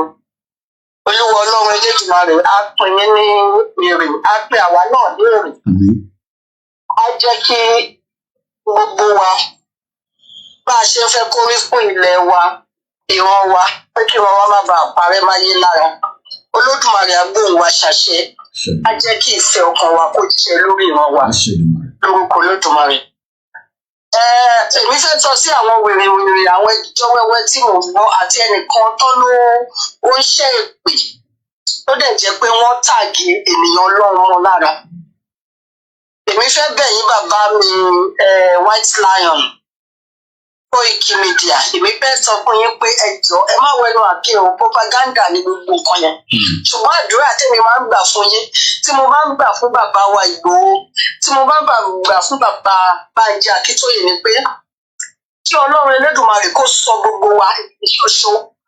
Nítorí pé béèyàn bá gbà ṣoṣo, ẹni tí ṣoṣo bá gbà fún rẹ̀ gan á ṣẹ̀jẹ̀. Òun ló máa dípá fún bàbá tó ló ń ṣépè ẹni tí jẹ́ pásítọ̀ tó mú èpè tẹnu tó ń ṣe fún rẹ̀ tó ń kírètì kámà tí orí ara ẹ̀. Wípé ohun tó ṣe yẹn kò lè jẹ́ tó láyé tó wà yìí, ó ń padà bọ̀ tó wá ìpè ìyá yẹn. So kámà ló ní kálukú ń kírètì. So kí Ọlọ́run ọba kó má jẹ́ kí ìfẹ́ ọ̀tá kó ṣe mọ́ wa lórí láíláí táyé òfin ní sí mọ́. Táyé bá ń jáyé kí èròǹgbà ọ̀tá gbogbo ìgbìyànjú ọ̀tá kó má wá sí ìmúṣẹ lé wa lórí ni. Àti lé gbogbo ẹni tó dúró fún Yorùbá nation nítòótọ́ láì fẹ́ pé a mọ̀ wípé wàhálà máa ṣẹlẹ̀. Ṣùgbọ́n ìgbìyànjú tí èmi àti tí mo dẹ̀ mọ̀ pé ẹ̀yẹ àti Professor Bánjí Akíntóyè àti Dr. CSI tó ń gbìyànjú ni pé kí ẹ̀mí àwọn Yorùbá àwa ọmọ kóòtù òjìrì kó má ṣòfò. Gbogbo wa la mọ̀ wípé a ò lè lọ láìsí ogun. At least ìgbájú díẹ̀díẹ̀ àwa àálùra wa díẹ̀. Torí ẹni tó mú mùdùmúdù ilẹ̀ wa dání, wọn kì í ṣe àwọn wọn òdìdìrìn ni wọ́n ṣe rí mùdùmúdù làwọn ọmọ àjèjì ṣe ń jẹ ògo ilẹ̀ wa. Tí wọ́n dẹ̀ wá ń lé àwa ọmọ ìran náà jáde tó ní gbogbo ọmọ ìran ṣàtìpó kiri.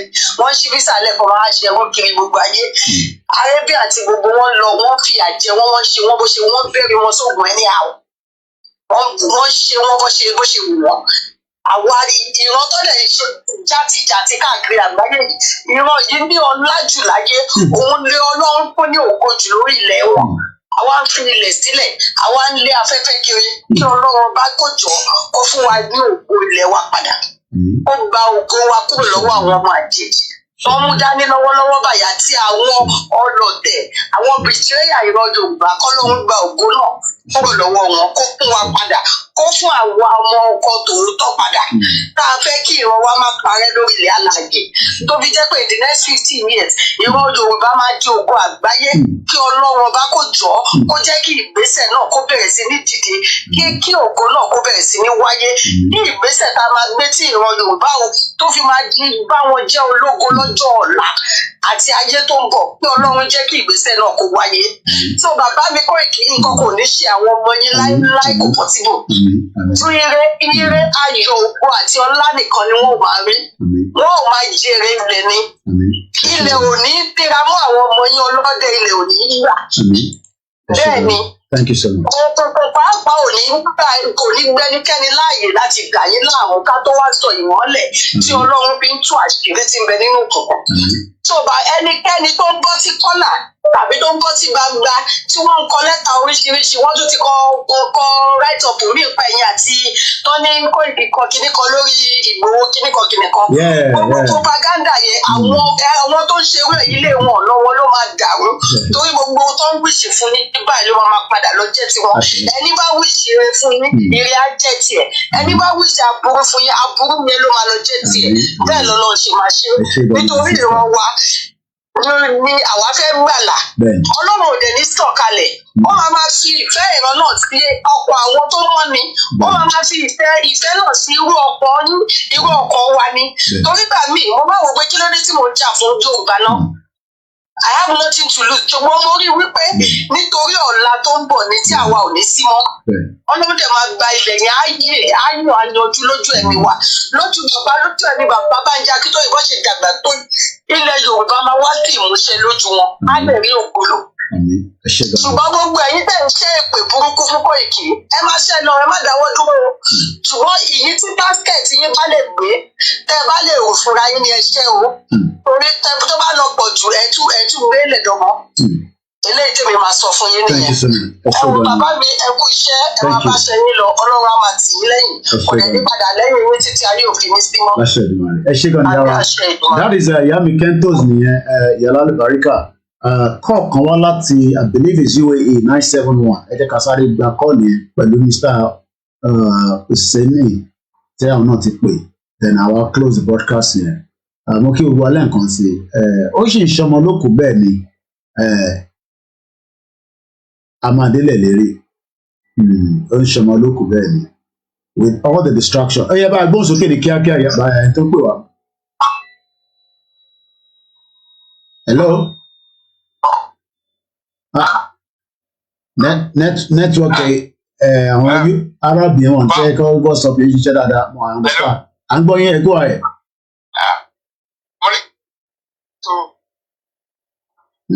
Kò wọlé dáadáa. Wọ́n máa ń blọ́ọ̀kì wọ́n máa ń all right.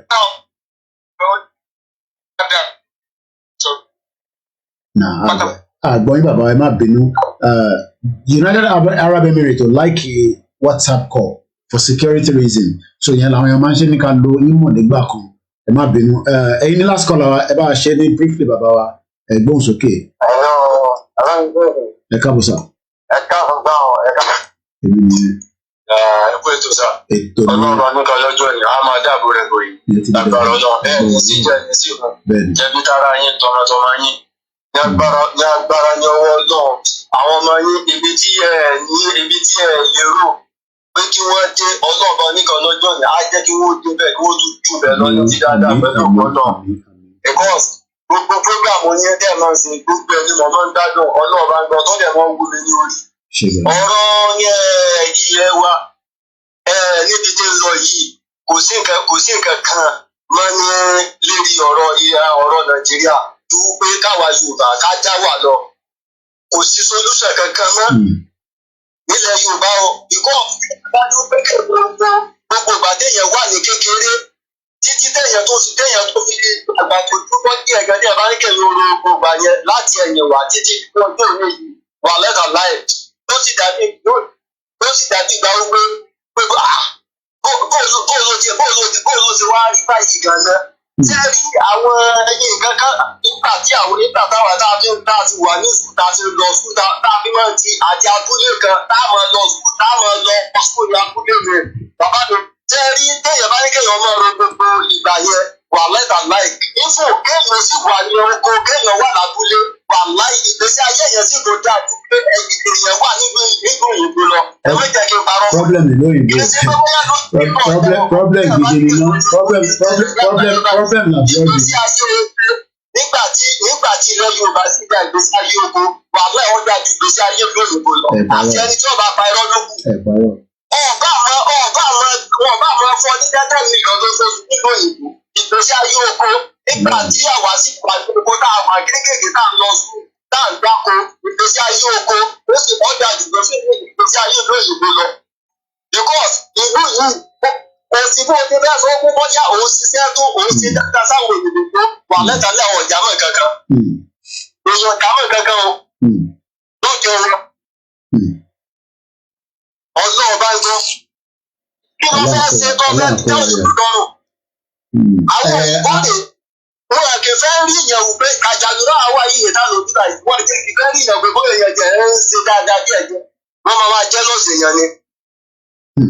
Wọ́n ṣe bẹ́ẹ̀ náà níbí báyìí wọ́n ṣe bẹ́ẹ̀ náà lọ́dọ̀ wa irú tọ̀dọ̀ tí yẹn gbogbo àwọn òbí yẹn wà àwọn òbí yẹn bẹ́ẹ̀ ṣe ń gbé bẹ́ẹ̀ àwọn ilé wà bẹ́ẹ̀ bẹ́ẹ̀ racism tó wà níbẹ̀ ó kọjá bó ṣe ń yẹ lọ. inú ọmọ ẹjọ́ ẹ̀yin tẹ ókè ẹ̀ ń ṣiṣẹ́ iṣẹ́ kan náà lẹ́jọ́ ń ṣe owó wọn látó máa dówó owó díyìn lọ ẹ̀yin lẹ́jọ̀ máa ṣiṣẹ́ tó kún ẹ lọ ibi tó wá bì ni wọ́n tó máa gbé yín sí.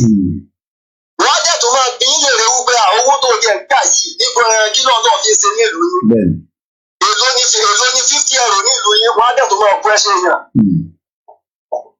bí mo ṣe bá yín sọ̀rọ̀ yín ní èsì wọ́n jẹ mí ní oṣù méjì wọ́n ti bẹ́ẹ̀ lówó mi wọ́n ti sọ fún mi pé àti bẹ́ẹ̀ mi gbowó ní last woman owó tẹ́mi gbà last woman kí lè mi ṣiṣẹ́. àwọn kì í ṣiṣẹ́ kí mo ṣe sí àti ìsanwó rẹ̀ fún mi. torí torí pé mo sọ fún wọn pé mo fẹ́ try kí n lọ lé wà fẹ́ sanwó fún mi.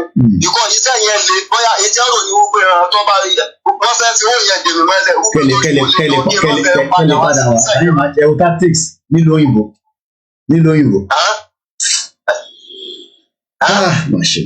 pé torí bí n bá padà dé mo lè má fẹ́ bá wọn ṣiṣẹ́ mọ́ ìkọ́ iṣẹ́ yẹn àmọ́ ya ayé fún òun ní àwọn bọ́dà mi ní méjì kan tí mo fi sí iṣẹ́ yẹn gan wọ́n ti kú wọ́n bá níbẹ̀ wọ́n ti kú. nígbà tí jẹ́ bá le tó le koko tí yàn dẹ́ dùn síbẹ̀ pé torí mọ̀lẹ́bí tó wà ń lé wá ṣàjẹ́ wá mu. torí mọ̀lẹ́bí tó wà ní. wọ́n fẹ́ràn lé ní ilé kẹ̀lé dẹ̀ ní gbogbo tó lè entail káre fi wà nínú ilẹ̀ wa but because mo ti sọ́lẹ̀ nǹkan ìyanra gàrí mẹ́wàá ní abúlé kò sanwó 5 ìyá tó wà lábúlé yẹn báwo ló ti fi gba owó 5 tó kù padà problem tá à ní nìyẹn just the basic because ẹni tó ń ṣe gàrí yẹn màá tí mo fẹ́ gbé bàbá ẹ̀ drop mi picture tí mo fẹ́ fi wọ̀nyí nísìn in tí mò ń ṣe ká tó bẹ̀rẹ̀ Yorùbá Nation nìyẹn mo ti lọ mú picture yẹn jáde. wà lẹ́tà láì ó ní àwọn àdúgbò kan ní ìfẹ́ dáàbọ̀ bẹ̀ tí bá wà wọ́n lọ tí bá wà wọ́n yẹn lọ ní àwọn abúlé wa ó ti tó jọ náà bá ṣẹlẹ̀ bí wà lẹ́wọ̀n mọ̀ yẹn tí ẹ rí àwọn ibi tó ṣe wípé táwọn òyìnbó bá ní irú rẹ̀ wà lẹ́tà láì ìyẹn ti tó ìgbésẹ̀ àwọn náà ti lọ sálọ ní ìwákọ̀ dé asálọ ní àwọn ọmọ pé kí ló wà níbí báyìí. ó sì ṣe níbi ìdáwó pé kí n padà sóko ṣètò kó yẹn náà ni bàbá ṣètò kó ní bàbá wó lọ́wọ́ ó kó ẹ̀mí sùn bàbá mi ní láti fi ìgbésí ayé yín ó kó ní bàbá wó lọ́wọ́ gbélé wa lọ́wọ́ akọ̀ láti wà educated ni ó kó dẹ̀ ní a lot of industry láàrin ẹ̀. àdébí fẹ́ volunteer ní 3 years ago kọ́ni àbí 4 years. nígbà tá à ń lọ school wàhálà skul wa ṣe skul ara nínú nígbà yẹn para nìyẹn àtàwọn sanwó ni àjẹ sanwó náà lẹ́yìn tí wọ́n bá tó gbé ẹlẹ́dọ́ sábọ̀ ẹ mú ọwọ́ yẹn àwọn náà láti lè kó tá a lọ gé ìmọ̀ fúnra wa láti. ó kù díẹ̀ ní wà mí.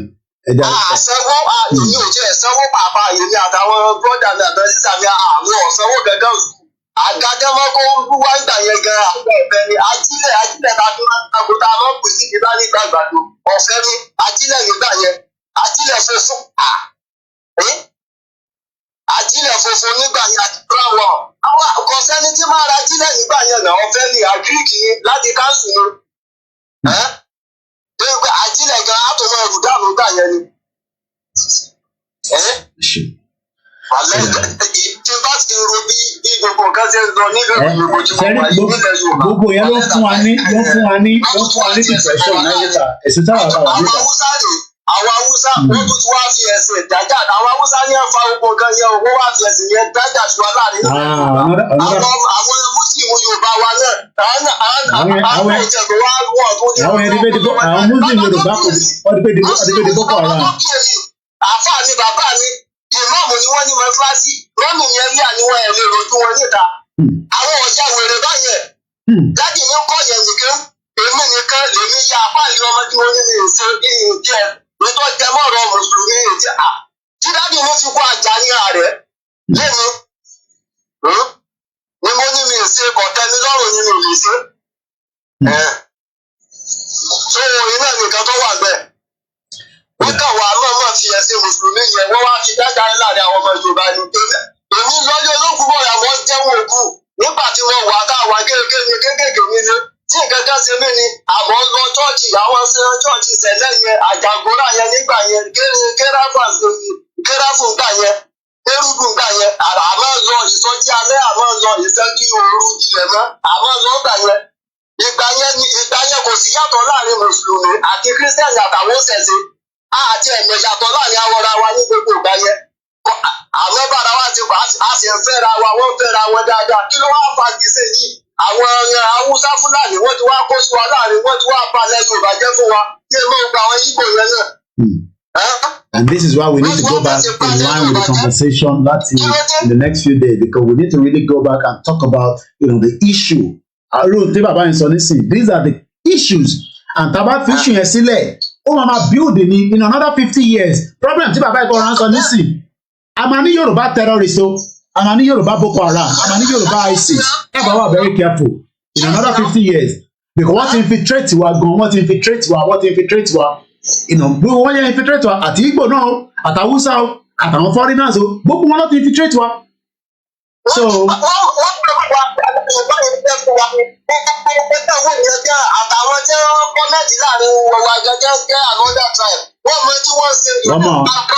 Ìbẹ́rẹ̀ mẹ́rin àmọ́ Igbo mẹ́rin ni where Sunday Igboho, mo ní kí ló ṣe Sunday Igboho, èyí tí ìgbàlẹ̀ yìí ni tó ń béèrè Sunday Igboho, mad people all over the place.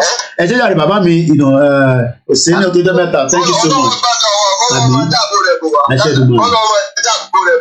Àmì ẹ ṣe dùn mọ́. Ọbẹ̀ dàpọ̀ lọ ṣe ní sìn. Ìgbàdí àwọn ọ̀tá àbẹ̀là lóru, àbẹ̀là láàrin òru, àbẹ̀là ìta àti ìjẹ́ máa ń rọ ìjẹ́ máa ń ké sínú gbogbo gbogbo ní báyìí pẹ̀lú gbogbo pa. Ẹ ṣe gan ni bàbá wa. Mo kí gbogbo ẹ̀yin èèyàn wa lẹ́ẹ̀kan sí. Àmín. Thank you so much. Mo fẹ́ fi nǹkan kan wọ̀n wá nísìn. Ẹ̀yin tí mọ̀ mí. Ẹlòmíì kan pàdé mi lórí social media pé àwọn gbádùn bọ̀bọ̀ ló ṣe máa ń sọ̀rọ̀ akíkanjú and that. Even pé a sọ̀rọ̀, right? Àwọn tó súnmọ́ mi dáadáa. And again, message tí mọ́mí wa Kento sọ lẹ́ǹkan, Wàlátà ló ṣe mistake. Ó post kìíní ẹ̀ bọ̀ kò ṣe kí ló ń pè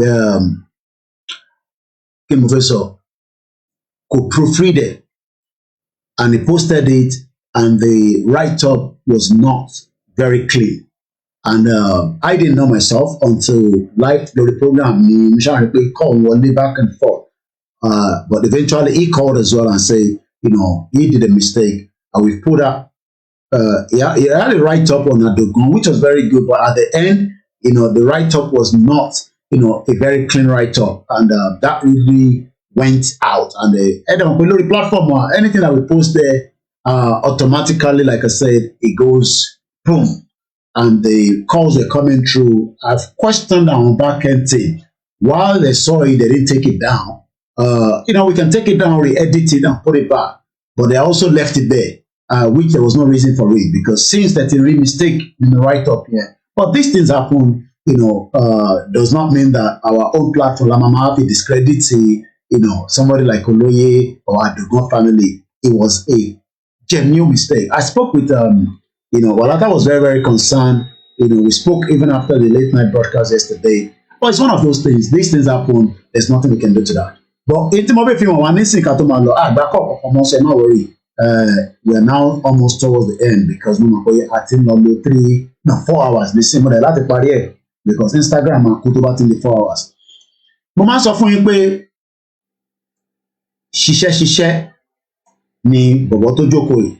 Tó bá ní ṣiṣẹ́ from day one tí mo ti wọ̀ lóyè láti 1998 till date. We've never been lazy because that's how our parents brought us up.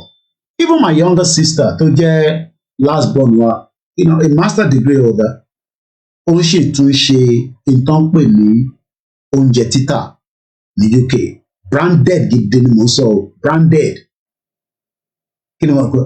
Branded. Kò ta oúnjẹ fún Nigerians. Bí a Nàìjíríà tó bá kọ̀ bá pàdé níbi tó ti ń ta oúnjẹ, ibi táwọn òyìnbó gidi wà, pure òyìnbó ló ń lọ ta oúnjẹ fún. Ní àwọn event tó lé gidi, last born wa, master degree holder ni ó gbéra nílùú yìí. Èyí tẹ́ ń sọ pé Koiki come back home, mo kàn máa ń rẹ́rìn. I laugh. I'm going to show this image now. I laugh. Because ẹ̀mọ̀ olúkálukú ló mọ́ sọ fún pé background àwa ilé olówó ni. Alhaji Ọmọ́táyọ̀ Koiki kọ́ lọ́ba àfọ̀nkẹ́ bàbá tó bí mi lọ́mọ. But ó tún wá ní àwọn ìyàwó lóòótọ́ tó pọ̀, but mọ́mísì tèmi náà ó yàtọ̀ láàrin gbogbo wọn. Mo sọ lẹ́ǹkan pé at 70 plus ni mọ́mísì mi tún padà lọ ṣe another program. 3 years course ni mọ́mísì mi lọ ṣe. Mọ́mísì mi ò ever send message pé ká báwọn ṣe coursework wọn. tó fi parí 3-year course at least ẹni tó bá ṣà lọ university á ṣà kọ́kọ́ sùọ á ṣà ṣe kinní kan she never did throughout tó fi ṣe course ẹ̀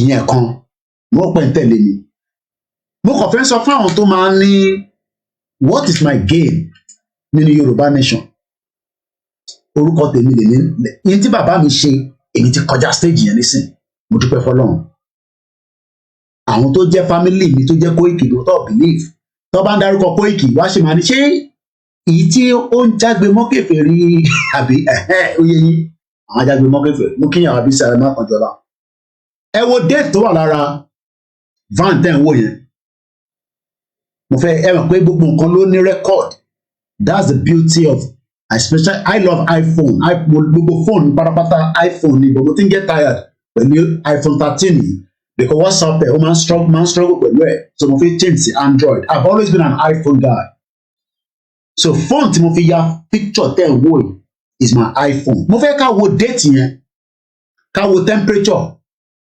nọ́mbà tó wà níbẹ̀ òun ṣe ní nọ́mbà tí gbogbo yín ṣe máa ń pè sí tó ń ṣe studio number ká ṣe gbà tẹ bá wo nọ́mbà yẹn ẹ̀rí pé nọ́mbà yẹn ò change eléyìí ò ṣe pé mo ṣe lọ edit ẹ̀ that is my own personal bank tí mo fi ṣe business ní UK mo register pẹ̀lú jagbajagba proper òyìnbó ni mo register kó tó búùkù mi kó tó búùkù van jáde nínú ilé mi wọ́n ti sanwó ahead fún company ti seize owó lọ́wọ́ ìwọ ó ti gba owó wọ́n ti sanwó fẹ́ mi lóòótọ́ o but company ti gba owó lọ́wọ́ ìwọ tó fẹ́ book Koiki láti wá bẹ gbé whatever logistics tó bá ní. tó bá jẹ́ Africa mo fẹ́ wá bá nínú ilé ó dẹ̀ tuntun ní time slot ẹ gbọ́ mi dáadáa wọ́n book ẹ̀ per hour ni ó dẹ̀ láti book minimum of 2 hours minimum of 2 hours ló máa book ni ó dẹ̀ máa sanwó ahead tó bá ti wá ń di after 2 hours in tó fẹ́ gbé yẹn tá a bá ti lè ṣetán in 2 hours lẹ́yìn half an hour ó tún lè yẹ tó máa san fún mi títí tá a máa fi parí hours ẹ wo date yẹn this was July àìtí bẹ̀rẹ̀ Yorùbá nation this is part of what I have sacrificed mo mọ iye tó ń wọlé fún mi ní every month mo mọ iye tó ń wọlé fún mi ní every month tail lift wà lára van mi mo sọ fún yín pé èmi ò like mọ́tò àwọn wàhálà ló máa ń gun mọ́tò bíi van bíi truck lèmi máa ń drive káàkiri ní UK mo dẹ̀ drive mọ́tò yìí mo drive ẹ̀ títí dé ibo la lọ tí mo lè sọ pé the long distance tí mo lọ can't remember anymore but àwọn kan tí wọ́n ti gbé mi lọ sí long distance wọ́n sanwó ẹ̀ náà ní o wọ́n máa book ẹ̀ bí i 6 hours wọ́n ti calculate hours so ẹ̀yin tẹ́ wà nílé tá à ń sọ pé kẹ́ ṣe sùúrù tá à ń sacrifice tí gbogbo sacrifice everybody don sacrifice we just want a better life for ourselves tí Nàìjíríà bá dání wọ́n sì tèmi ò ní kúrò nílé ní 1991 láwọn tó ń fi over $60,000 ni mo sì ní kò ní gbé travel mo ti sọ fún yín rí in the 80s $20,000 ní traveller check ni mo sì ní sọnù ní intro tó mọ bó ṣe sọnù lọ́wọ́ ẹ̀ kó dẹ̀ tó débi tó ń lọ ọkọ ẹni kó máa nìṣó wọ́n á send owó yẹn sí kó má bàa padà wá sí because of ìgbà àwọn táwọn bá travel àwọn ọmọ sì tèmi lọ mọ sí mi ló jẹ́ kí n mọ̀ pé tó bá ń travel máa ṣe má lọ ní straight kọ́kọ́ dúró ní Dubai kó ṣe 2 days kó jayé orí ẹ̀ kó tó máa lọ Nàìjíríà ọwọ́ ọmọ sí tèmi làwọn ti gbọ́ yẹn and that is the template tá a ṣe nílò títí dọ̀la mọ sí mi ò láìkí máa lọ long distance no ṣe journey yẹn ṣe stop over sí London níjọ́ náà náà kò nídìí visa àbí ẹnu ọ̀nà lọ ti máa lo visa fún ẹ Amẹ́ríkà wọ́n gba visa àwọn ìlú tó kù wọn máa fún yín ní visa lọ́tà láti gba visa ìlú tó tẹ̀lé ṣe ìlú jágbàjàgbà nísìn wàá sọ fún ẹ pé kò lọ kó gbogbo dọ́kúmẹ́ǹtì kódà ẹni tó níwèé nílùú yìí tó bá ní British passport wọ́n decline pé o fẹ́ gba visa níbi táwọn òlú yẹn burúkú dé tó wíkẹ́ẹ̀dì dé tó bá ti rí pé Nigerian passport ló gbé ẹ̀yin ò mọ important tá à ń jà fún wàláìtàlá ìsúnmọ́ bí láìlọ sí láhùwà ẹni tó ní Nigerian passport tó hàn tí ìgbà British passport nílùú yìí tó bá fẹ́ lọ àwọn ìlú àwọn kan ti sọ lórí program yìí rí wàá mọ tó ń pè ní pé Nigerian passport yẹn àgbákò ni ẹni tó ti gba indefinite ni mò ń sọ o because kò ń ṣe gbogbo èèyàn tó wà ní UK tẹ́yìn rí yẹn ló ní British passport another process ni tí wọ́n máa gba British passport. Tó bá ní Nigerian passport tó o fẹ́ lọ gba visa Italy wà á dàbí ìgbà tó yẹ kó o lọ sẹ́fún mi. Sórí àwa ta ní Nigerian passport nílùú yìí táwa ní right to stay tí bá fẹ́ lọ bá bàbá tó pè tán lẹ́ẹ̀kan yẹn Italy lọ́wọ́ wàláì wọ́n máa ṣe mí bí ẹni tó ṣẹ̀ fi gba visa lẹ́ Nàìjíríà ní sá. Tí gbọ́ lẹ́yìn tí mo sọ dáadáa ìdí tó dẹ̀ ṣe bẹ́ẹ̀ ni pé kò ju pé passport tí mo gbé dání sọ́wọ́ lọ ṣé o mọ̀ pé passport yẹn kọ́ ni mo wá fẹ́ fi dé bẹ́ẹ̀ mọ́ because mo ti ní ìwé ìlú yìí tó fún mi pé resident mi jókòó sí ìlú yìí but mo torí mo ti ní British passport ó gbọ́dọ̀ lọ ìyẹn lèmi ò ṣe like gbogbo àwọn òbí tó kù èmi ò ní British passport that's why I don't like all those countries because tó bá ní o fẹ́ lọ sí ìlú yẹn wọ́n máa wá treat with stupidity they are mad countries ni wọ́n mo ti attempt France ní nìkan kí ló wà níbẹ̀ wọ́n máa ń rò pé afẹ́ báwo mo ṣe máa gbé ní UK máa wá fẹ́ lọ sá lọ sí France mo sọ̀rọ̀ ẹ̀dá wà ní France those countries are very difficult màá ṣe wàá lọ kọ́ èdè ṣé mi àwa kúrò ní UK nísìnyí máa lọ jókòó sí Italy UK tí mo ní access tí mo ní full driver license láti máa wá trọ́ọ̀kì kiri tó pawó fún mi kò dẹ̀ síbi tí mo gbé trọ́ọ̀kì dé bó ṣe wà yìí lálẹ́ ni lóru ni lọ́sàn-án ni kódà àwọn kan bí àwọn ọmọ Nigerians bàbá kan mo máa bá gbẹ̀fọ́ ó máa ń gbẹ̀fọ́ yẹn wá láti Nàìjíríà ẹmọ kan máa ń rò pọ̀ dẹ́ lèèyàn when you work with Nigeria ẹmọ pé yẹn side business yẹn kò ní kan mo tún ṣe side business so side business ni pé o lè book mi but tó bá àwọn booking yẹn máa wá láti àwọn Africa àwọn yẹn ló máa ọ lè negotiate pa èmi ìrètí ọgbẹ́ ẹ lè máa ẹ ti di £400 ẹ máa gbà kó o sọ pé my brother please na £80 àfi sí àwa tí ń ṣàánú bàbá tó bí ní ṣàánú tó fi kú ni. mo ṣèpàdé mo ti wá picture ẹ̀ títí torí pé mo really take a lot of pictures nígbà tí mo bẹ̀rẹ̀ àkọ́fí fashion ni kò yẹ ṣe mọ́tò ìdí máa kọ́kọ́ ní mo ti wá ọmọ tó ń pè ní long wheel base àwọn van ńláńlá yẹn long wheel kò ń ṣe short wheel wà medium wheel wà kò sí tí mo wà nílùú yìí tí mo lè fi drive mo rò pé mo kọlu yẹn kọ́kọ́ rí very máa wà very extremely careful yàtọ̀ sí pé mi ra tèmi mo ti bá bọ̀bọ̀ kan ṣiṣẹ́ tóun náà nírú ìgbà tó fẹ́ máa rí pé ọkùnrin ó rò pé mo níwèé nílùú yìí ni ó wọ́n ń ṣe illegal immigrant mo pé jókòó ni pé kí ló rò pé òun ṣe because bí mo sì ti wá ṣe train àwa nìyẹn because a fẹ́ kíyàn kan kó yàn wá jẹ àwa náà dẹ̀ fẹ́ yàn jẹ ó lè yàn mí jẹ so ẹ̀yin tẹ́ wà nílé ẹ ṣe sùúrù ó lè dàbí bàtẹ́ pé ó fẹ́ pẹ́ ẹ ṣe sùúrù ó ń ṣọmọ lókù bẹ́ẹ̀ ni a máa délẹ̀ lérí yẹn lágbára Elédùmarè a ní rí jù bẹ́ẹ̀ lọ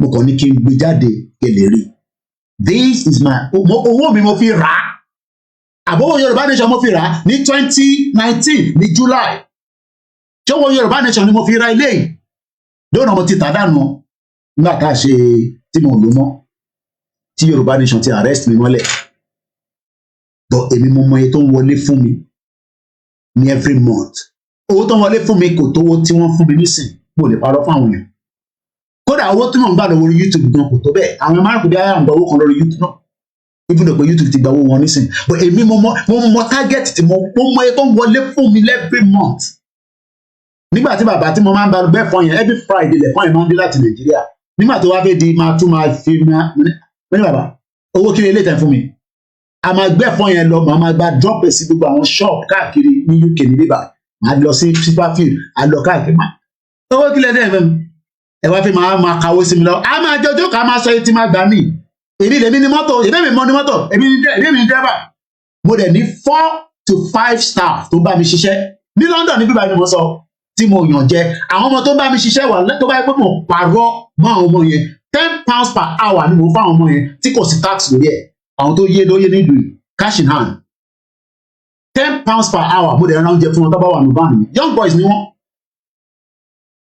tó wà pẹ̀lú mi nítorí gbà mí ìdán máa sọ pé àwọn need extra tá a bá fẹ́ lọ ṣiṣẹ́ wọ́n lè ní a driver +2 a driver +3 £10 per hour ni mo sọ fún wọn so tí bá wà ní màá ẹ fún mi lówó ẹ ṣe kí ní kan àpapọ̀nà wa lé ni license mi nílùú yìí 12 point ni kò sí point kan nínú ẹ̀ ó péré ó dúró pam tí bá fẹ́ lọ ra báànù mi ní sí ìbẹ̀rẹ̀ iṣẹ́ ìyàwó tí mo kọ̀ ní ó ti gba kámú ni pé ètí mo ní mo fẹ́ ṣe nílé torí nígbà tí mo sọ pé mata ban yẹn ní 2019 tá bẹ̀rẹ̀ Yorùbá Nation ó wọ́n mi pé ṣe mo normal báyìí so ìlú tí mo dẹ̀ ń gbé yìí mo sì ń sọ wọ́n fẹ́ mi ní public recourse o gbogbo ilé tí mo ń ṣe kò sí tó kan British pẹ̀lú ẹ̀ o British ò rán mi iṣẹ́ o ẹ gbọ́ mi dáadáa British government ò rán mi iṣẹ́ pẹ̀lú tí mo gbé dání èmi lèmi rán ra mi iṣẹ́ o but amadélẹ̀ lérí mo ní sọ jù bẹ́ẹ̀ lọ mo kàn ní kí n fi wọ̀nyí ni màá tún máa sọ láàrin ètò lẹ́ẹ̀kọ̀ọ̀kan Ọlọ́run Elédùmarè á dúró ti gbogbo wa ó ń ṣọmọ lókù bẹ́ẹ̀ ni mẹ́ntẹ́ bá dì mo sọ fún yín pé younger sister tèmi ó relocate lọ Nàìjíríà pẹ̀lú ọmọ ẹ̀ for 2 years ló wà Nàìjíríà wọ́n fojú ẹ̀wọ̀n ìmọ̀ kó tó padà wá ọmọ táwọn máa ń pè ní British ni ó padà lọ Nàìjíríà màá try láti get iye ẹ̀yẹn kí n má kọ̀ fabricate màá pè ní sinimá ṣe tán pé what year did you went to Nigeria pé iye ìwúlò lọ Nàìjíríà ẹ̀rọ yàgò lè get ẹ̀ gan ó wà ní Nàìjíríà for 2 years ó fẹ́ bá Lagos State pé kí ló dẹ̀ fi ṣe pé ọ̀rọ̀ child kidney kan ló ṣe nínú ìwà psychology stroke àwọn tó yẹ pé tí problem bá wà pẹ̀lú àwọn ọmọ gbogbo àwọn ọmọ tẹ́ ní problem ní UK bọ́ọ̀rù tó ti ń ṣiṣẹ́ àwọn tó lọ ń dé pẹ̀lú ẹ̀mí ó lọ Nàìjíríà ni mo sọ fún yín ẹ̀jẹ̀ wọn ti bá gẹ̀ẹ́tẹ̀ tó bá busy á sọ yẹ̀yẹ̀ fún mi nísìn kọ́lọ̀ ń jẹ́ kó gbé kọ́ ó padà wá Nàìjíríà a ní Nàìjíríà ń ṣe ìlúṣẹ́ ó padà wá Nàìjíríà ó padà wá sí Nàìjíríà. Hello Tokes, how are you? Oh, how are you? Yóò ní Yorùbá tó máa sọ báyìí ọwọ́ ẹ̀. Yẹ́ èwo ló padà lọ Nàìjíríà náà? Yẹ́ èwo ló padà lọ Nàìjíríà náà? Nígbà tó fi relocate, yẹ́ èwo ni? 2010. 2010. Kí ló fẹ́ lọ ṣe nígbà yẹn?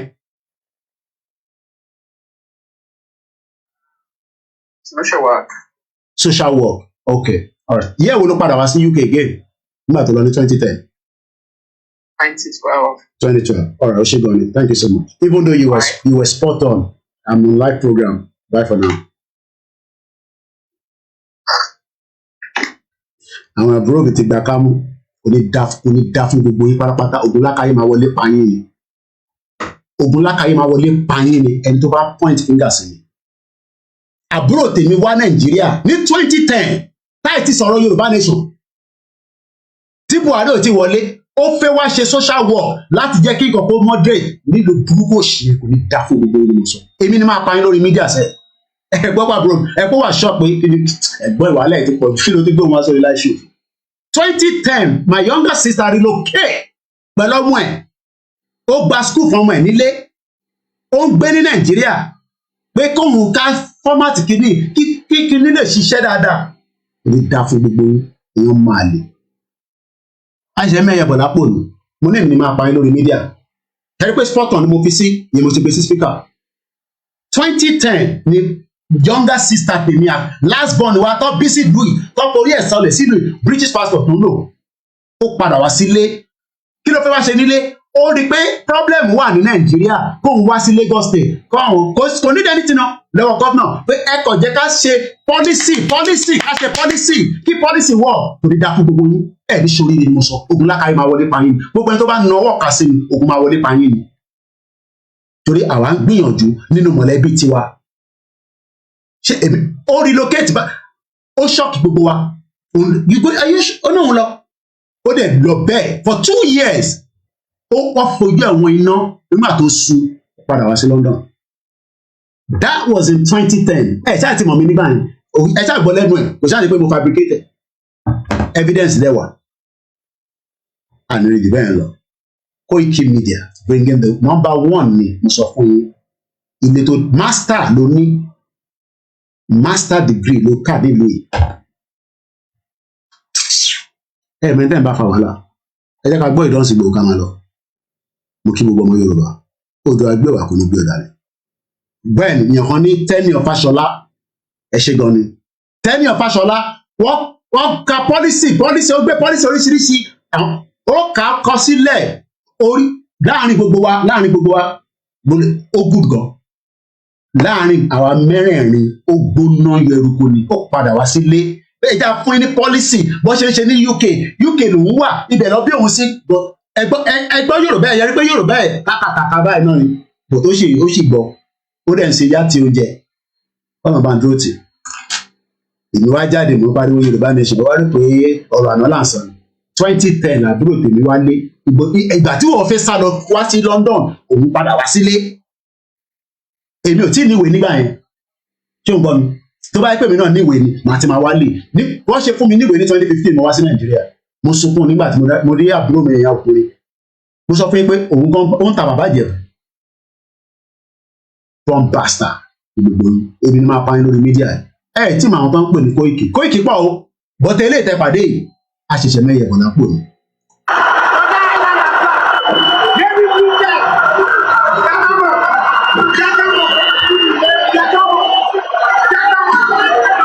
Jẹ́ kọ́mọ̀.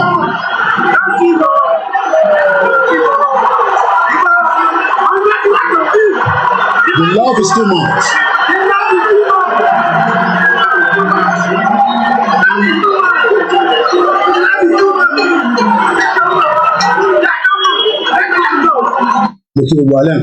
I came to UK 1998 September precisely. You know, London la wa I feel alright. Ìrọ̀lọ́ wà ń bẹ̀ ọlọ́run. Wàá máa fresh lóòótọ́ but problem tó wà lábẹ́ òun lọ́nà náà kàn yẹn. London la wa tó bá yẹ kí mo níwèé ní 2010 ní èmi náà ti lọ́lé máa ẹ̀ but ọlọ́run ló ní ìrìn àjò ọlọ́run arrest mi mọ́ bíbá fún 14 years but àbúrò tèmi lọ́lé ṣe mọ̀ pé mi ò lè lọ́lé mọ̀ àbúrò mi lọ́lé ó náà fẹ́ gbé bẹ́ẹ̀ ni social worker iṣẹ́ social worker ní dẹ̀wà tedious gan there are so many problem solver làwọn tí gbogbo ẹ̀ bá yíwọ́ àwọn tó máa ń pè ní léyìí àwọn tó máa ń pè ní léyìí tó bá yíwọ́ ní bọ́rọ̀ talks are you available pẹ̀lú owó gidi power ni so 1998 ni mo wọ̀ lóye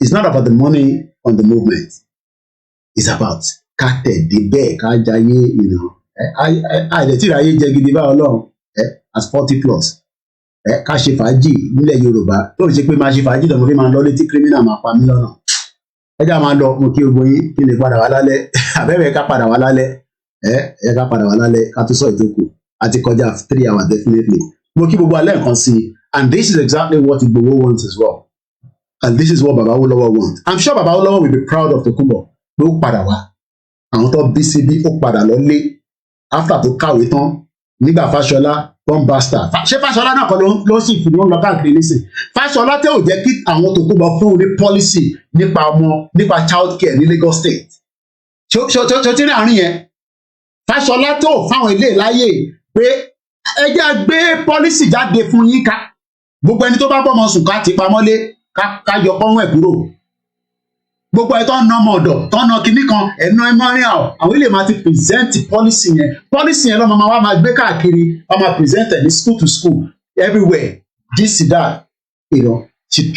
òun náà dẹ̀ lọ nítorí yàn kan lọ nígbà yẹn ni ó ní woman kan tó mọ̀ fẹ́ go into too much other details UK ni woman yẹn náà wà bí woman yẹn ṣe lọ òun dẹ̀ bá woman yẹn ṣe some project nílùú yìí for bí woman yẹn ṣe lọ́lé ẹ̀ mọ̀ ìyẹn máa ń sọ pé mo lóyà sí Ìgbòho ó lọlé ní 2010 làbúrò tèmi last born wa lọlé ó wá sílé tó bá pàdé ẹ ò lè mọ̀ pé òwe àwa kàn mọ̀ pé ilé yìí ọmọ tó máa rorò tó àná fọmọ ẹ sí school ọmọ tó bí ó fi sí school ní Lagos State ó fi ọmọ ẹ sí school kò wo gbogbo risk yẹn ìwọ́jẹ́ wa ń sọ̀rọ̀ jágbajàgba nísìn ẹ wá ń sọ pé Koiki ọmọ tó ń sọ Bàbá Akíntóyè ọmọ tó ń sọ máa dì pẹ̀lú gbogbo yín ẹja máa lọ ẹja slow kìíní ẹ̀kọ́ táńtẹ̀ ní ẹ máa wọlé ariwo máa pọ̀ máa dì pẹ̀lú gbogbo yín ẹ gbọ́ràn ṣẹfẹ́ gbọ́ràn ibi bẹ̀rẹ̀ láti máa gbọ́ràn bí àwọn ìjọpọ̀ máa kó mọ̀ ní show picture ẹ̀ mo kàn ní kó wá fún wa ní lecture máa bá sọ tó bá níwà òkè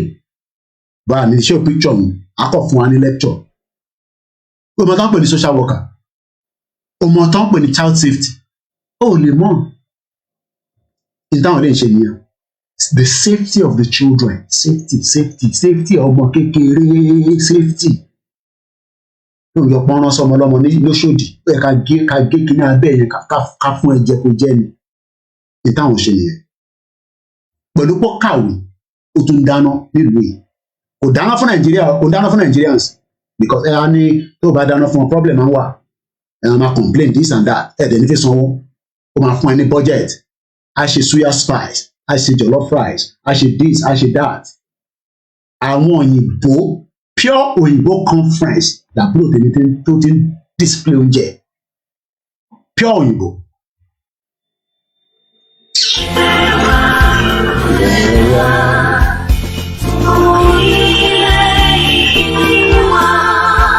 ẹ ṣe lè yára bí sí ẹgbẹ́ ìyá mọ́tọ́lá àwọn ìgbà bẹ́ẹ̀ ni human rights. ká má sọ̀rọ̀ nípa sensor bí alálẹ́ safety of children and vulnerable adults. ká ṣiṣẹ́ ẹ jẹ́ ká máa ṣiṣẹ́ no retreat no surrender. Mọ̀kẹ́jẹ́ Aziz Morieme ẹ̀sìn wa ọkọ̀ ire àtọ̀hún ọmọ Oòduà ọ̀sùn yípo ṣé safety wà fáwọn ọmọ wa nílé àwọn vulnerables àbíkáfọ̀ máa lọ bẹ́ẹ̀ ní Nàìjíríà kò tí ì sí safety fàgbàlagbà báwo ló máa wà fún ọmọ kékeré ní Ondo state tí ọmọ bá ń pè bẹ́ẹ̀ kí safety wà safety of the children ìlú tẹ́ ẹ̀ bá ti safety àwọn ọmọ kékeré ìlú yẹn ò lè ṣiṣẹ́ ẹ̀ bá máa gbàdúrà títí dọ̀la ìrọ̀lẹ́ pa fúnra yín kódà o. àtẹ lójú o ó máa tẹ́ lójú o má jẹ́ tẹ́ lójú o ó máa tẹ́ lójú mi. ẹ̀gbọ́n mi Yẹmí Fátọ́kẹ́ mo kí ìyàwó Christina Adémọ́lá Azeez Sakiru mo kí yín Mr. Moses mo kí yín. ok àwọn máa padà wá lálẹ́ ẹ̀kọ́ lọ́wọ́ fún aláàbíà ó máa ta ẹ́ lójú o number 1 ní gbogbo Nàìjíríà ó máa ta ẹ́ lójú o bẹ́ẹ̀ ni ẹ tọwọ́ yín bá máa ṣọ ẹ̀yin ọ̀dàlẹ̀ eruku ni o àjọ ta ẹ́ lójú á ta ẹ́ lójú o aláì bẹ́ẹ̀ ni gbowó ṣá.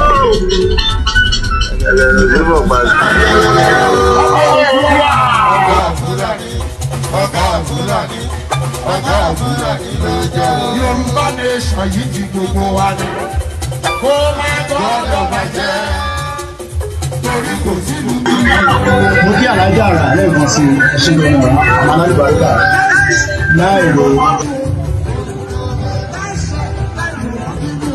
ẹ̀yẹ́ bínú Ìgbòho àti bàbá Akíntóyè ẹ̀yẹ́ bínú Yorùbá World Media òǹdòǹgẹ̀ Ìgbòho létí ẹ bá ń jáde olú ẹ díà wọ́n bẹ̀ lé ní kí díà máa kọrin yẹn níjọ́ yẹn ọmọ wo wọ́n ní jẹ́ ta ní kí díà máa kọ lélẹ̀. Life is so funny. You come with nothing, then fight for everything, and later leave everything and go back with empty hand. God is powerful. Koiki Media, bringing the world closer to your doorstep. Have a very good afternoon, and we're checking out now. Bye for now.